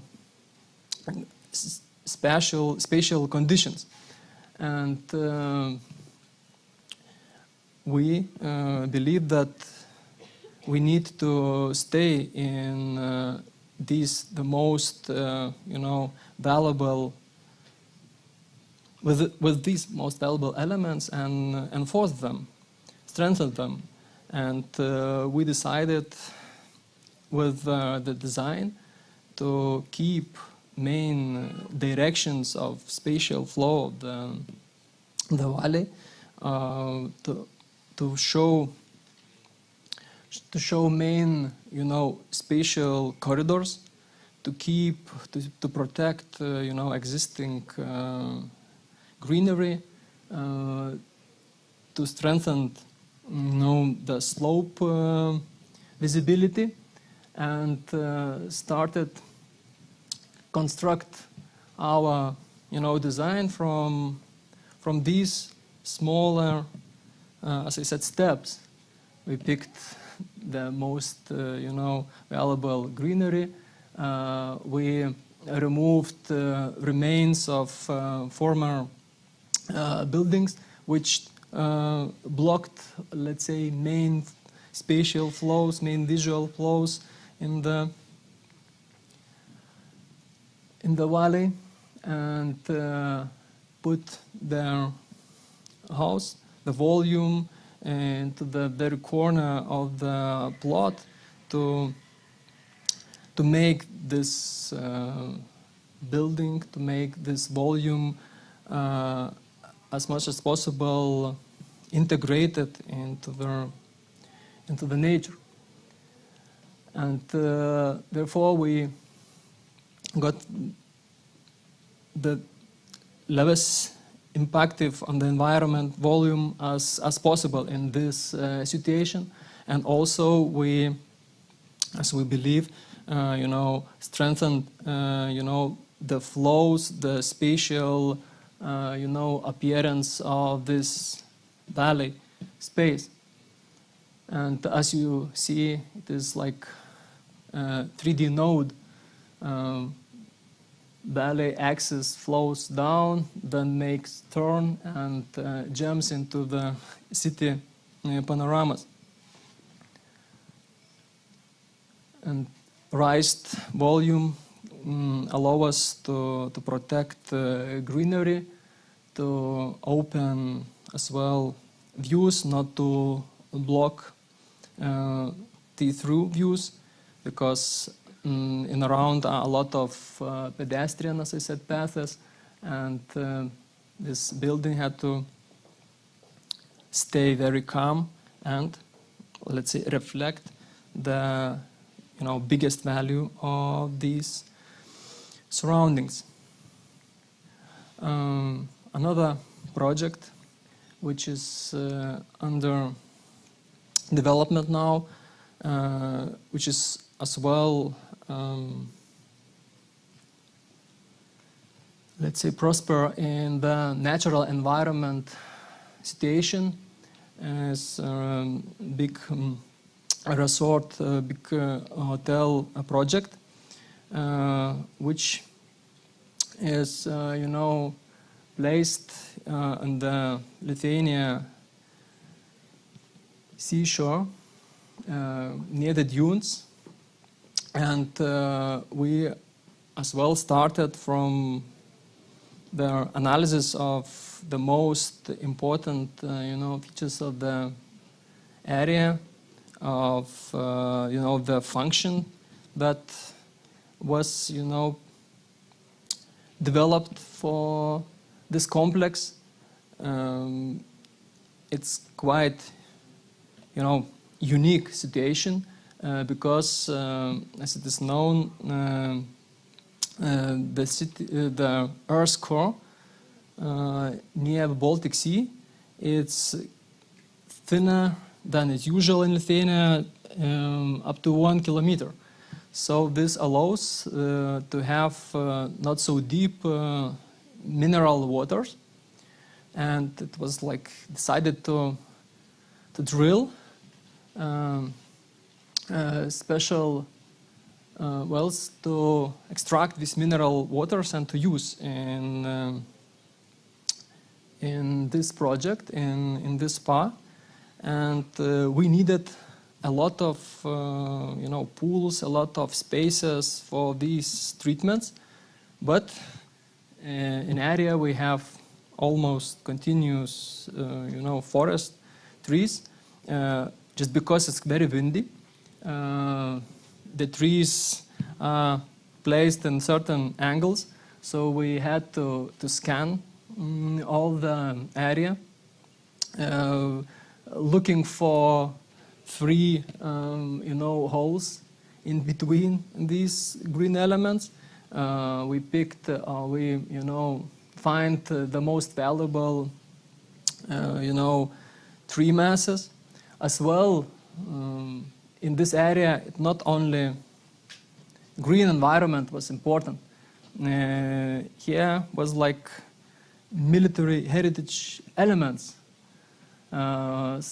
Few bunkers from World War II, which are protected, and we wanted to keep them and react to them as well, and implement into our, complex too.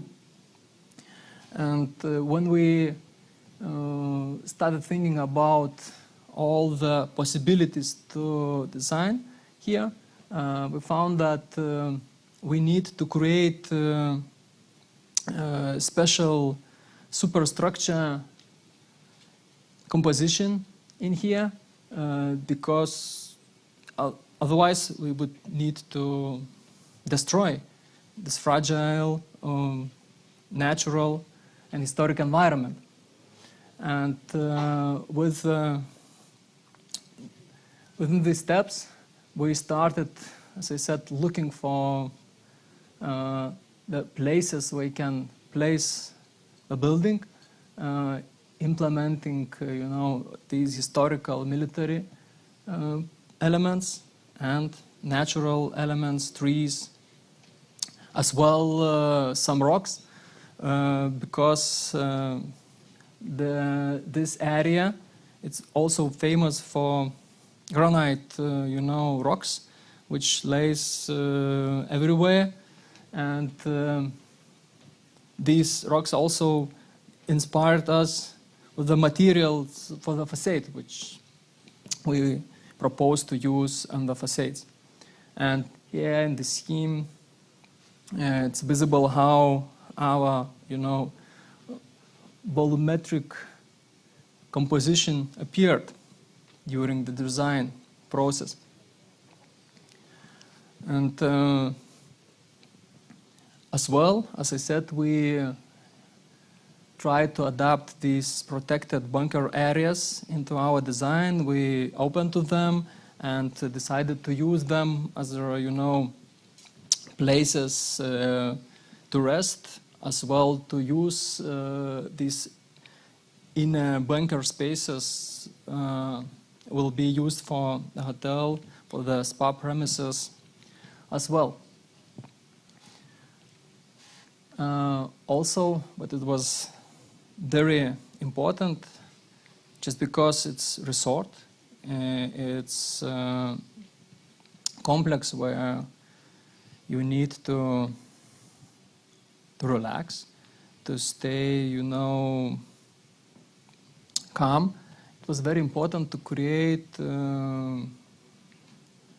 intimate spaces where nobody looks at you. That's why we try to design all the rooms, all the residential premises in the way that you look just into the nature, and no enclosed areas where window looks to the neighbor's window. And of course, this made the structure maybe bigger, longer, but it as well helped to preserve, as I said, trees and nature. And that's how intersection of several elements helped us to construct integrated into the environment architecture. And as I said, for the facades, we propose to use granite stone which is quite common for this area, and even volumetric appearance of the building. We thought that, you know, these stacks of stones that, you know, lie everywhere could help us, you know, in the, like, shown in the volumes, could help us to opposite the time, to, let's say, deal somehow with very ancient, archaic, you know, symbols or meanings, and avoid like easy, fashionable solutions. The second, you know, complex environment, which is very important area of architects' actions, it's urbanized areas, and in this case, Old Town zone with the special requirements as usual, and one of our projects, and that we built it like a few years ago, was in the almost very hard in the Vilnius city, near Vilnius Old Town, and this is complex project, which was like started almost 11 years ago, and former industrial zone, abandoned industrial zone, was redesigned as an architectural park into vibrant new city complex. In the past, it was like, as I said, industrial zone. Here you see like pictures from Soviet time in industry, but you know, a few hundred years ago, it was also beginning of Old Vilnius industrial area here, and this area was industrial until nowadays. And this, let's say, semantic feature of this territory as well was like used in our design too. In the designing process, it was just, we need to mention that in the design of this district,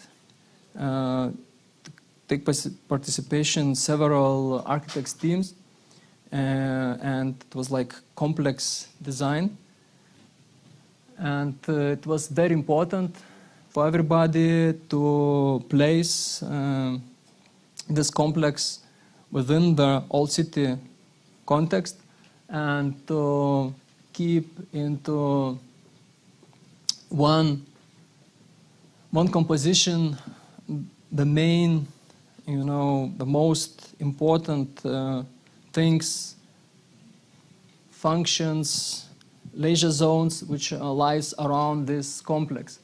That's made this area even more attractive because it's not only in the city center, but it's near the natural landscape elements, greeneries, river in here, and also short distances to all the main city functions. And as I said, from historic times, it was like channels here, former industry as well. And after several years of design, there was a complex of blocks designed here with a system of public spaces, and these blocks were, like, say, distributed between several architectural companies, and our bureau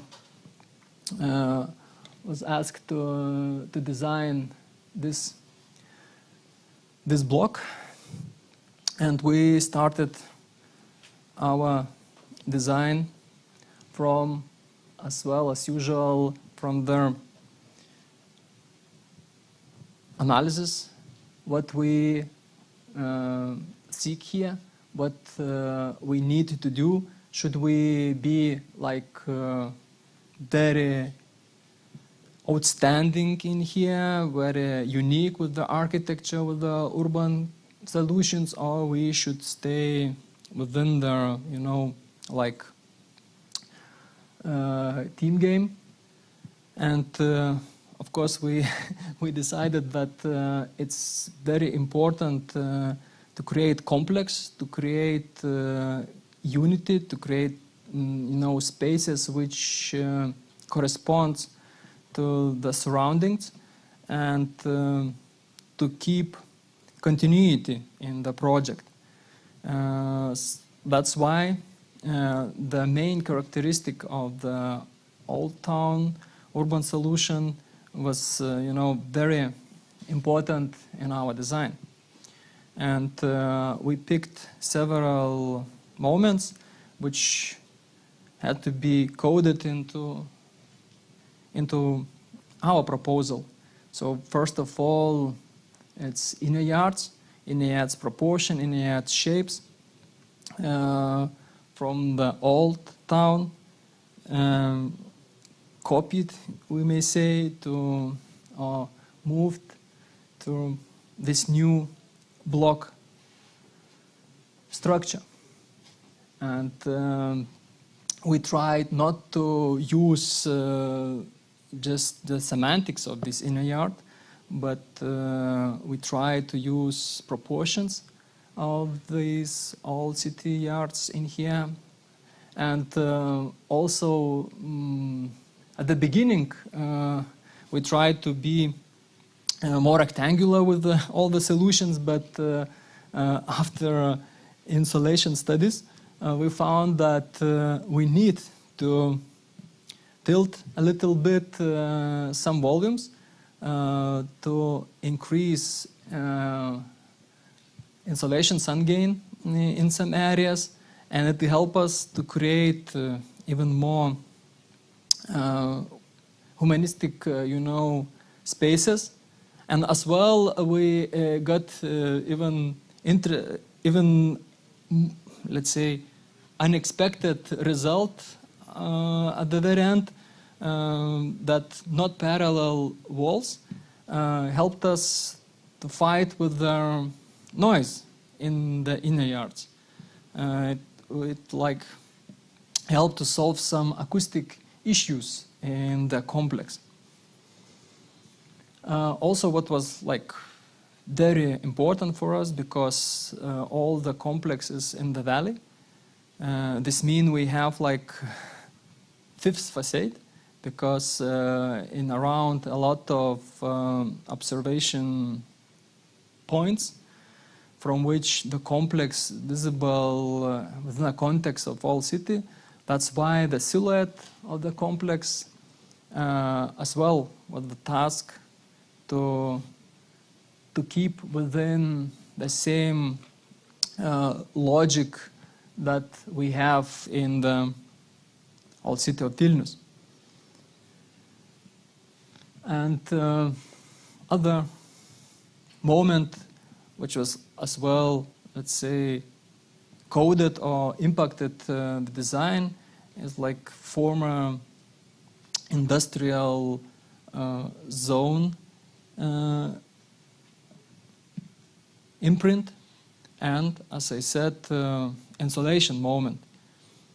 So we like splitted our complex into two material zones. Outer shell was designed with a dark brownish, like smoked from industrial, let's say, past bricks, and inner yards were designed with a 3D sandish bricks, which helped us not only increase insulation, made brighter inner spaces, but with the 3D solution we solved acoustic problems within these yards. And third element, which went from, let's say, surrounding characteristic to our project, is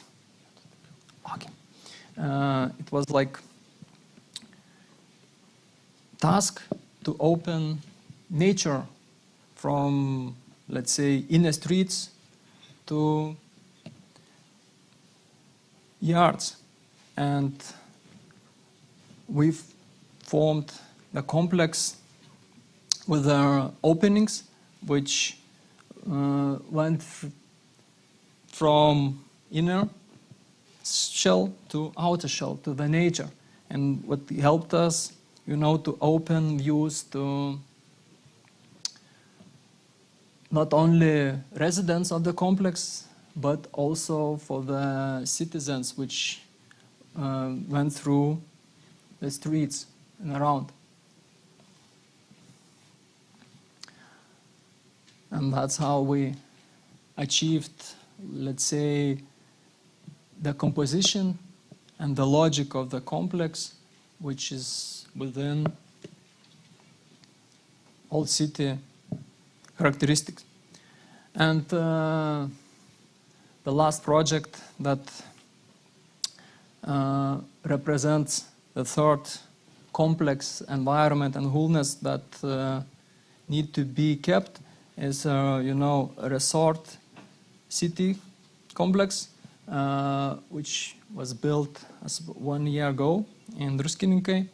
And this is hotel spa with their insomnia treatment specialization, and designing started as well from their analysis, from the deep, thoughts about what it is Druskininkai. It is, historic resort with the very famous wooden architecture buildings, and old city with their, big natural environment. And we decided from the very beginning that it should be again, let's say, continuation of the old architectural, urban, natural, historic values in this project. We analyzed urban environment, we analyzed natural environment, directions, slopes, greenery in here, a lot of pine trees in around, what impacted us or forced us, to somehow use this pine trunk composition even in our facade. We even noticed that coat of arms of Druskininkai has, pine trees in their design. So it was like interesting to play with this, even with this composition of their volumetric and facade structure. And use of wood as well was like automatic, because historical wooden villas, natural environment, like suggest to use such elements in architecture. And all the tilted, elements, as well as like moving pines, were fixed in the facade as are, still pictures. So we cutted the volumes in the parameters of historical villas. That's helped us, to make this building not visible as a one big volume, but always as a composition of volumes of smaller pieces. And with these, solutions, we, let's say, achieved again infiltration into the environment. We absorbed all the most important elements from the environment and put it into the one puzzle. That's how we always think that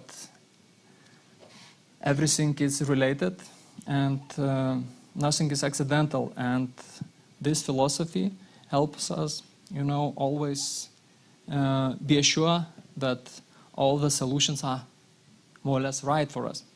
So thank you. Sorry for maybe longer presentation. Thank you.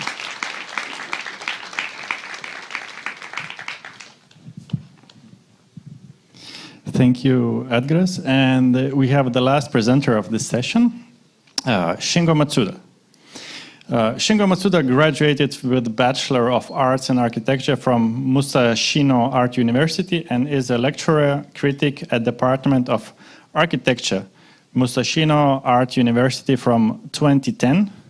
Baird visiting critic at Cornell University 2015 and has been a specially appointed associate professor at Meiji University in 2019-2022. Together with Katsuhisa Otsubo, I'm sorry, he is leading Shingo Matsuda Katsuhisa Otsubo Architects. The floor is just, you can correct me now to say how it should be pronounced. Okay.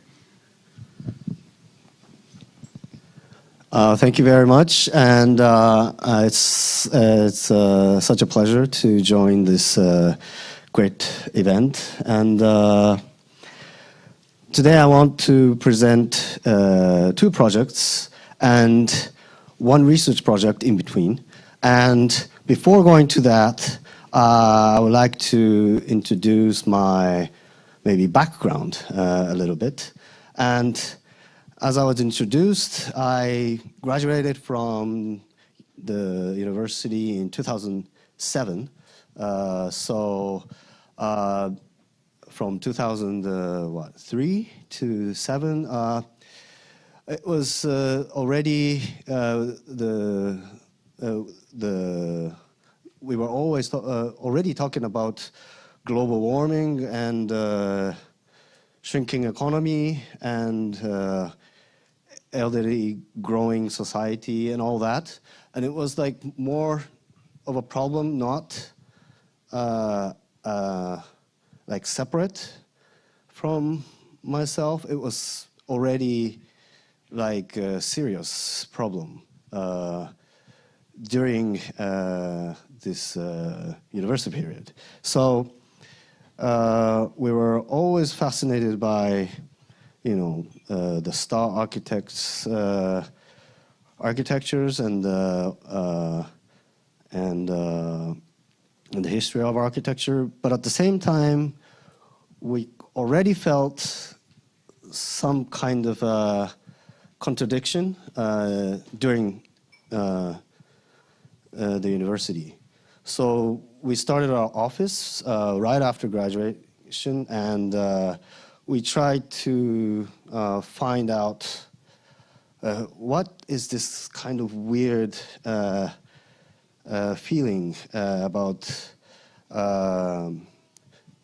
really inspired and trusting architecture, but at the same time super doubting this concept of architecture. And today, in the beginning of the afternoon session, I found out this great office name, After Party. I really love this name because I don't want to criticize the whole event, but recovery, for me, I was invited to the event. I was thinking about what's recovery. I kind of felt too heroic, maybe, in a way, the word recovery, and it's too separate from the past. But After Party, it was an amazing name. I mean, it's also talking about the future, but self-reflecting, at the same time about yesterday. I mean, so I have to change my office name. I mean, Katsuhisa Otsubo is impossible to remember, and no Japanese architects also remember. So, okay, so I work with this guy. He's a friend of mine from high school. So this is the first project. It's a renovation. It was started from 2015, and until this project, we were doing small projects, and we were thinking about how we can change the outside condition instead of just making the interior space condition. Because I kind of feel that a space is affected a lot from outside. And it's probably faster to completely change the concept of space by designing outside, because you see the environment and you take in wind and sunlight from outside, and then the space completely changes. So I want to think about outside. So this is a typical house. It was abandoned for like 5 years, and it's a little bit west from the center of Tokyo, and it's already like 50 years old housing. So it was constructed during the industrial growing period, and it was a nice house. It's before this industry hits the tipping point where they had to maintain the industry and just sell the house to the end users. So it was a necessary engineered house after the war. So I love this house, and after that, probably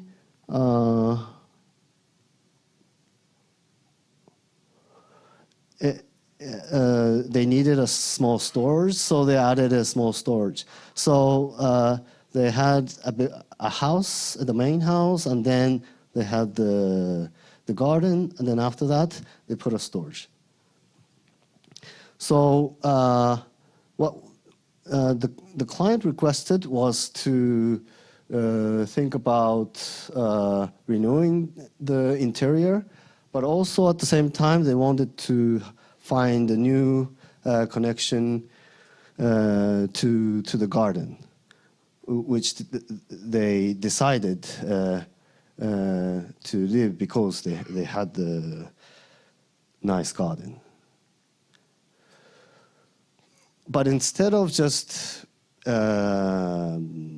renovating the inside, we tried to design something outside of the house to completely change the relationship between the inside and outside.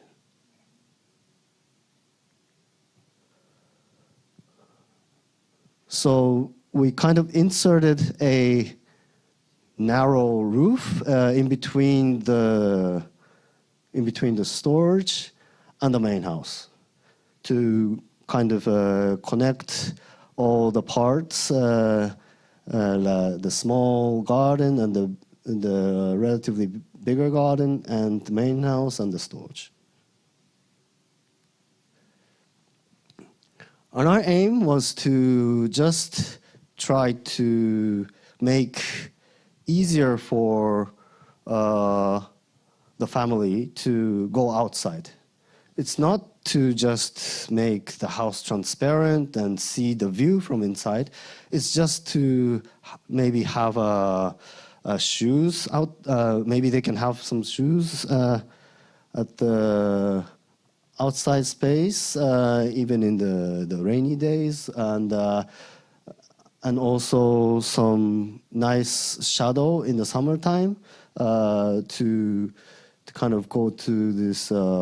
Okay, we renovated this storage into a study room, so we tried to kind of connect these two buildings with nice shadow.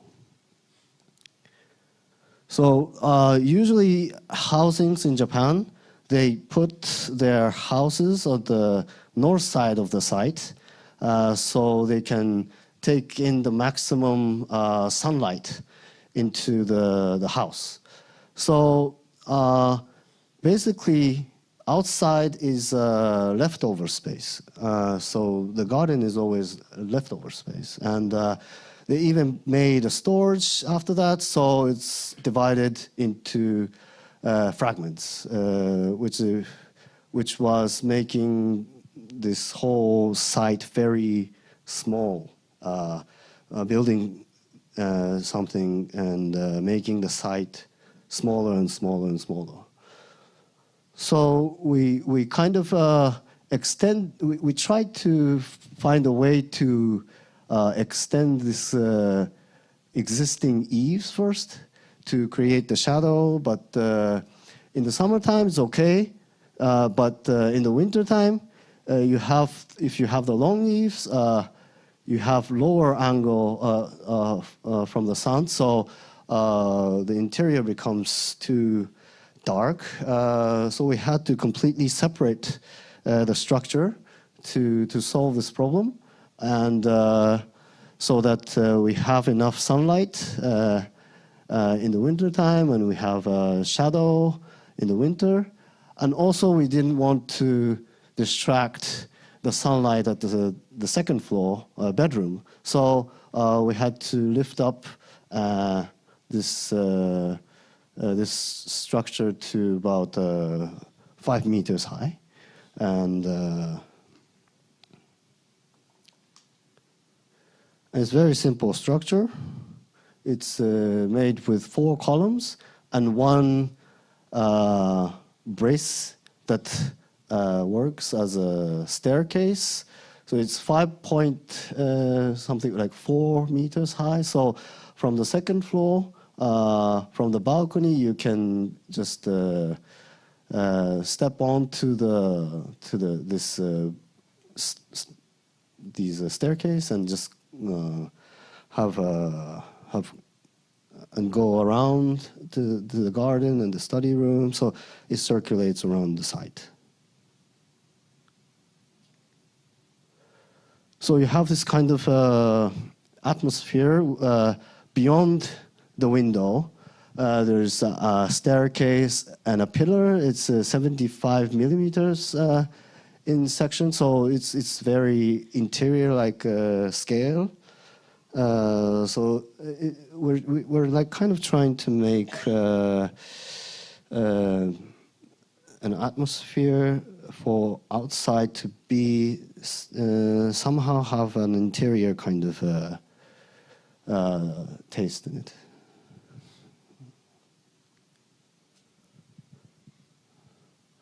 So from the living room, it looks like this. You have this staircase at the outside. And when you go outside, you have completely separate outdoor corridor above you. So this was to kind of rethink about the inside and outside, and also outside more stronger to be designed by rethinking the existing buildings' eaves. The one piece of element that's in the existing building, and this was also very interesting for me, because by changing and rethinking about outside, kind of rescaled and redefined the scale of the garden, because there were trees. There were 3 trees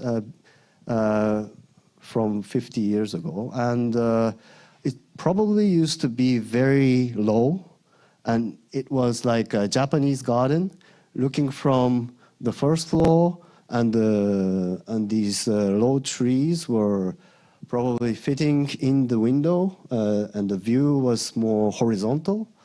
But after 50 years, these trees grew, and it just became like a nature scale, and it was like completely separating the inside and outside. So we kind of rescaled the entire site and combined these fragmented spaces into one.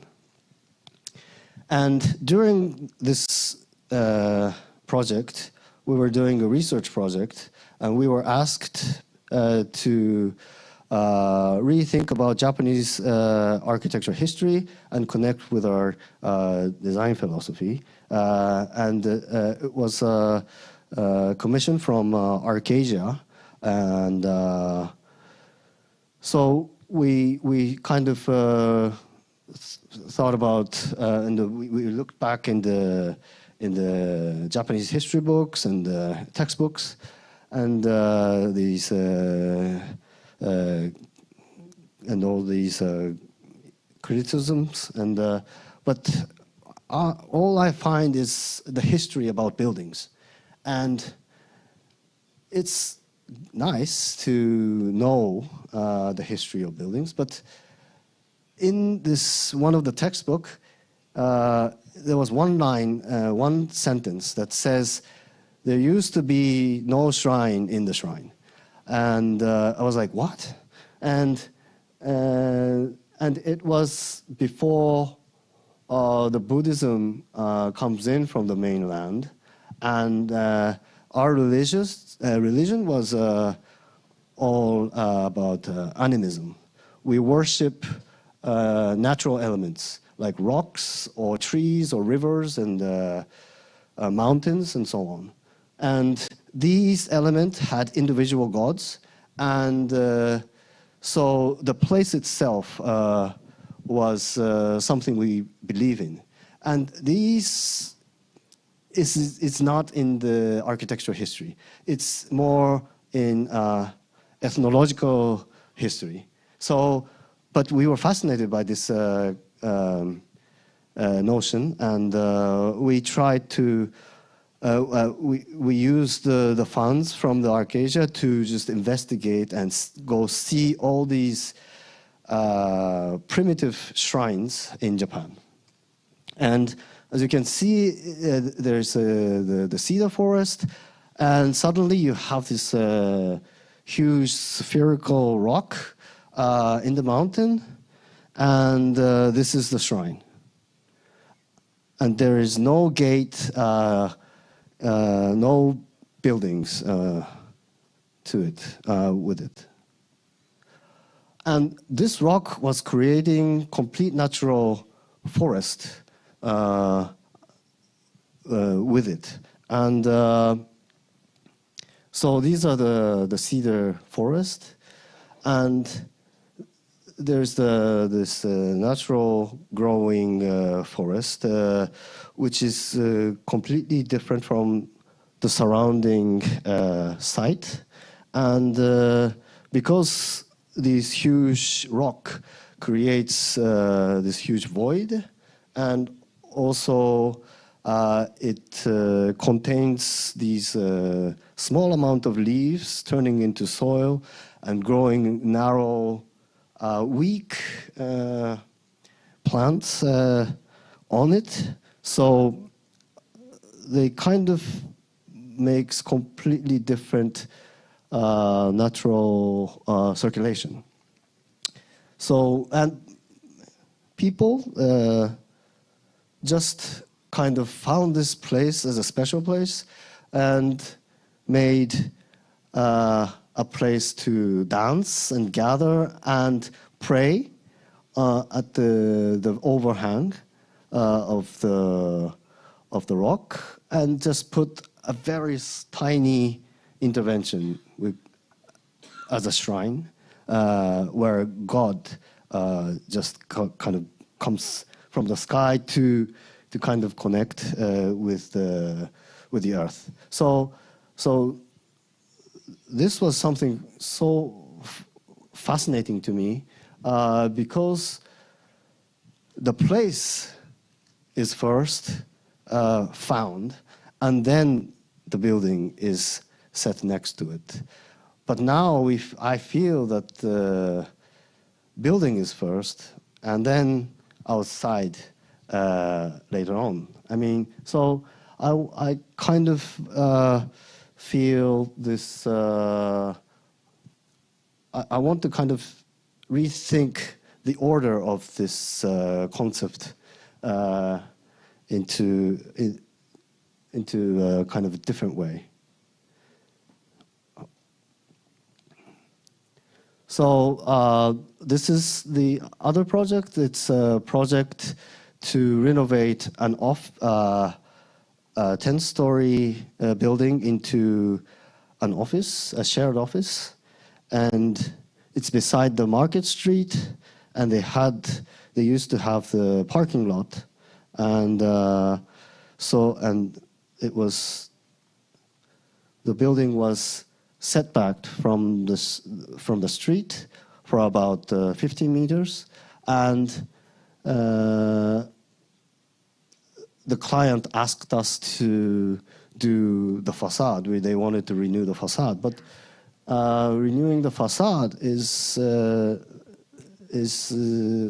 no one will be happy, I think. The people who works here won't see the facade, and people who shops here probably won't care about the facade.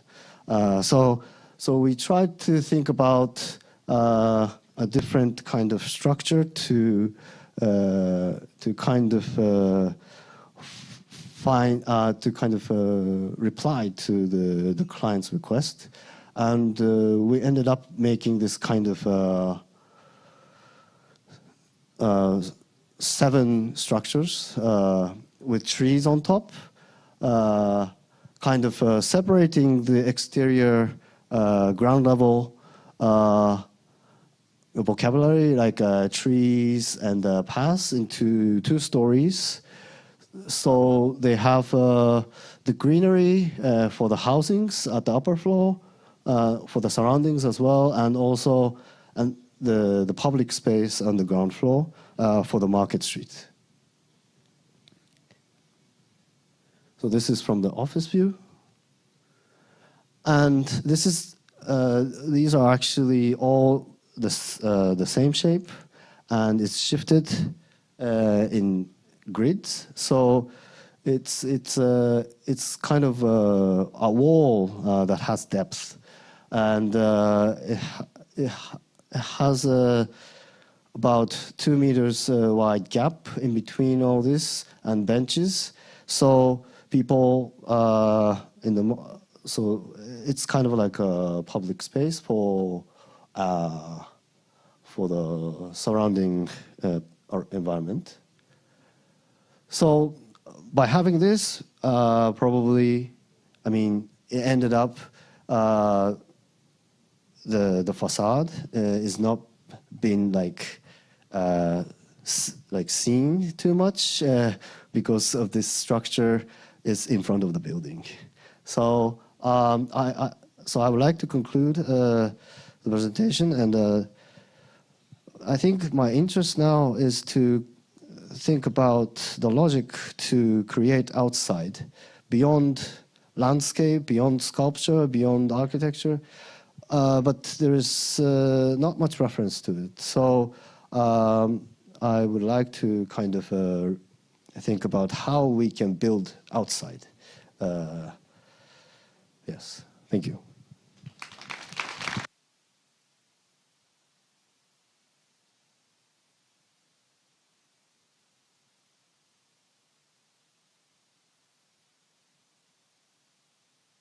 Thank you for all the presentations. And now I would like to invite, we are a bit running short, tight with time, but we still have some time for a discussion. So please, everybody who presented in the second session, please, and we'll try to have a productive discussion.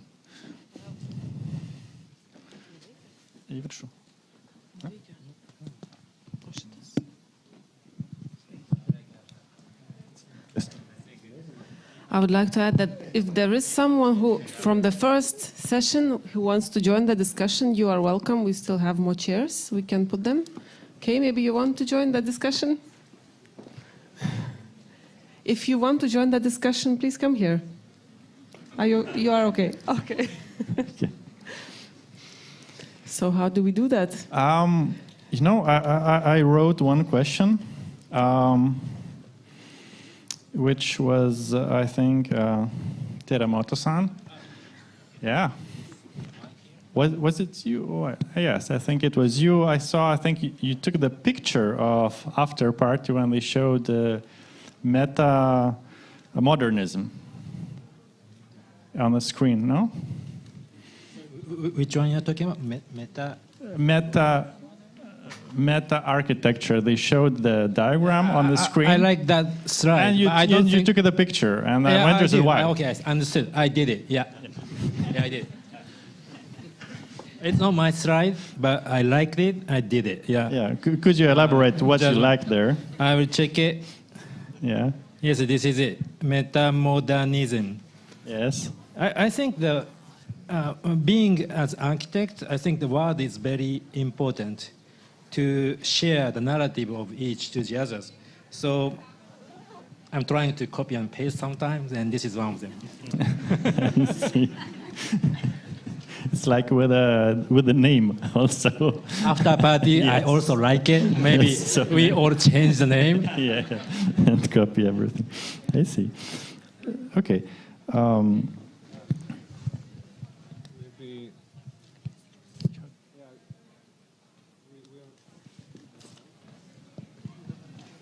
Now two of them works. So we don't mind if you pick our name. I think the whole idea of after party is that we all, as architects, will become a bit more conscious and do the things a little bit in a more sincere way. So please.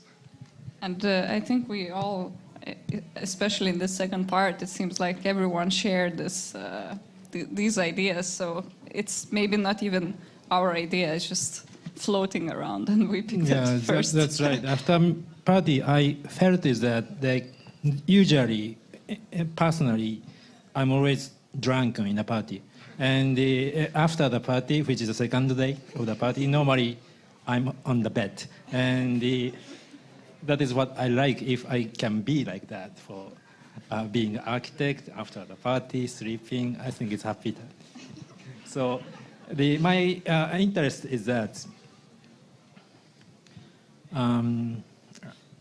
the party was there. I think you are criticizing the modernism, and there are several attempts to criticize modernism in several ways. Aesthetic point of view, maybe they call it postmodernism or deconstructivism, but we are all. It seems we are talking about environment, or more we try to talk narrative in a way, in a scientific way. That's I felt we are all share between Lithuanian architect, Japanese architect. I think I'm just trying to throw to somebody, but the meaning of the after party is really touching. We are thinking about it together. We can talk about it. I have also a question related to the after party and also to the topic of this forum, which is recovery, because probably, after that party, we really need the recovery. And also from the presentations and from the opening speeches, I could discern that there are different ways of disasters that we have to cope with. So these are natural disasters like earthquakes. These are wars or atomic wars that we have to deal with after. but also this is a continuous human behavior and activities through the ages, through the centuries.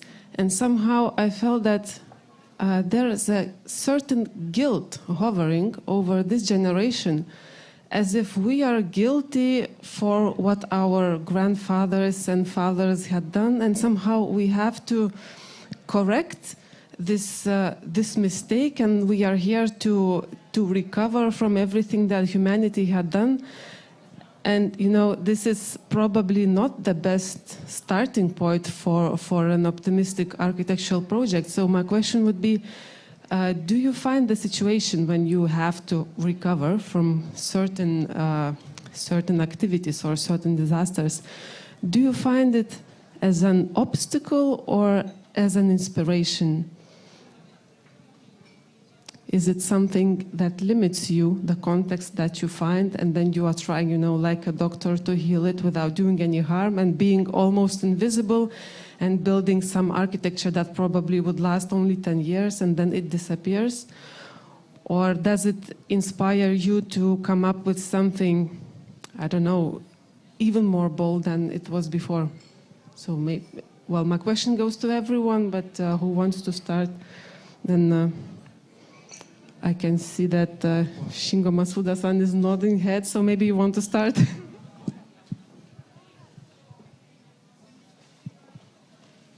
For me, I think, of course, I think designing and making and creating is all about inspiration. But at the same time, it has to be always, the context has to be hard for me. And am I answering right? I don't know. I mean, for these disasters and the problems we have is, I think it's just a thing that we just, we always have this kind of things, and it's how you read it and how you respond to it, and how it gets, and new ideas and new path will be created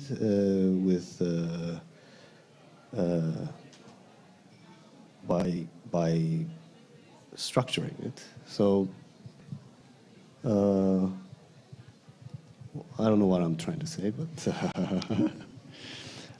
maybe Yoshimura-san can expand on this, because at least from your presentation, you were talking about, let's say, crisis of too many architects, but at the same time, not enough architects. And you are really working on this idea of what should we do, and in the situation of, I don't know if it's a crisis, but strangeness, somewhat.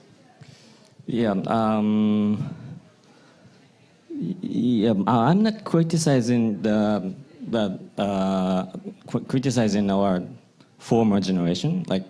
I think they did something that they need at that moment, but we already know that there are problems not just related to the quantity, but also we need some quality of life and quality of environment. And I think, I don't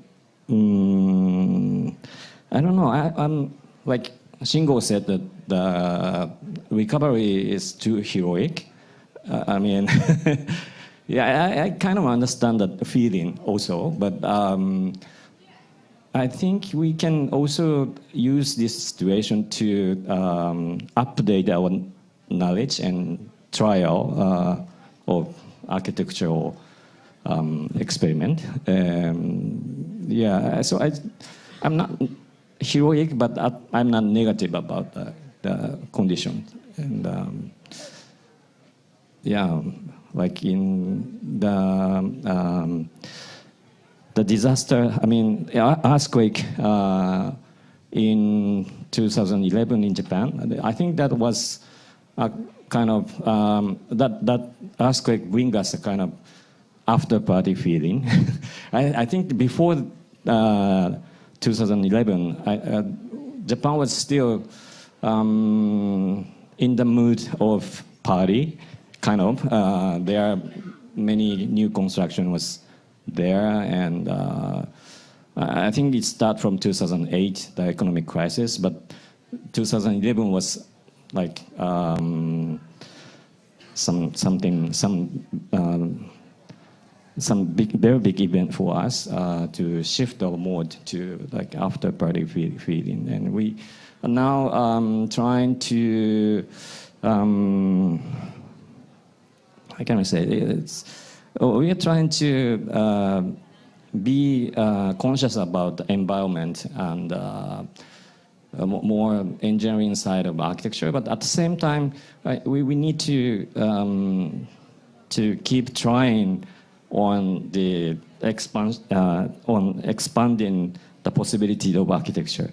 So yeah, I'm not negative or not positive about the recovery.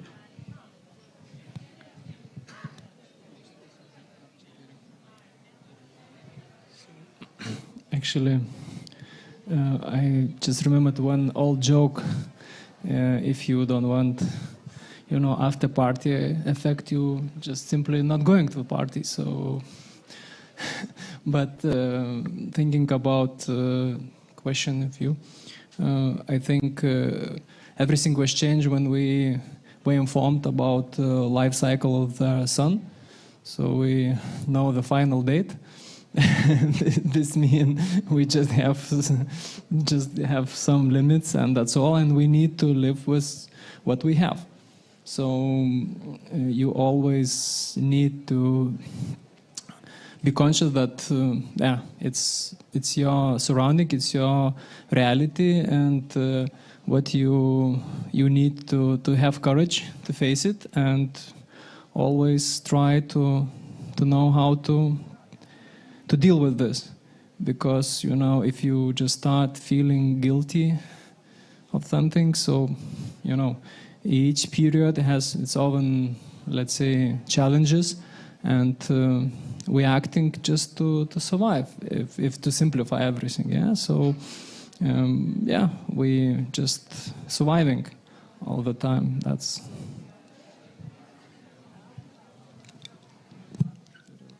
So, do I get it right that the party is over, the fun is over, there's no more, no more festival, no more jokes, no more dancing, no more singing? It's just trying to survive at the minimum. This is the future for architecture. I think it's a good question. My personal question is, the answer is no. I mean, looking back, the Japanese earthquake disasters, after that, certainly there was the huge party by the other industry rather than architecture industry, which in Japanese case, civil engineering. There was a big party after the disaster, I mean, in terms of economic. So it's a political decision of us, I think, I have to say. But always party is there as a human being. So the quality and the narrative of the party is always, I think, very important, which is, I mean, designing a party is one of the tasks of the architect, I believe.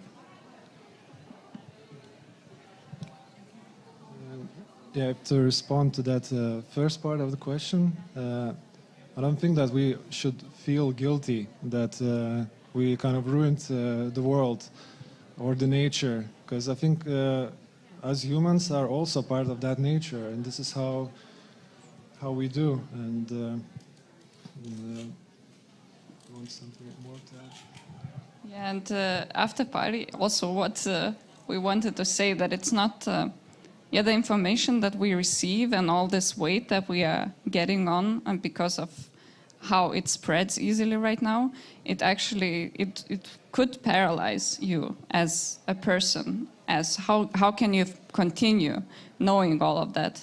But I think that's why we also brought up this this term metamodernism. It's how you can start believing again in something optimistic in the future, and have, every human has a power to do something that brings us to this brighter future. So that way we set ourselves this, or leave that weight behind, and we can start having fun again. But just this information gives us this informed naivety, so we are not forgetting what we know, but we just move forward with that information. Maybe to continue on the more positive somehow note, if we look back, almost everybody talked about the nature and the sensitivity and the fragile nature of nature. So I'm in Lithuania we think that we have maybe a bit very close relationship to nature, but of course you in Japan also think that you have a close relationship to nature. But when I saw the presentations, I saw that everybody's talking about this sensitivity. So I could answer my own question, but I don't want to, so I'll ask you. Maybe Edgaras could talk a little bit what he saw in the presentations and the sensitivity about the nature, because you talked a lot about the views, the connections, and did you find some similarities with the colleagues here on stage?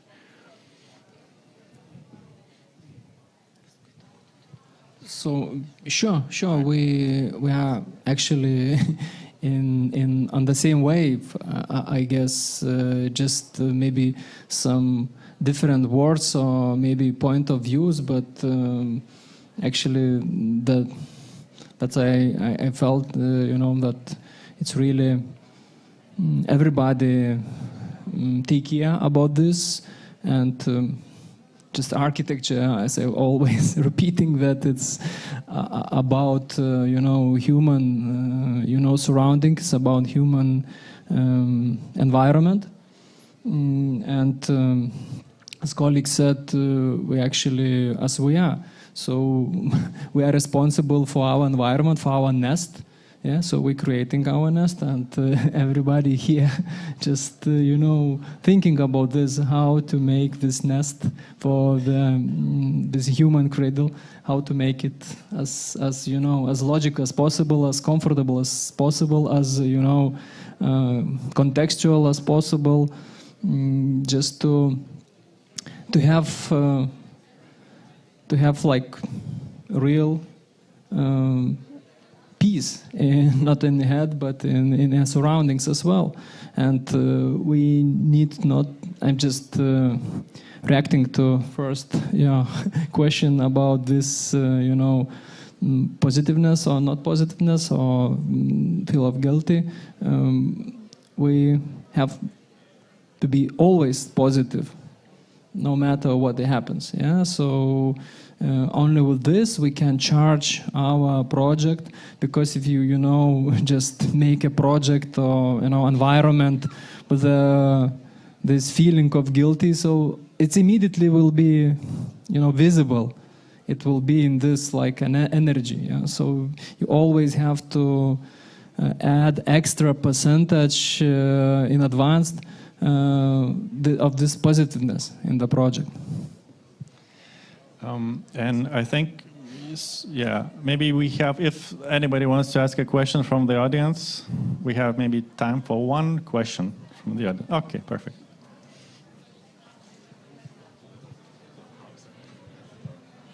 I'm here by chance. So I'm from Bartlett School of Architecture. We're actually here for a conference that finished yesterday. So I was very interested to catch Shingo's presentation. So I have a question. So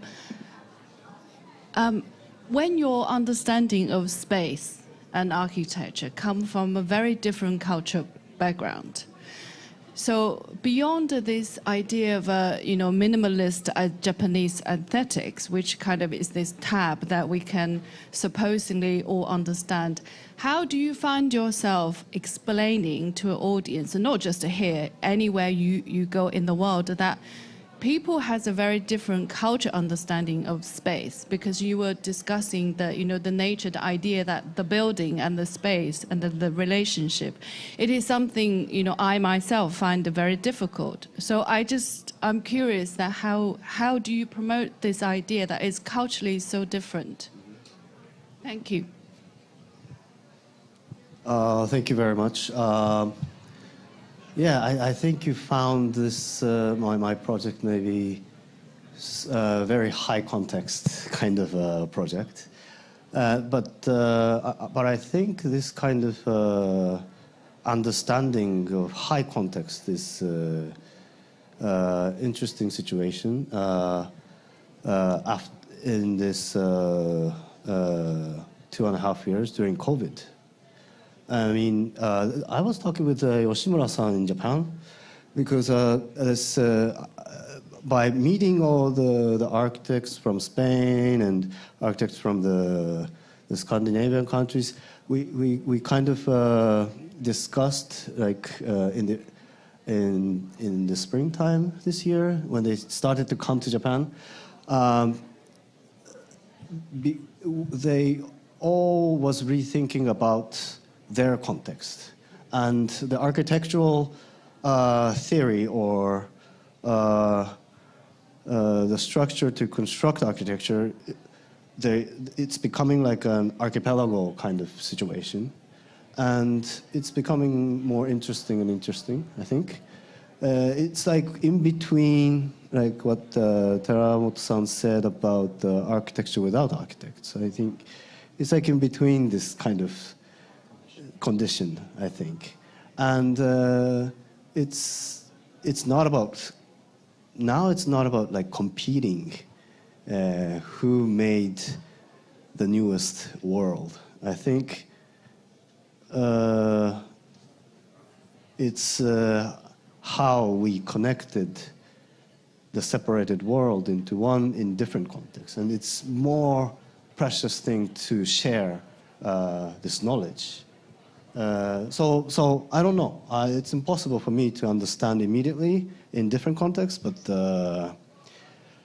I'm very interested to make something, even small projects in different contexts. I think that's the interest for me now. It's not to just expanding the scale of the building. I think it's more about understanding and how we can structuralize context in many different ways, and I want to study that. So thank you all. Thank you all for the discussion. Don't run away. We still have a short summary by Gintaras Balčytis and George Kunihiro. Very brief. I will ask you to speak, 5-10 minutes max. And then we will have a very short break if anybody needs something. And then at 16 o'clock, we will have here Kengo Kuma.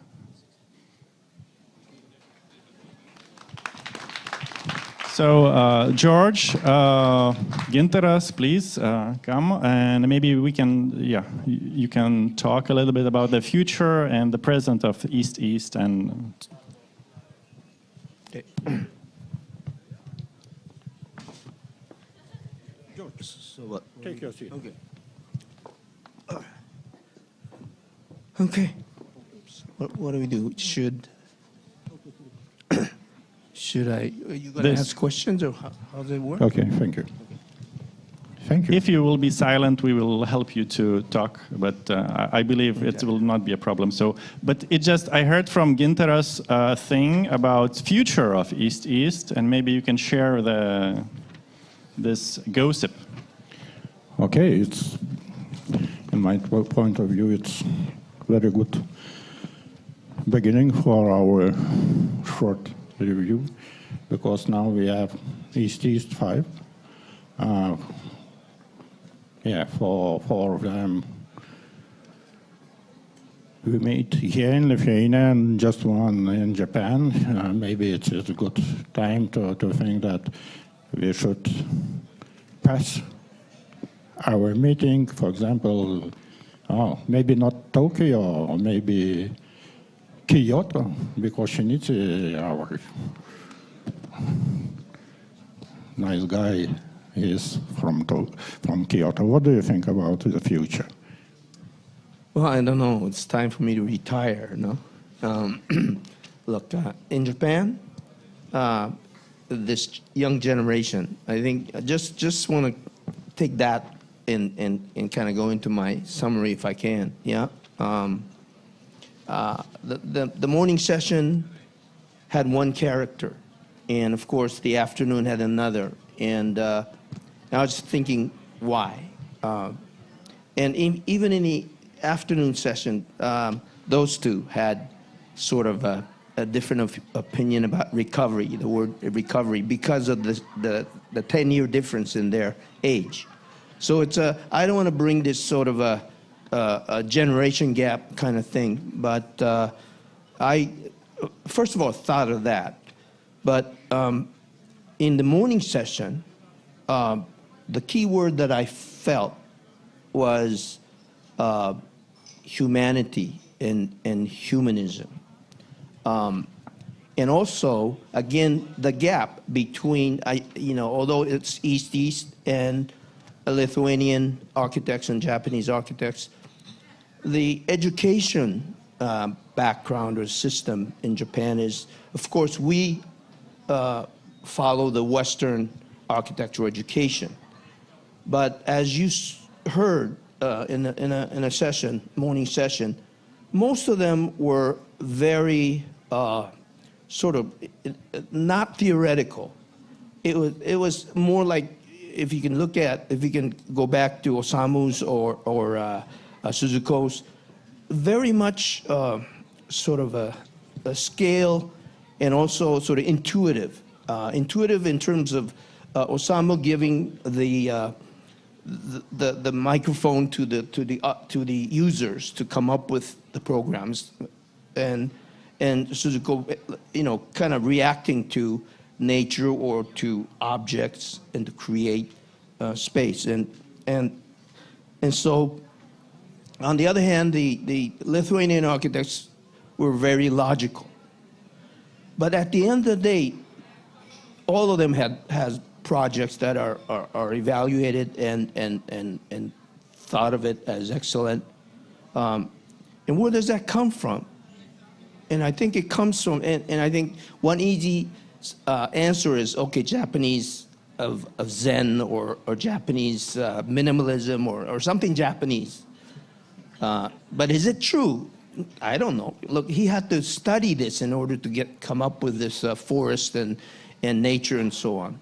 So it is something that I teach. I have been teaching in school for 25 years, and I try to make it theoretical, but it's very difficult.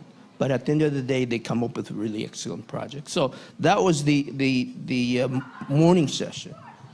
The afternoon session, like besides the generation gap, was, the thing about everyone wants to be harmonious and help each other.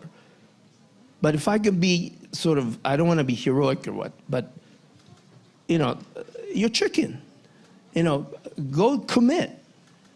Let's say if one commit to a strong standpoint to the after party, like the colleagues, maybe they said it's after party, so you're going to be after party too, and then everyone's going to be in this, like you said, high level of after party, not this sort of ambiguous, amorphous kind of a thing to try to search. If you keep on searching, you're going to be my age. You're going to have to do it now while you're young. So I think it's time to really take this current, key words of some negative sort of world and make it into something. And this is the opportunity because it's not stable. When it's stable, it's not, it's very hard. So you have the context to really shake it up and make it into something new. And I don't want to use the word heroic, but it's something that is not textbook. And you're going to create a new textbook now. And that was my reaction to sort of very, and I want to say, Kenichi had the strongest kind of a solution or he used to be in Dubai with these rich guys and doing huge rich projects, and he comes back to Japan and he calls me up and says, what should I do? How do I do this in Japan? So but now he went to the forest, he went to and he's with his children at the beach every day, Instagramming and doing this golf course project. That's it. That's a very strong sort of direction, completely. But underlying thing is his sort of will to experiment. Yeah, right, George. It's actually very, very good speech, and of course I agree with you. Maybe I find out some new ideas in presentation. And actually, it's interesting that, in my point of view, Japanese architecture and Lithuanian architecture shown here on presentation are a little bit, from one hand, they are similar, but also they are quite different. And I think, I find out that Japanese guys, your architecture is maybe more light and more open than Lithuanian.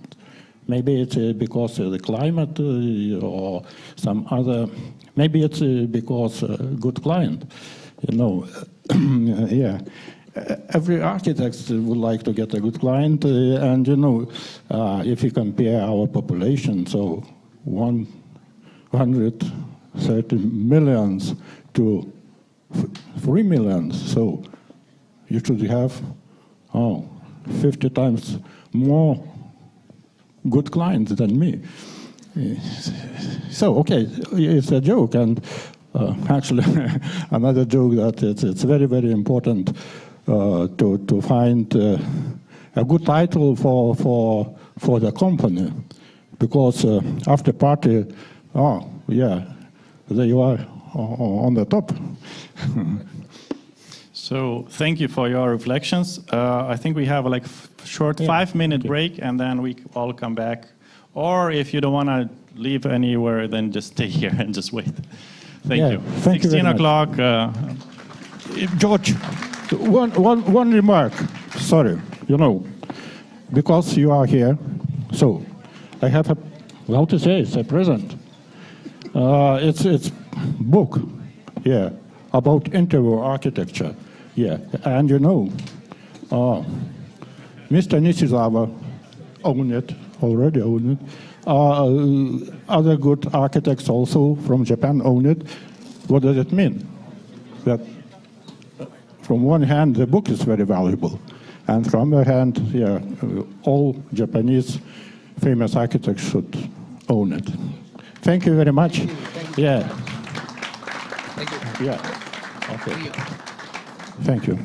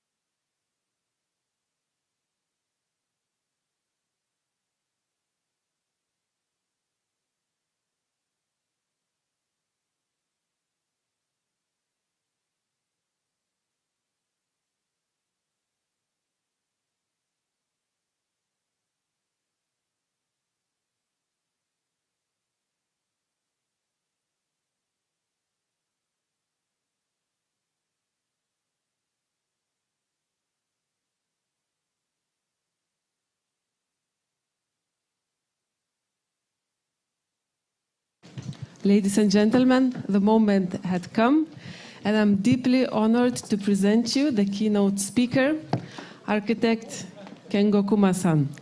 Kengo Kuma was born in 1954. He established Kengo Kuma and Associates in 1990s.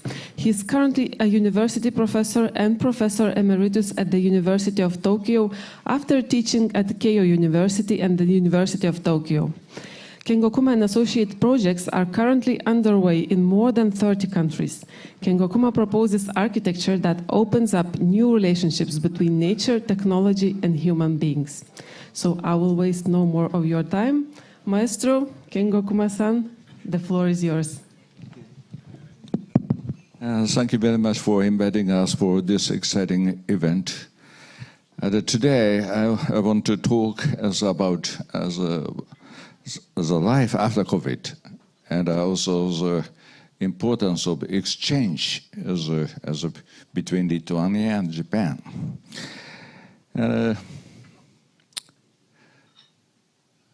I want to start from this small wooden box.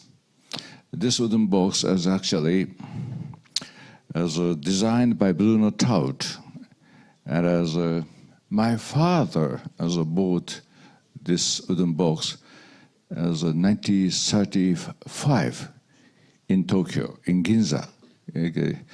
And he really loved this wooden box. And I heard the story behind this wooden box.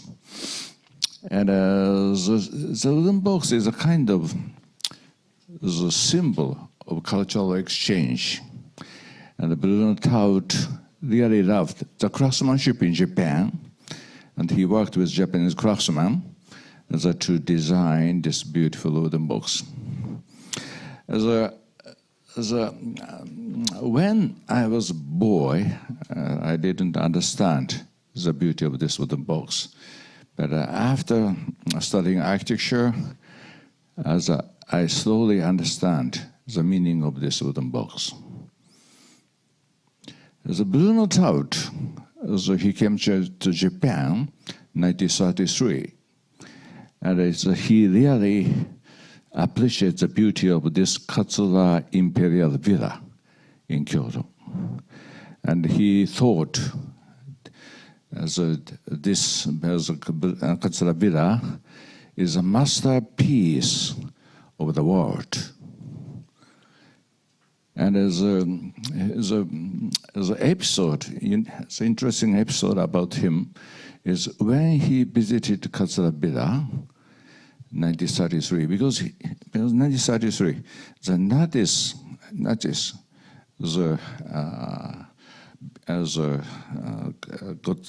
became the government, 1933, and he should escape from Germany to Japan, 1933.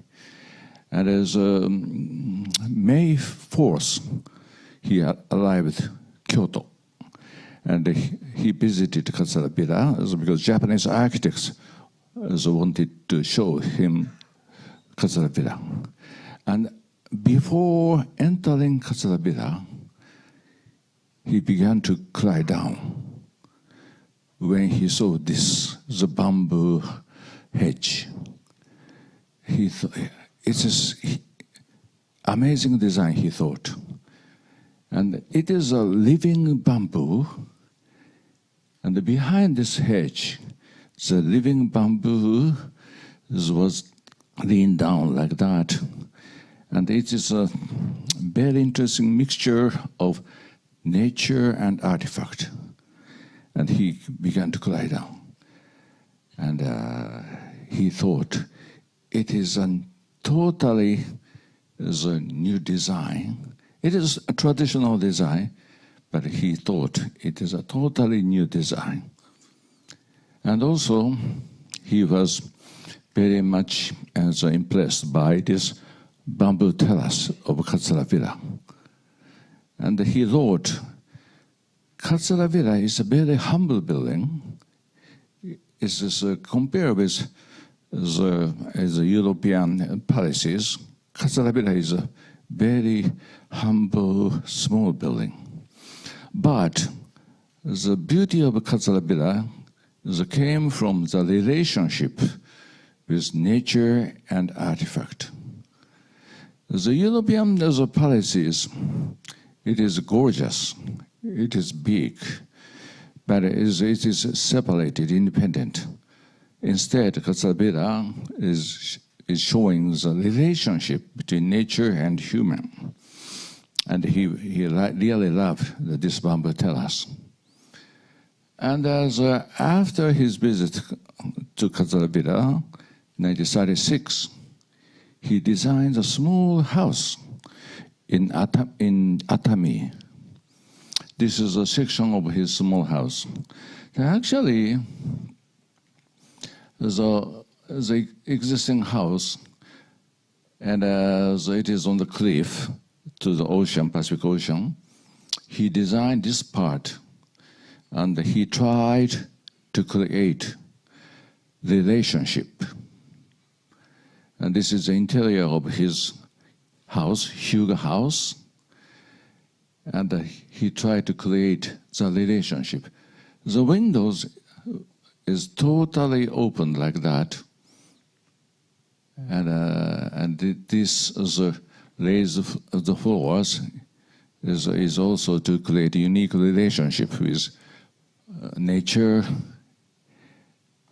And also he designed those unique lighting fixtures made by bamboo, and also made by bamboo. There's a bamboo handrail, and those are also bamboo. He tried to combine the natural element with artifact. And I also tried to work with local craftsmen. And so it is a very unique approach in that time. In that time, 1936, the modernism architecture was very active, but instead he tried to work with local craftsmen. And the story was, I designed this house just as next to his house. This as a pine trees is a tree of his designed house, and I designed this water glass villa. And I tried to learn from Bruno Taut, his approach. This water terrace, it was inspired by bamboo terrace of Katsura Villa, and also inspired by his house, next door. And I try to combine nature and artifact as possible as can, that try to avoid the separating wall between nature and artifact. And they had combining the nature and artifact as possible as can, avoid the border between nature and artifact.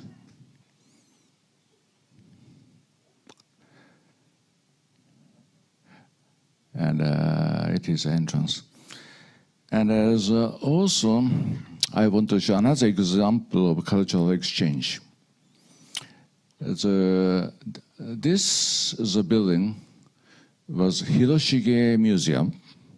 The Hiroshige is a very famous artist in 19th century.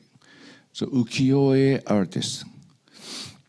And ukiyo-e, it is his ukiyo-e wood block, is 1857, and those ukiyo-e.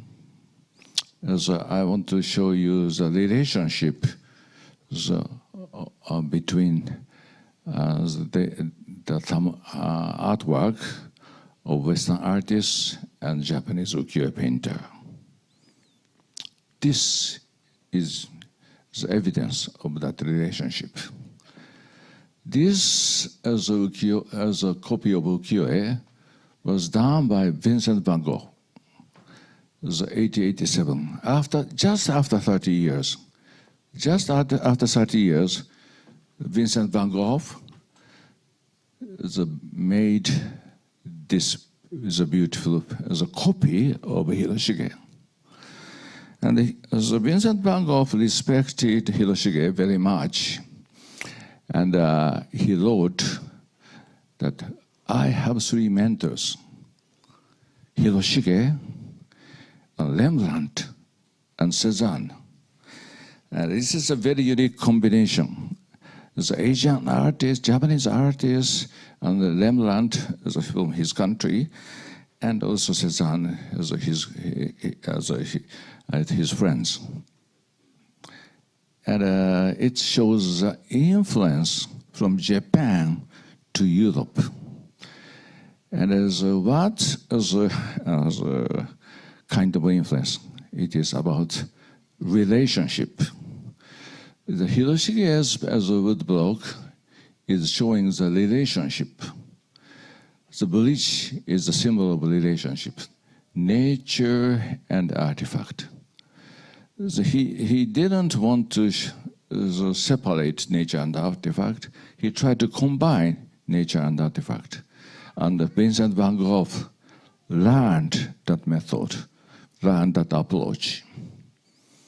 And also another great artist learned from Hiroshige. Frank Lloyd Wright, the American architect, his lobby house, it is his own rendering.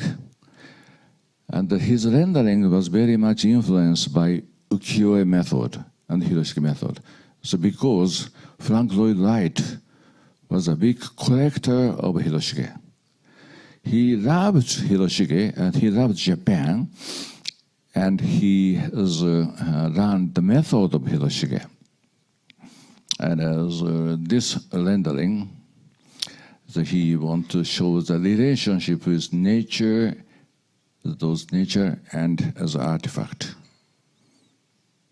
And also after Lobby House, so he came to Japan and he designed this beautiful building. It is an Imperial Hotel. This Imperial Hotel completed 1923, just after the big earthquake. This building survived from big earthquake 1923, and then his name became very big in Japan. And this Imperial Hotel is also the symbol of exchange, cultural exchange. So he tried to use the local material as possible as can. In that case, the Oya stone. The Oya stone is a kind of volcanic stone, and he tried to use local material as possible as can. And also he tried to work with local craftsmen as possible as can. 1923, that approach was very unique.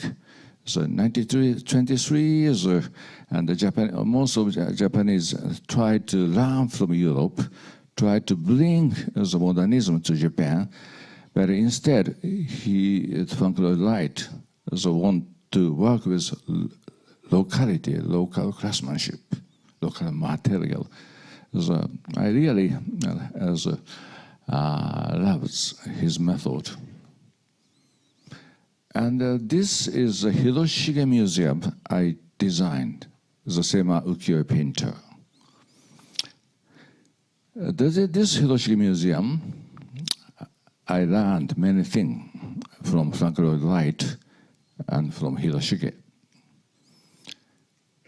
So I try to combine nature and artifact by using local material and working with local craftsmanship. So this as a void, this hole is very important for this design. This is a hole, and this is showing the relationship with mountain. In Japan, traditionally, the mountain, the edge of the mountain, the people was living. The village and mountain is always connected. So why? Because the natural the resources of mountain was the basis of their life. They didn't want to live in the city. The natural resources came from the mountain, the material for building, material for furniture, material for everything came from the mountain. There's also, before 20th century, no infrastructure company, no electric company, no gas companies, and no oil companies. All the energy came from the mountain.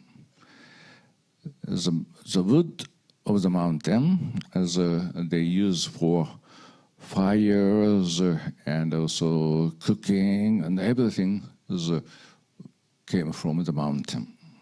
And then they really wanted to live besides the mountain. And also same time, the mountain should be protected. Because if the natural resources mountain disappeared, they couldn't survive. And what they did is build the shrine at the edge of mountain. Shrine is a very important symbol. Shrine, as I taught them, protects the mountain, protects the natural resources. If not, we couldn't survive. And then always they built the shrine at the edge of mountain. And those mountain was called Satoyama. Satoyama, meaning of Satoyama is a village mountain. I love this word, village mountain. It is a mountain, but it is a part of the village, and it has supported the life of the village, and then they call it a village mountain. But in 20th century, sadly, everything came from big city, Tokyo, and then the Satoyama, the village mountain, was totally forgotten. Every energy, every material, everything came from big city, and the relation between Satoyama and the village totally disappeared. It is a very sad situation, I think. But as I tried to recover the relationship with nature by designing this building. This building is a kind of gate to the mountain. This is a hall. This hall is a kind of gate, a kind of bridge to mountain. And by creating this hall, the shrine became the part of the village again. So actually, this shrine was forgotten and very much destroyed, whereas by making this hall, I try to recover the relationship between nature and human. And actually, before designing this building, as a mayor of the village, I want to have the entrance from this side, the parking and entrance. And I told him, this approach is very American attitude, not Japanese attitude. Japanese attitude should be connected with mountain, and American attitude is connected with parking. And as I want to find the Japanese way. And as also as I try to use the local materials possible as can, the wood from the forest behind. And as a long eaves is to create a relationship again with the mountain. And as for interiors, use local material is again and work with local craftsmanship. This wall, the material is Japanese rice paper. The local craftsman produced this beautiful rice paper, and there's a local stone, the quarry from the mountain behind, and there's of course wood from mountain behind. As I try to create the juxtaposition of natural material and human. It's just a juxtaposition is the approach, is a basic approach of Hiroshige, basic approach of Frank Lloyd Wright, and basic approach of Vincent van Gogh.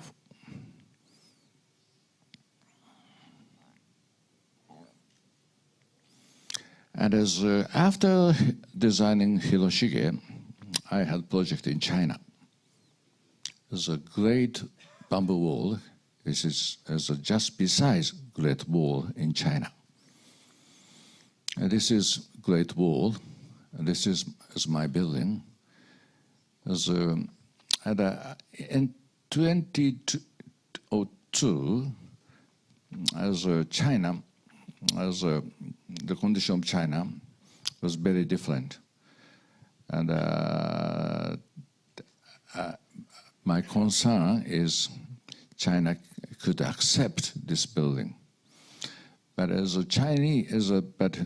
after completion of this building became very famous in China because in Beijing Olympic, as the producer of Beijing Olympic, did use this building for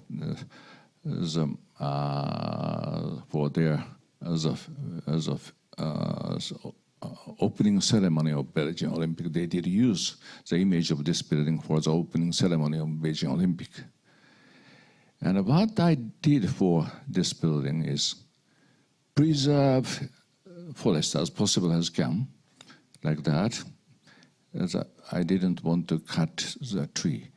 The building was following the topography of the place, like that, and also use a local material, in that case bamboo, and also I created the hole again to connect nature and human. This is Great Wall. You can see the silhouette of Great Wall. And this is the whole to combine nature and human. And the entrance.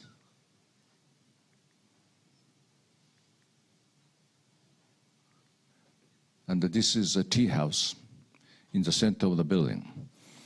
And the tea house is very important in Asia, because tea house is a space to feel nature and to taste nature and gives a spiritual experience.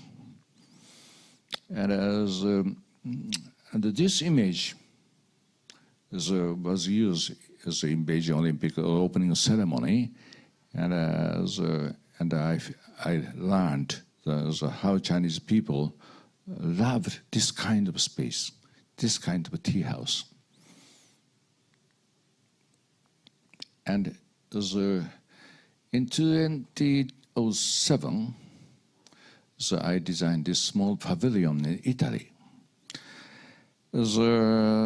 After the beginning of the 21st century, it's just a new trend of using wood for the building.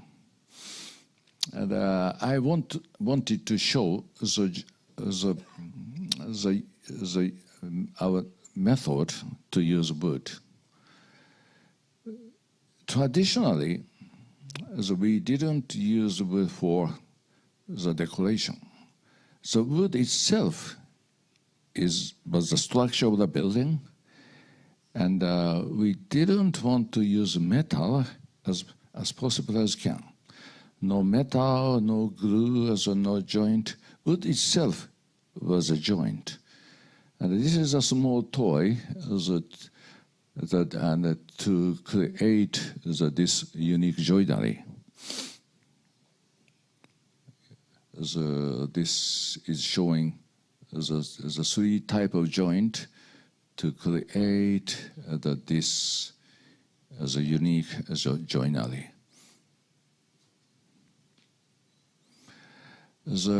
I asked Japanese carpenters to prepare those as a unit, and we brought to Italy, and our student built this small pavilion by themselves, without any metal and without any glue, just the wood, just simple wood unit can create this kind of monument. Small monument, but it's important to show our approach to nature and our approach to environment. And after coming back to Japan, I decided to create the real permanent building by the same method. So we worked with the structural engineer Sato-san to test the strongness of this joint. And this is a 3-story building by the simple method. This is 3-story building. Any metal structure, without any the big structural frame. The small element, this small element, supported the building. The dimension is very tiny. It is 6 centimeters by 6 centimeters is a section of this building.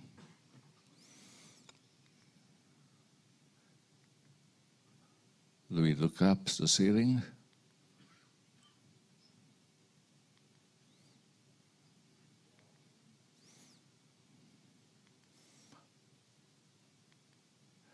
And after that, I also tried to create the bridge by wood.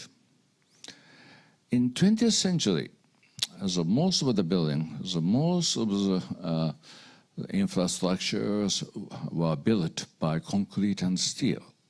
But before, we did use wood for those bridges. The same as in Europe. Europe, there are many wooden bridges before 19th century, but in 20th century they disappeared. This is a wooden bridge I designed for this village.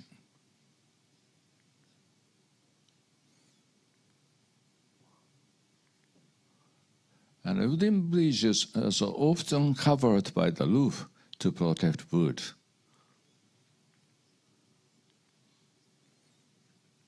And the importance of this wooden bridge is unit is small.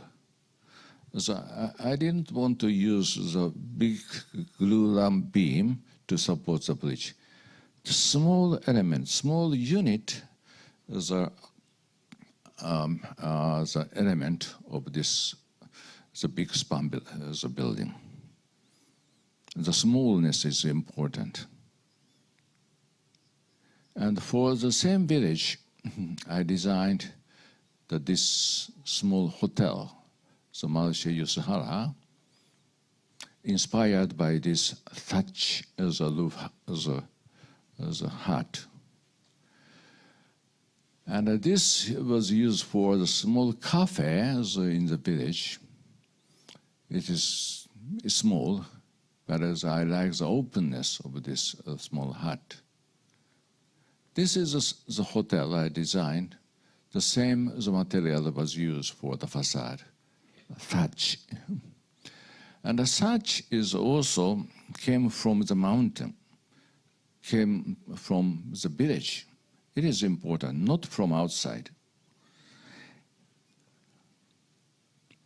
And this is showing the detail of such facade. And actually, for insulation, the such is a good material. And the insulation and also control the humidity of interior. And in that sense, such is a kind of sustainable material. But it's disappearing. As I could find the old craftsman, he was living there, and he supported this project very much. And as next project is National Stadium. It is a project for the big city, but as I tried to bring the same approach to this big building. This is a national stadium. It's a big in the big city, but luckily we have the forest in that area. And before the showing my national stadium, I want to show some project by Kenzo Tange. So Kenzo Tange, his debut project is this Hiroshima Peace Center, 1952. So this project is a kind of symbol of recovery from Second World War. Second World War, Japan was very much devastated. And Hiroshima, especially Hiroshima, was destroyed by atomic bomb, and it's just a kind of catastrophe. And what Kenzo Tange did for Hiroshima is to combine the memory of the atomic bomb to the city. And actually, this is the arch, and the axis is below this as the arch, and the famous atomic bomb dome was here. Atomic bomb dome was the old building designed by the Czech architect. Was very much destroyed, but still, as that building was there, the Kenzo Tange want to focus on that destroyed building by using arch, by using axes, by using the arch, he tried to recover the connection. And also, after 1952, he designed this National Gymnasium for Tokyo Olympic, 1964. The beauty of this building itself is beautiful, but he tried to create the connection with Mount Fuji. He designed two buildings here. Between two buildings, he tried to create axes which connect Mount Fuji and city. It is a kind of similar approach to my Hiroshige Museum. The create connection again, nature and the human, by using the method of axis. This is the interior of Kenzo Tange building. I was very much shocked. I still remember my encounter of this building. 1964, I was as a 10 years old boy. My father brought me to this building. I was so shocked. The natural light came from heaven, and the natural light looks like connecting nature and human. And this is the two buildings designed by Kenzo Tange. Axis exists between two buildings. And the National Stadium we designed for 2020 Olympic. I wanted to learn again from Kenzo Tange. It's the second Tokyo Olympic, but the age was totally different. 1964 Olympic, Japan was in the period of economical expansion and the peak of industrialization. But instead, 2020, totally different as a period, totally different atmosphere. And the economy was not active. Kenzo Tange's period was economy was always going up, but in 2020 economy is going down. But we should design the symbol of our period. Our period is economically not active, and the few kids and the elderly generation is going up. So we should design the monument of that kind of quiet period. And what I learned from Kenzo Tange is we should design the period. We should design the symbol of the period, but totally different atmosphere, totally opposite atmosphere. And Kenzo Tange is a beautiful designed, the monument of concrete, the monument of steel. As a shape-wise, it is very dynamic. It is like the tower to the point, the heaven, but instead we try to design the building as low as possible and use the local material as possible as can. Kenzo Tange concrete, and we use the wood of 47 prefectures of Japan. And in Japan, traditionally, historically, we did use local wood for the building. But in 20th century, we forgotten that method. And what I want to show in this building is Japan is a country of wood, and also Japan is a country of diversity. If you look from outside, Japan is a small country. There's one culture and one tradition, one character. But for Japanese, Japan is not a small country. We have 47 prefectures and a different culture for 47 prefectures and diversity. I want to show. And then I try to use the wood from 47 prefectures.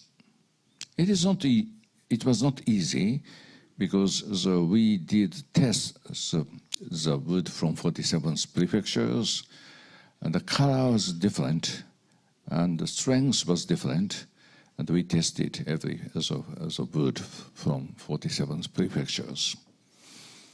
And also I want to show that kind of difference. And this is the South Gate area.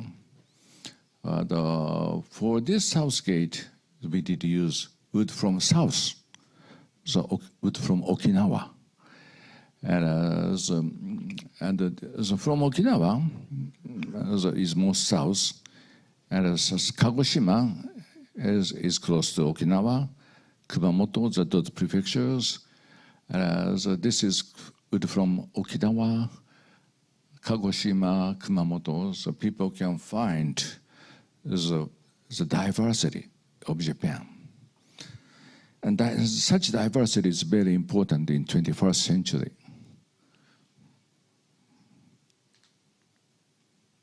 And also the bringing the vegetation from the Tokyo area. Tokyo, in the city, in the big city, still we have this kind of diversity of the vegetation. I want to show that the diverse nature in the big city. And the section of the building is very important. We inspired by Horyuji Temple. The Horyuji Temple is the oldest wooden building in the world. It was built 7th century, but still surviving. So because of this section, the layers of roofs are protecting the space beneath. And the people can can find the beauty of wood from ground level. Wood is used for soffit of the building. So this is Horyuji Temple. The layers of the wooden soffit, and protected by those the roof. It is very as a Japanese method, I think, to use wood, but to bring the natural breeze, natural wind to the space. This is a very sustainable method, I think. The same method was applied to National Stadium. The bringing natural wind through the gap of roofs, and that's bringing natural vegetation here. And also, please check the difference of pitch of louvers. This is dense, this is not so dense. And this is the difference is to create the perfect condition for interior. We try to control the natural wind by changing the gap of the wooden louvers. Using the natural material, using the local material, but to control the environment. I think this is a futuristic method. This is a traditional method, but at the same time, this is a futuristic method. So this is a new approach after air conditioning, after American method. Okay. This is as a passage on the level of 30 meters, and I try to open the building to the city as possible as can.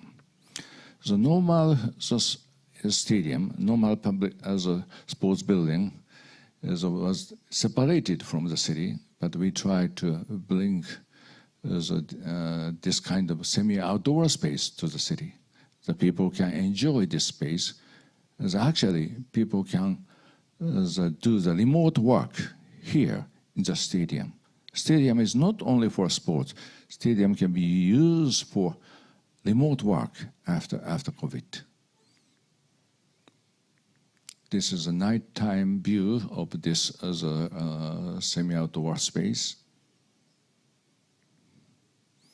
This is approach to stadium, and was inspired by the fish net. And this is as inside of the stadium. And again, using wood for the structure of the building, and to create a gap to bring natural wind to the space, and also again the natural randomness to the seats. And as you know, the Olympic as held in the period of COVID, and there are no spectators in the stadium. But because of this randomness, people could feel full of people in the stadium. It is different from the other buildings. Other buildings, the seats are all blue or all red or white, and no spectators was very visible. But instead, our building looks like full of spectators. As I'm very lucky, I think.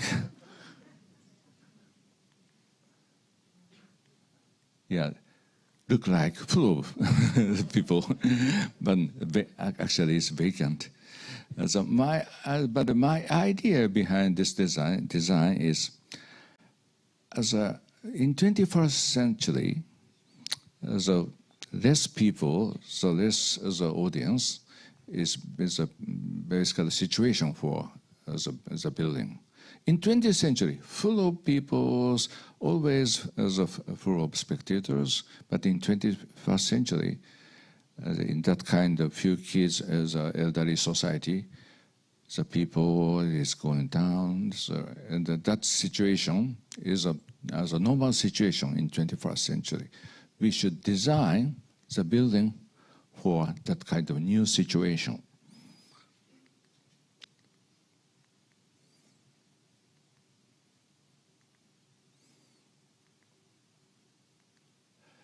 And as another method to recover the relationship with nature is respecting topography, so merging the building to topography. This is a project in China. It is a museum for the Chinese Academy. The location is a hill. We try to merge the building to topography of the site. It is a one-story building, but following the topography like that. And use the local material so as possible as can. In that case, we did use the recycled roof tile. The Chinese roof tile is different from Japanese roof tile. Because originally it's the same as the method, but in China, the steel is handmade. And that kind of the roughness and the sizes are different, and also colors are different. I love that kind of diversity.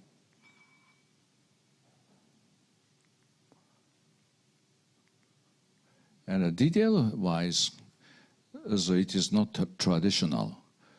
We combine the stainless wire with the old recycled roof tile to create this kind of effect. So control the natural light like that. And also building is always sloping like that.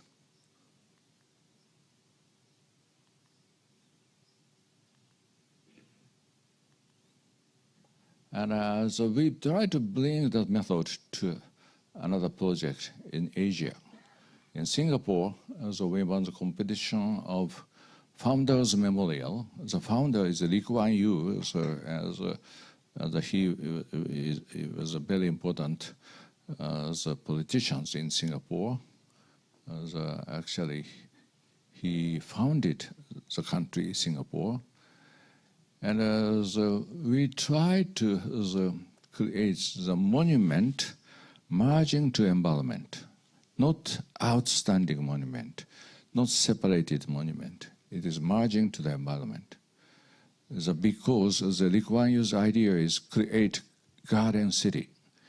So Singapore now there are not many skyscrapers like that, but his first idea is create garden city in Asia.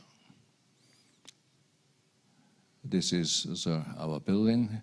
It is merging to the park, like that, like that. And in Europe, also, we also try to apply that method. In Paris, this is a Saint-Denis Pleyel station in Paris. It is a station, but it is a park for the community. The Saint-Denis Soccer Stadium was just there, not this building, but just there. And we tried to create public space to the city, and also we try to recover the connection in the city. As in 20th century, this railway separated the city, but we try to recover the connection again for the city. And we try to recover the green in the city. And inside, we try to use wood for the station. It is a big challenge because normal station, they don't want to use wood. Whereas I try to bring nature to the city, and as we had a big battle with the client, but finally, we can use wood for the interior of the building.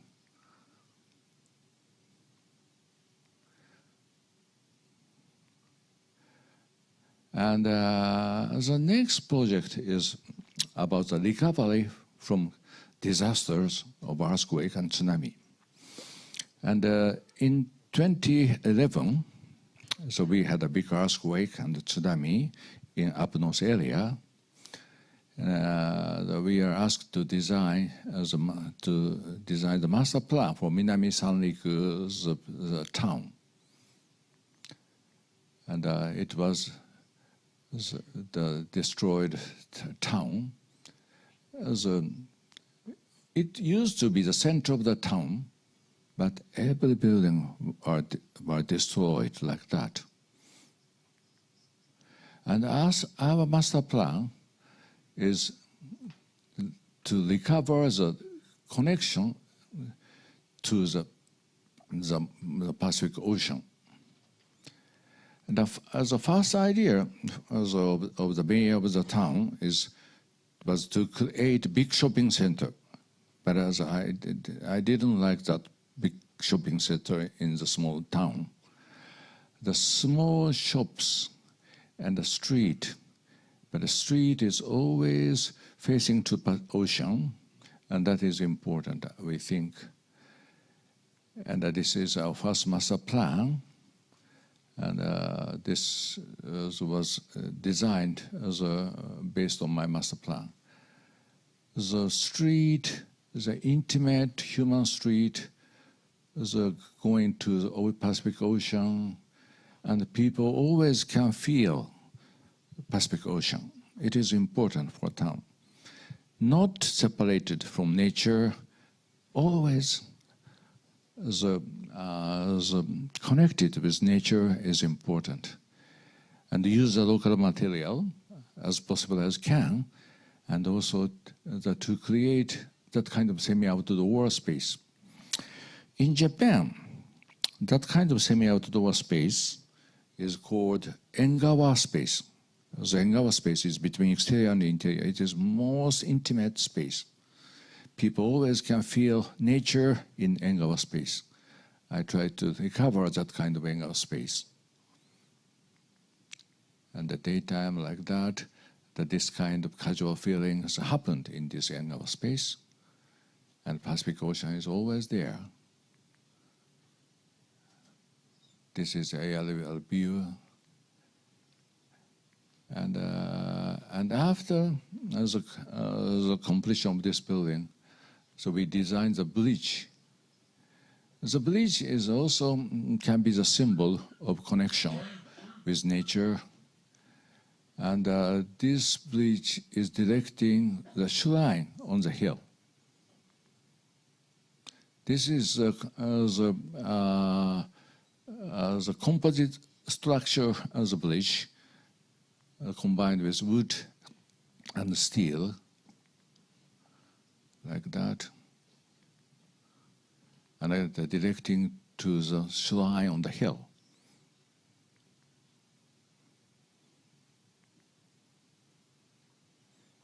And also, this is has a unique the section. The upper bridge is to see the Pacific Ocean, and the lower bridge is to see the riverside, to the river. And the two different experiences are connected in the bridge. And after the bleach, we designed this memorial building. This is just completed last month, and I didn't have a good image of the building, but as a bleach and the human street and this monument. And again, we designed the whole to connect the human and nature. And this is a view from bleach interior. And we worked with Voltansky as an artist, and the Voltansky designed a beautiful room, but he passed away last year, before the completion of the building. And in the last, I want to show the small buildings. And the small buildings is also very important in 21st century. This is a small building I designed. It is a trailer. It's a kind of a trailer. The trailer itself is a very American the invention. But a trailer in America is made by industrial material, steel and aluminum, glass. So I don't like that kind of industrial material. So instead, I use the local material for the trailer.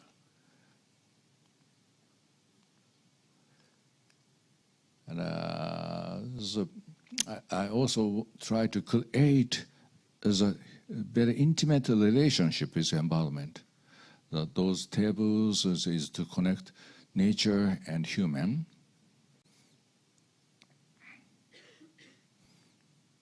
And the interior, by using wood, so the atmosphere has changed a lot. This is the interior. And so people are very much surprised to see that this wooden volume in the city. And this is a temporary restaurant I designed in the center of Tokyo. Even in the center of Tokyo, the wood, natural material, can change the atmosphere of the place. This is interior. The small bar, in that case, and the people enjoy the life in wood. And as the last, I want to show the smallest project we designed. It is a tsumuki. Tsumuki means wood block.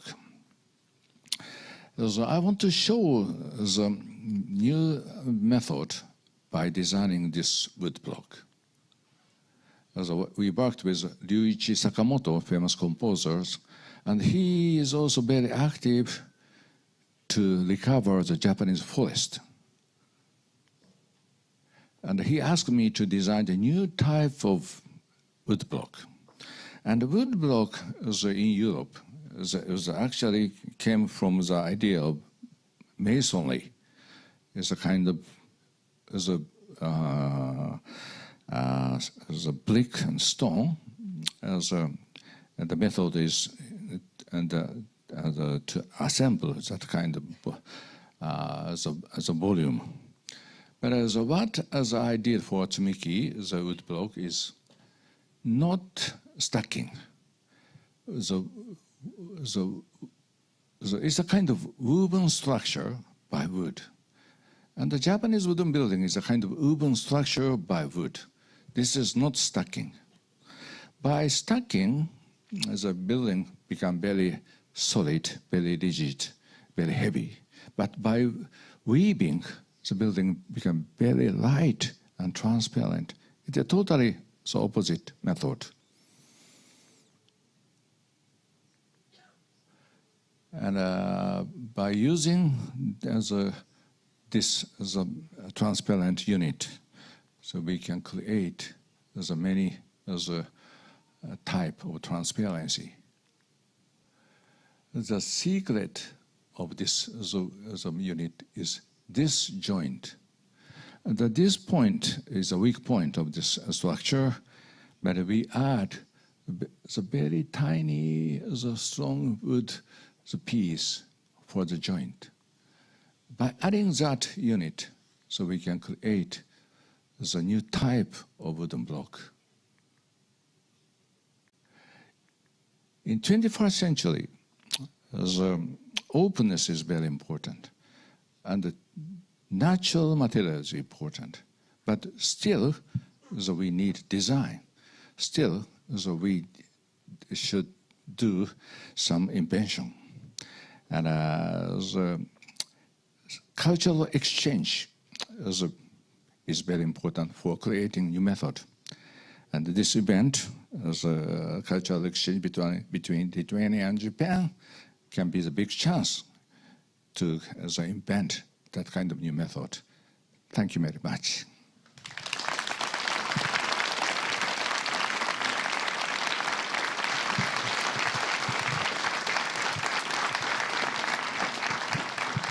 Thank you very much, Kyungakuma-san.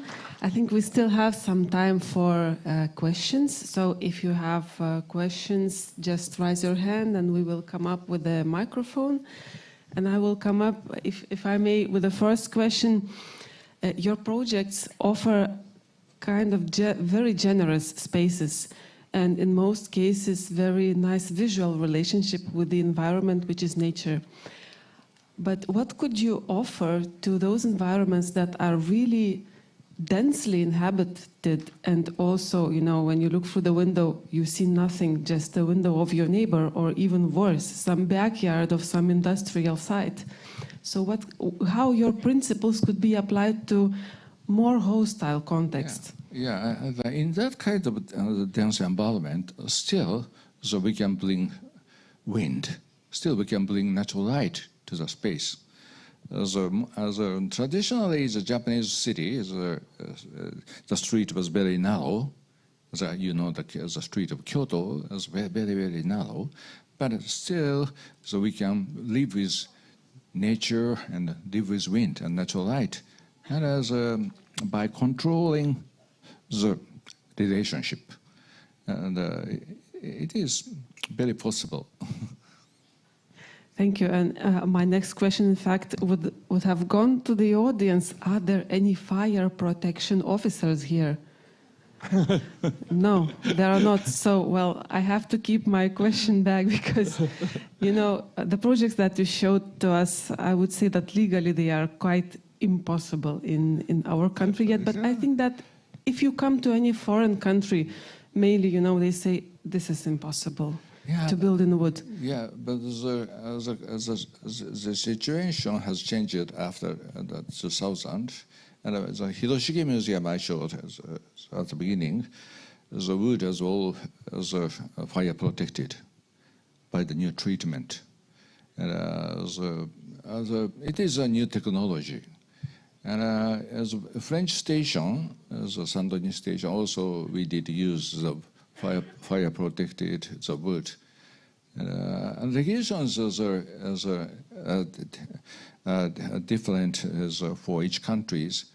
And actually, the French regulation is not so strict as Japan.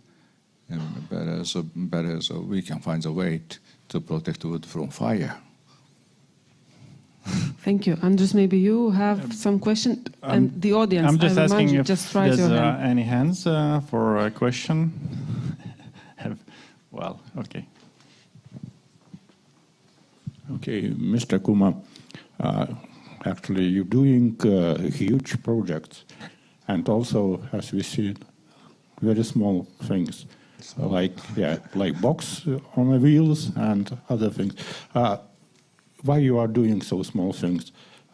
It's for yourself or for some client? Yeah, actually, I really love to do the small project. The big project is many people are joining the project as a business people or as a government, as some officers. It's just very complicated to work with those big people. But as a small project, we can design by ourselves. It's much easier, and without constraints, we can design small things.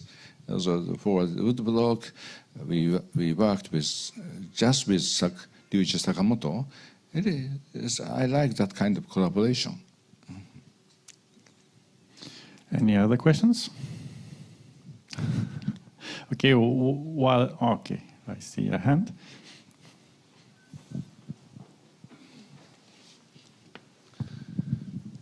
Kengo Kuma-san, can you, we discussed with colleagues, it's not polite in the middle of your, lecture, but we call you the master of Azure. I know, Azure. It's not the right word. I don't know what kind of word do you use in Japan, but really, these your partitions, we were discussing about that 20 years ago here in Kaunas, and you told that the main difference between you and Tadao Ando is that you don't put heavy partitions, heavy walls, because it's European way of thinking. And you say that next time you will show your Azures. So how do you call in Japan? How it is called this transparent wooden walls? Yes, as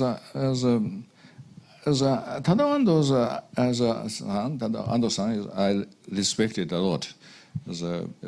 He also very much inspired from Japanese tradition, the simpleness and the minimalism, and he did use natural light beautifully. I learned many things from him.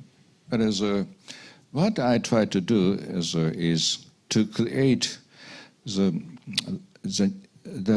soft relationship with the environment. The screens, traditionally, the screen was very, very important as an element to control the relationship because of density.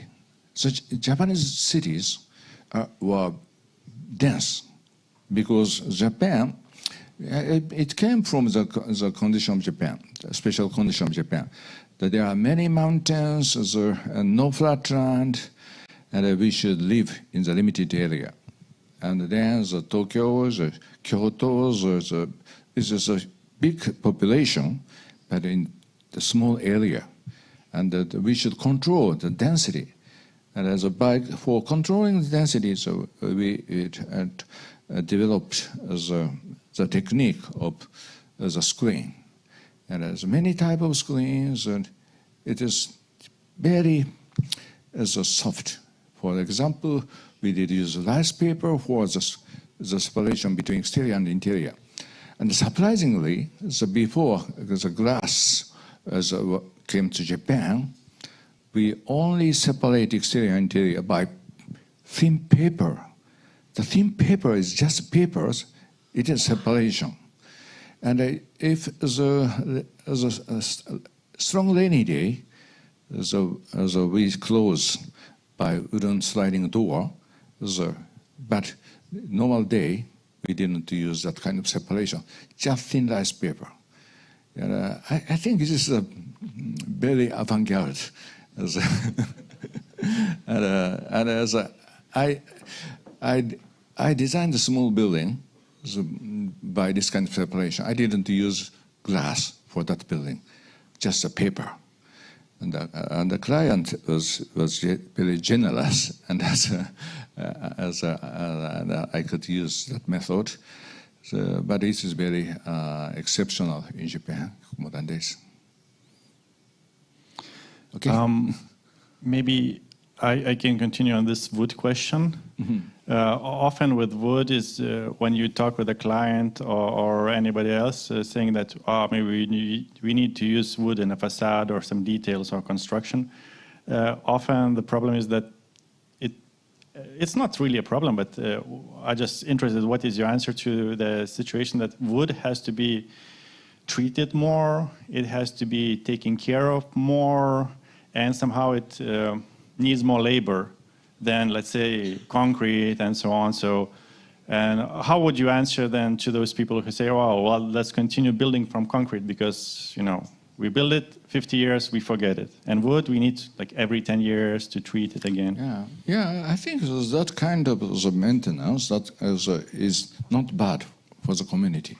So by doing the maintenance, the people can be connected with the building, and the people cannot forget the building. It is important. This is it's the same as the Issei Shrines method. Issei Shrines, they built the new building every 20 years. It is a kind of a continuous maintenance for the building. And every 20 years, the craftsman can work again, and this can give us a continuity of craftsmanship to the building. And the completion of the building is not the final completion. It is a part of the continuous maintenance. It is just a starting point. Okay, I see one hand.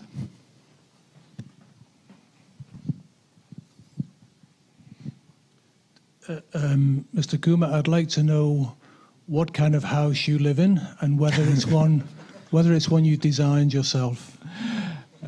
Actually, my house was designed by my wife.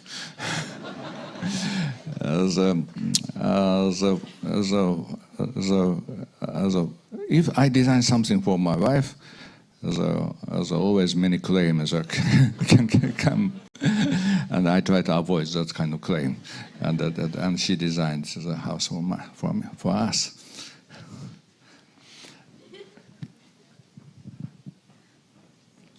Hello, I want to ask, which of your own projects the most dearest to you, or the one that you like the most, that you enjoy to create? Yeah, this is always a very difficult question. If I pick up one, the clients of other projects claim me. And, the perfect answer for this question is the answer by Frank Lloyd Wright, the next project.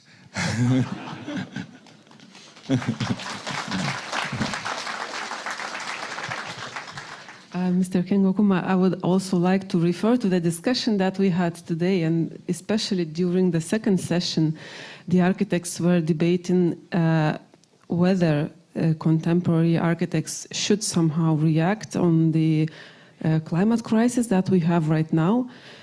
And somehow looking at your buildings and your advocacy for wooden architecture, it seems that you are so on that wave of sustainability, but is it a coincidence, or are you part of that sustainability movement by choice? Yes, I think the architect should feel the atmosphere of the period. Sometimes the atmosphere of the period is not so comfortable for us, for designers.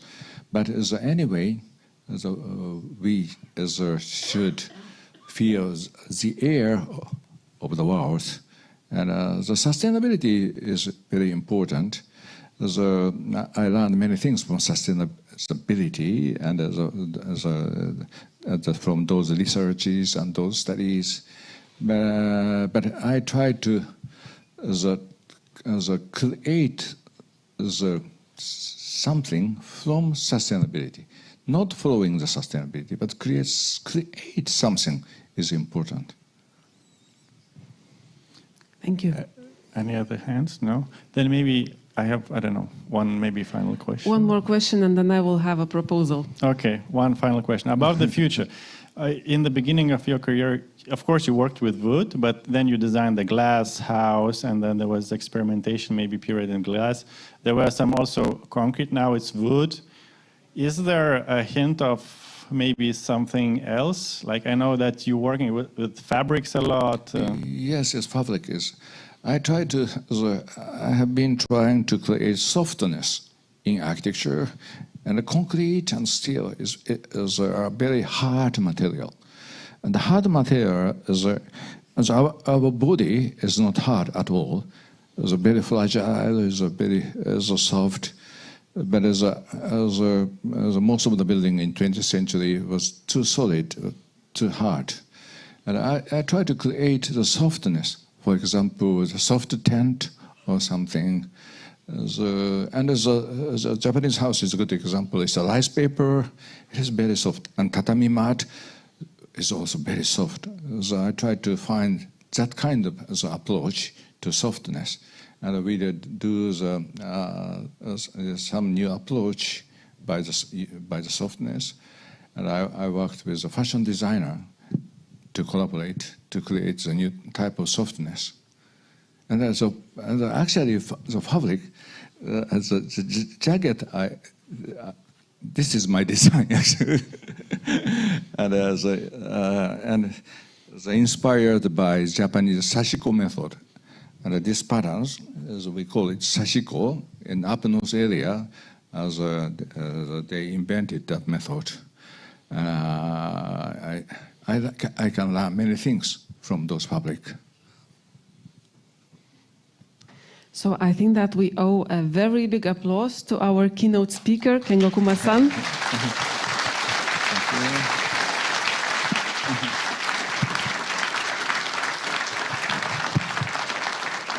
Thank you very much for your lecture. And now the proposal. Just for a memory, I suggest that we make a family photo of all the participants of this forum together with Kengokuma-san. Does it sound like an idea? Gintaras and I see Gintaras also has a present. Also, Gintaras has a present. Yeah, Mr. Kuma, thank you very much for your lecture, and of course for coming to Kaunas, and yeah, you participate in Kaunas Architecture Festival and East 5 event. So we have a book. It's about Kaunas interwar architecture.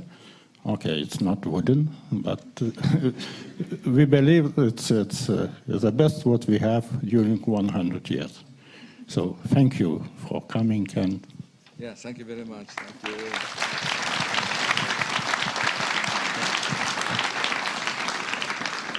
you. Now I would like to invite first all the participants and initiators of the project for the first photo, and then for the second one, anyone else who wants to join the photo are welcome.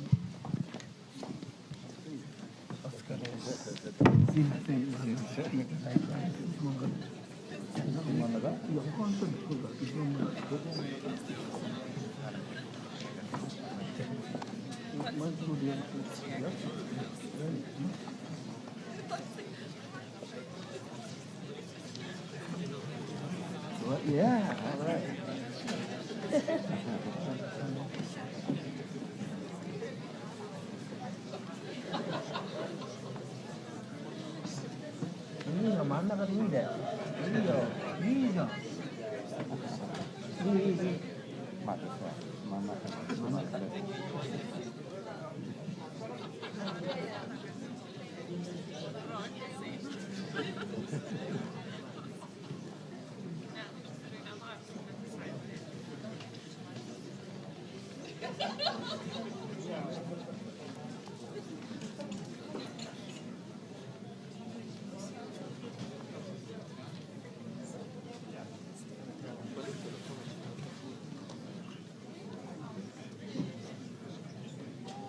Thank you. And now everyone else who wants to be in the same photo, please come here. This is your last chance.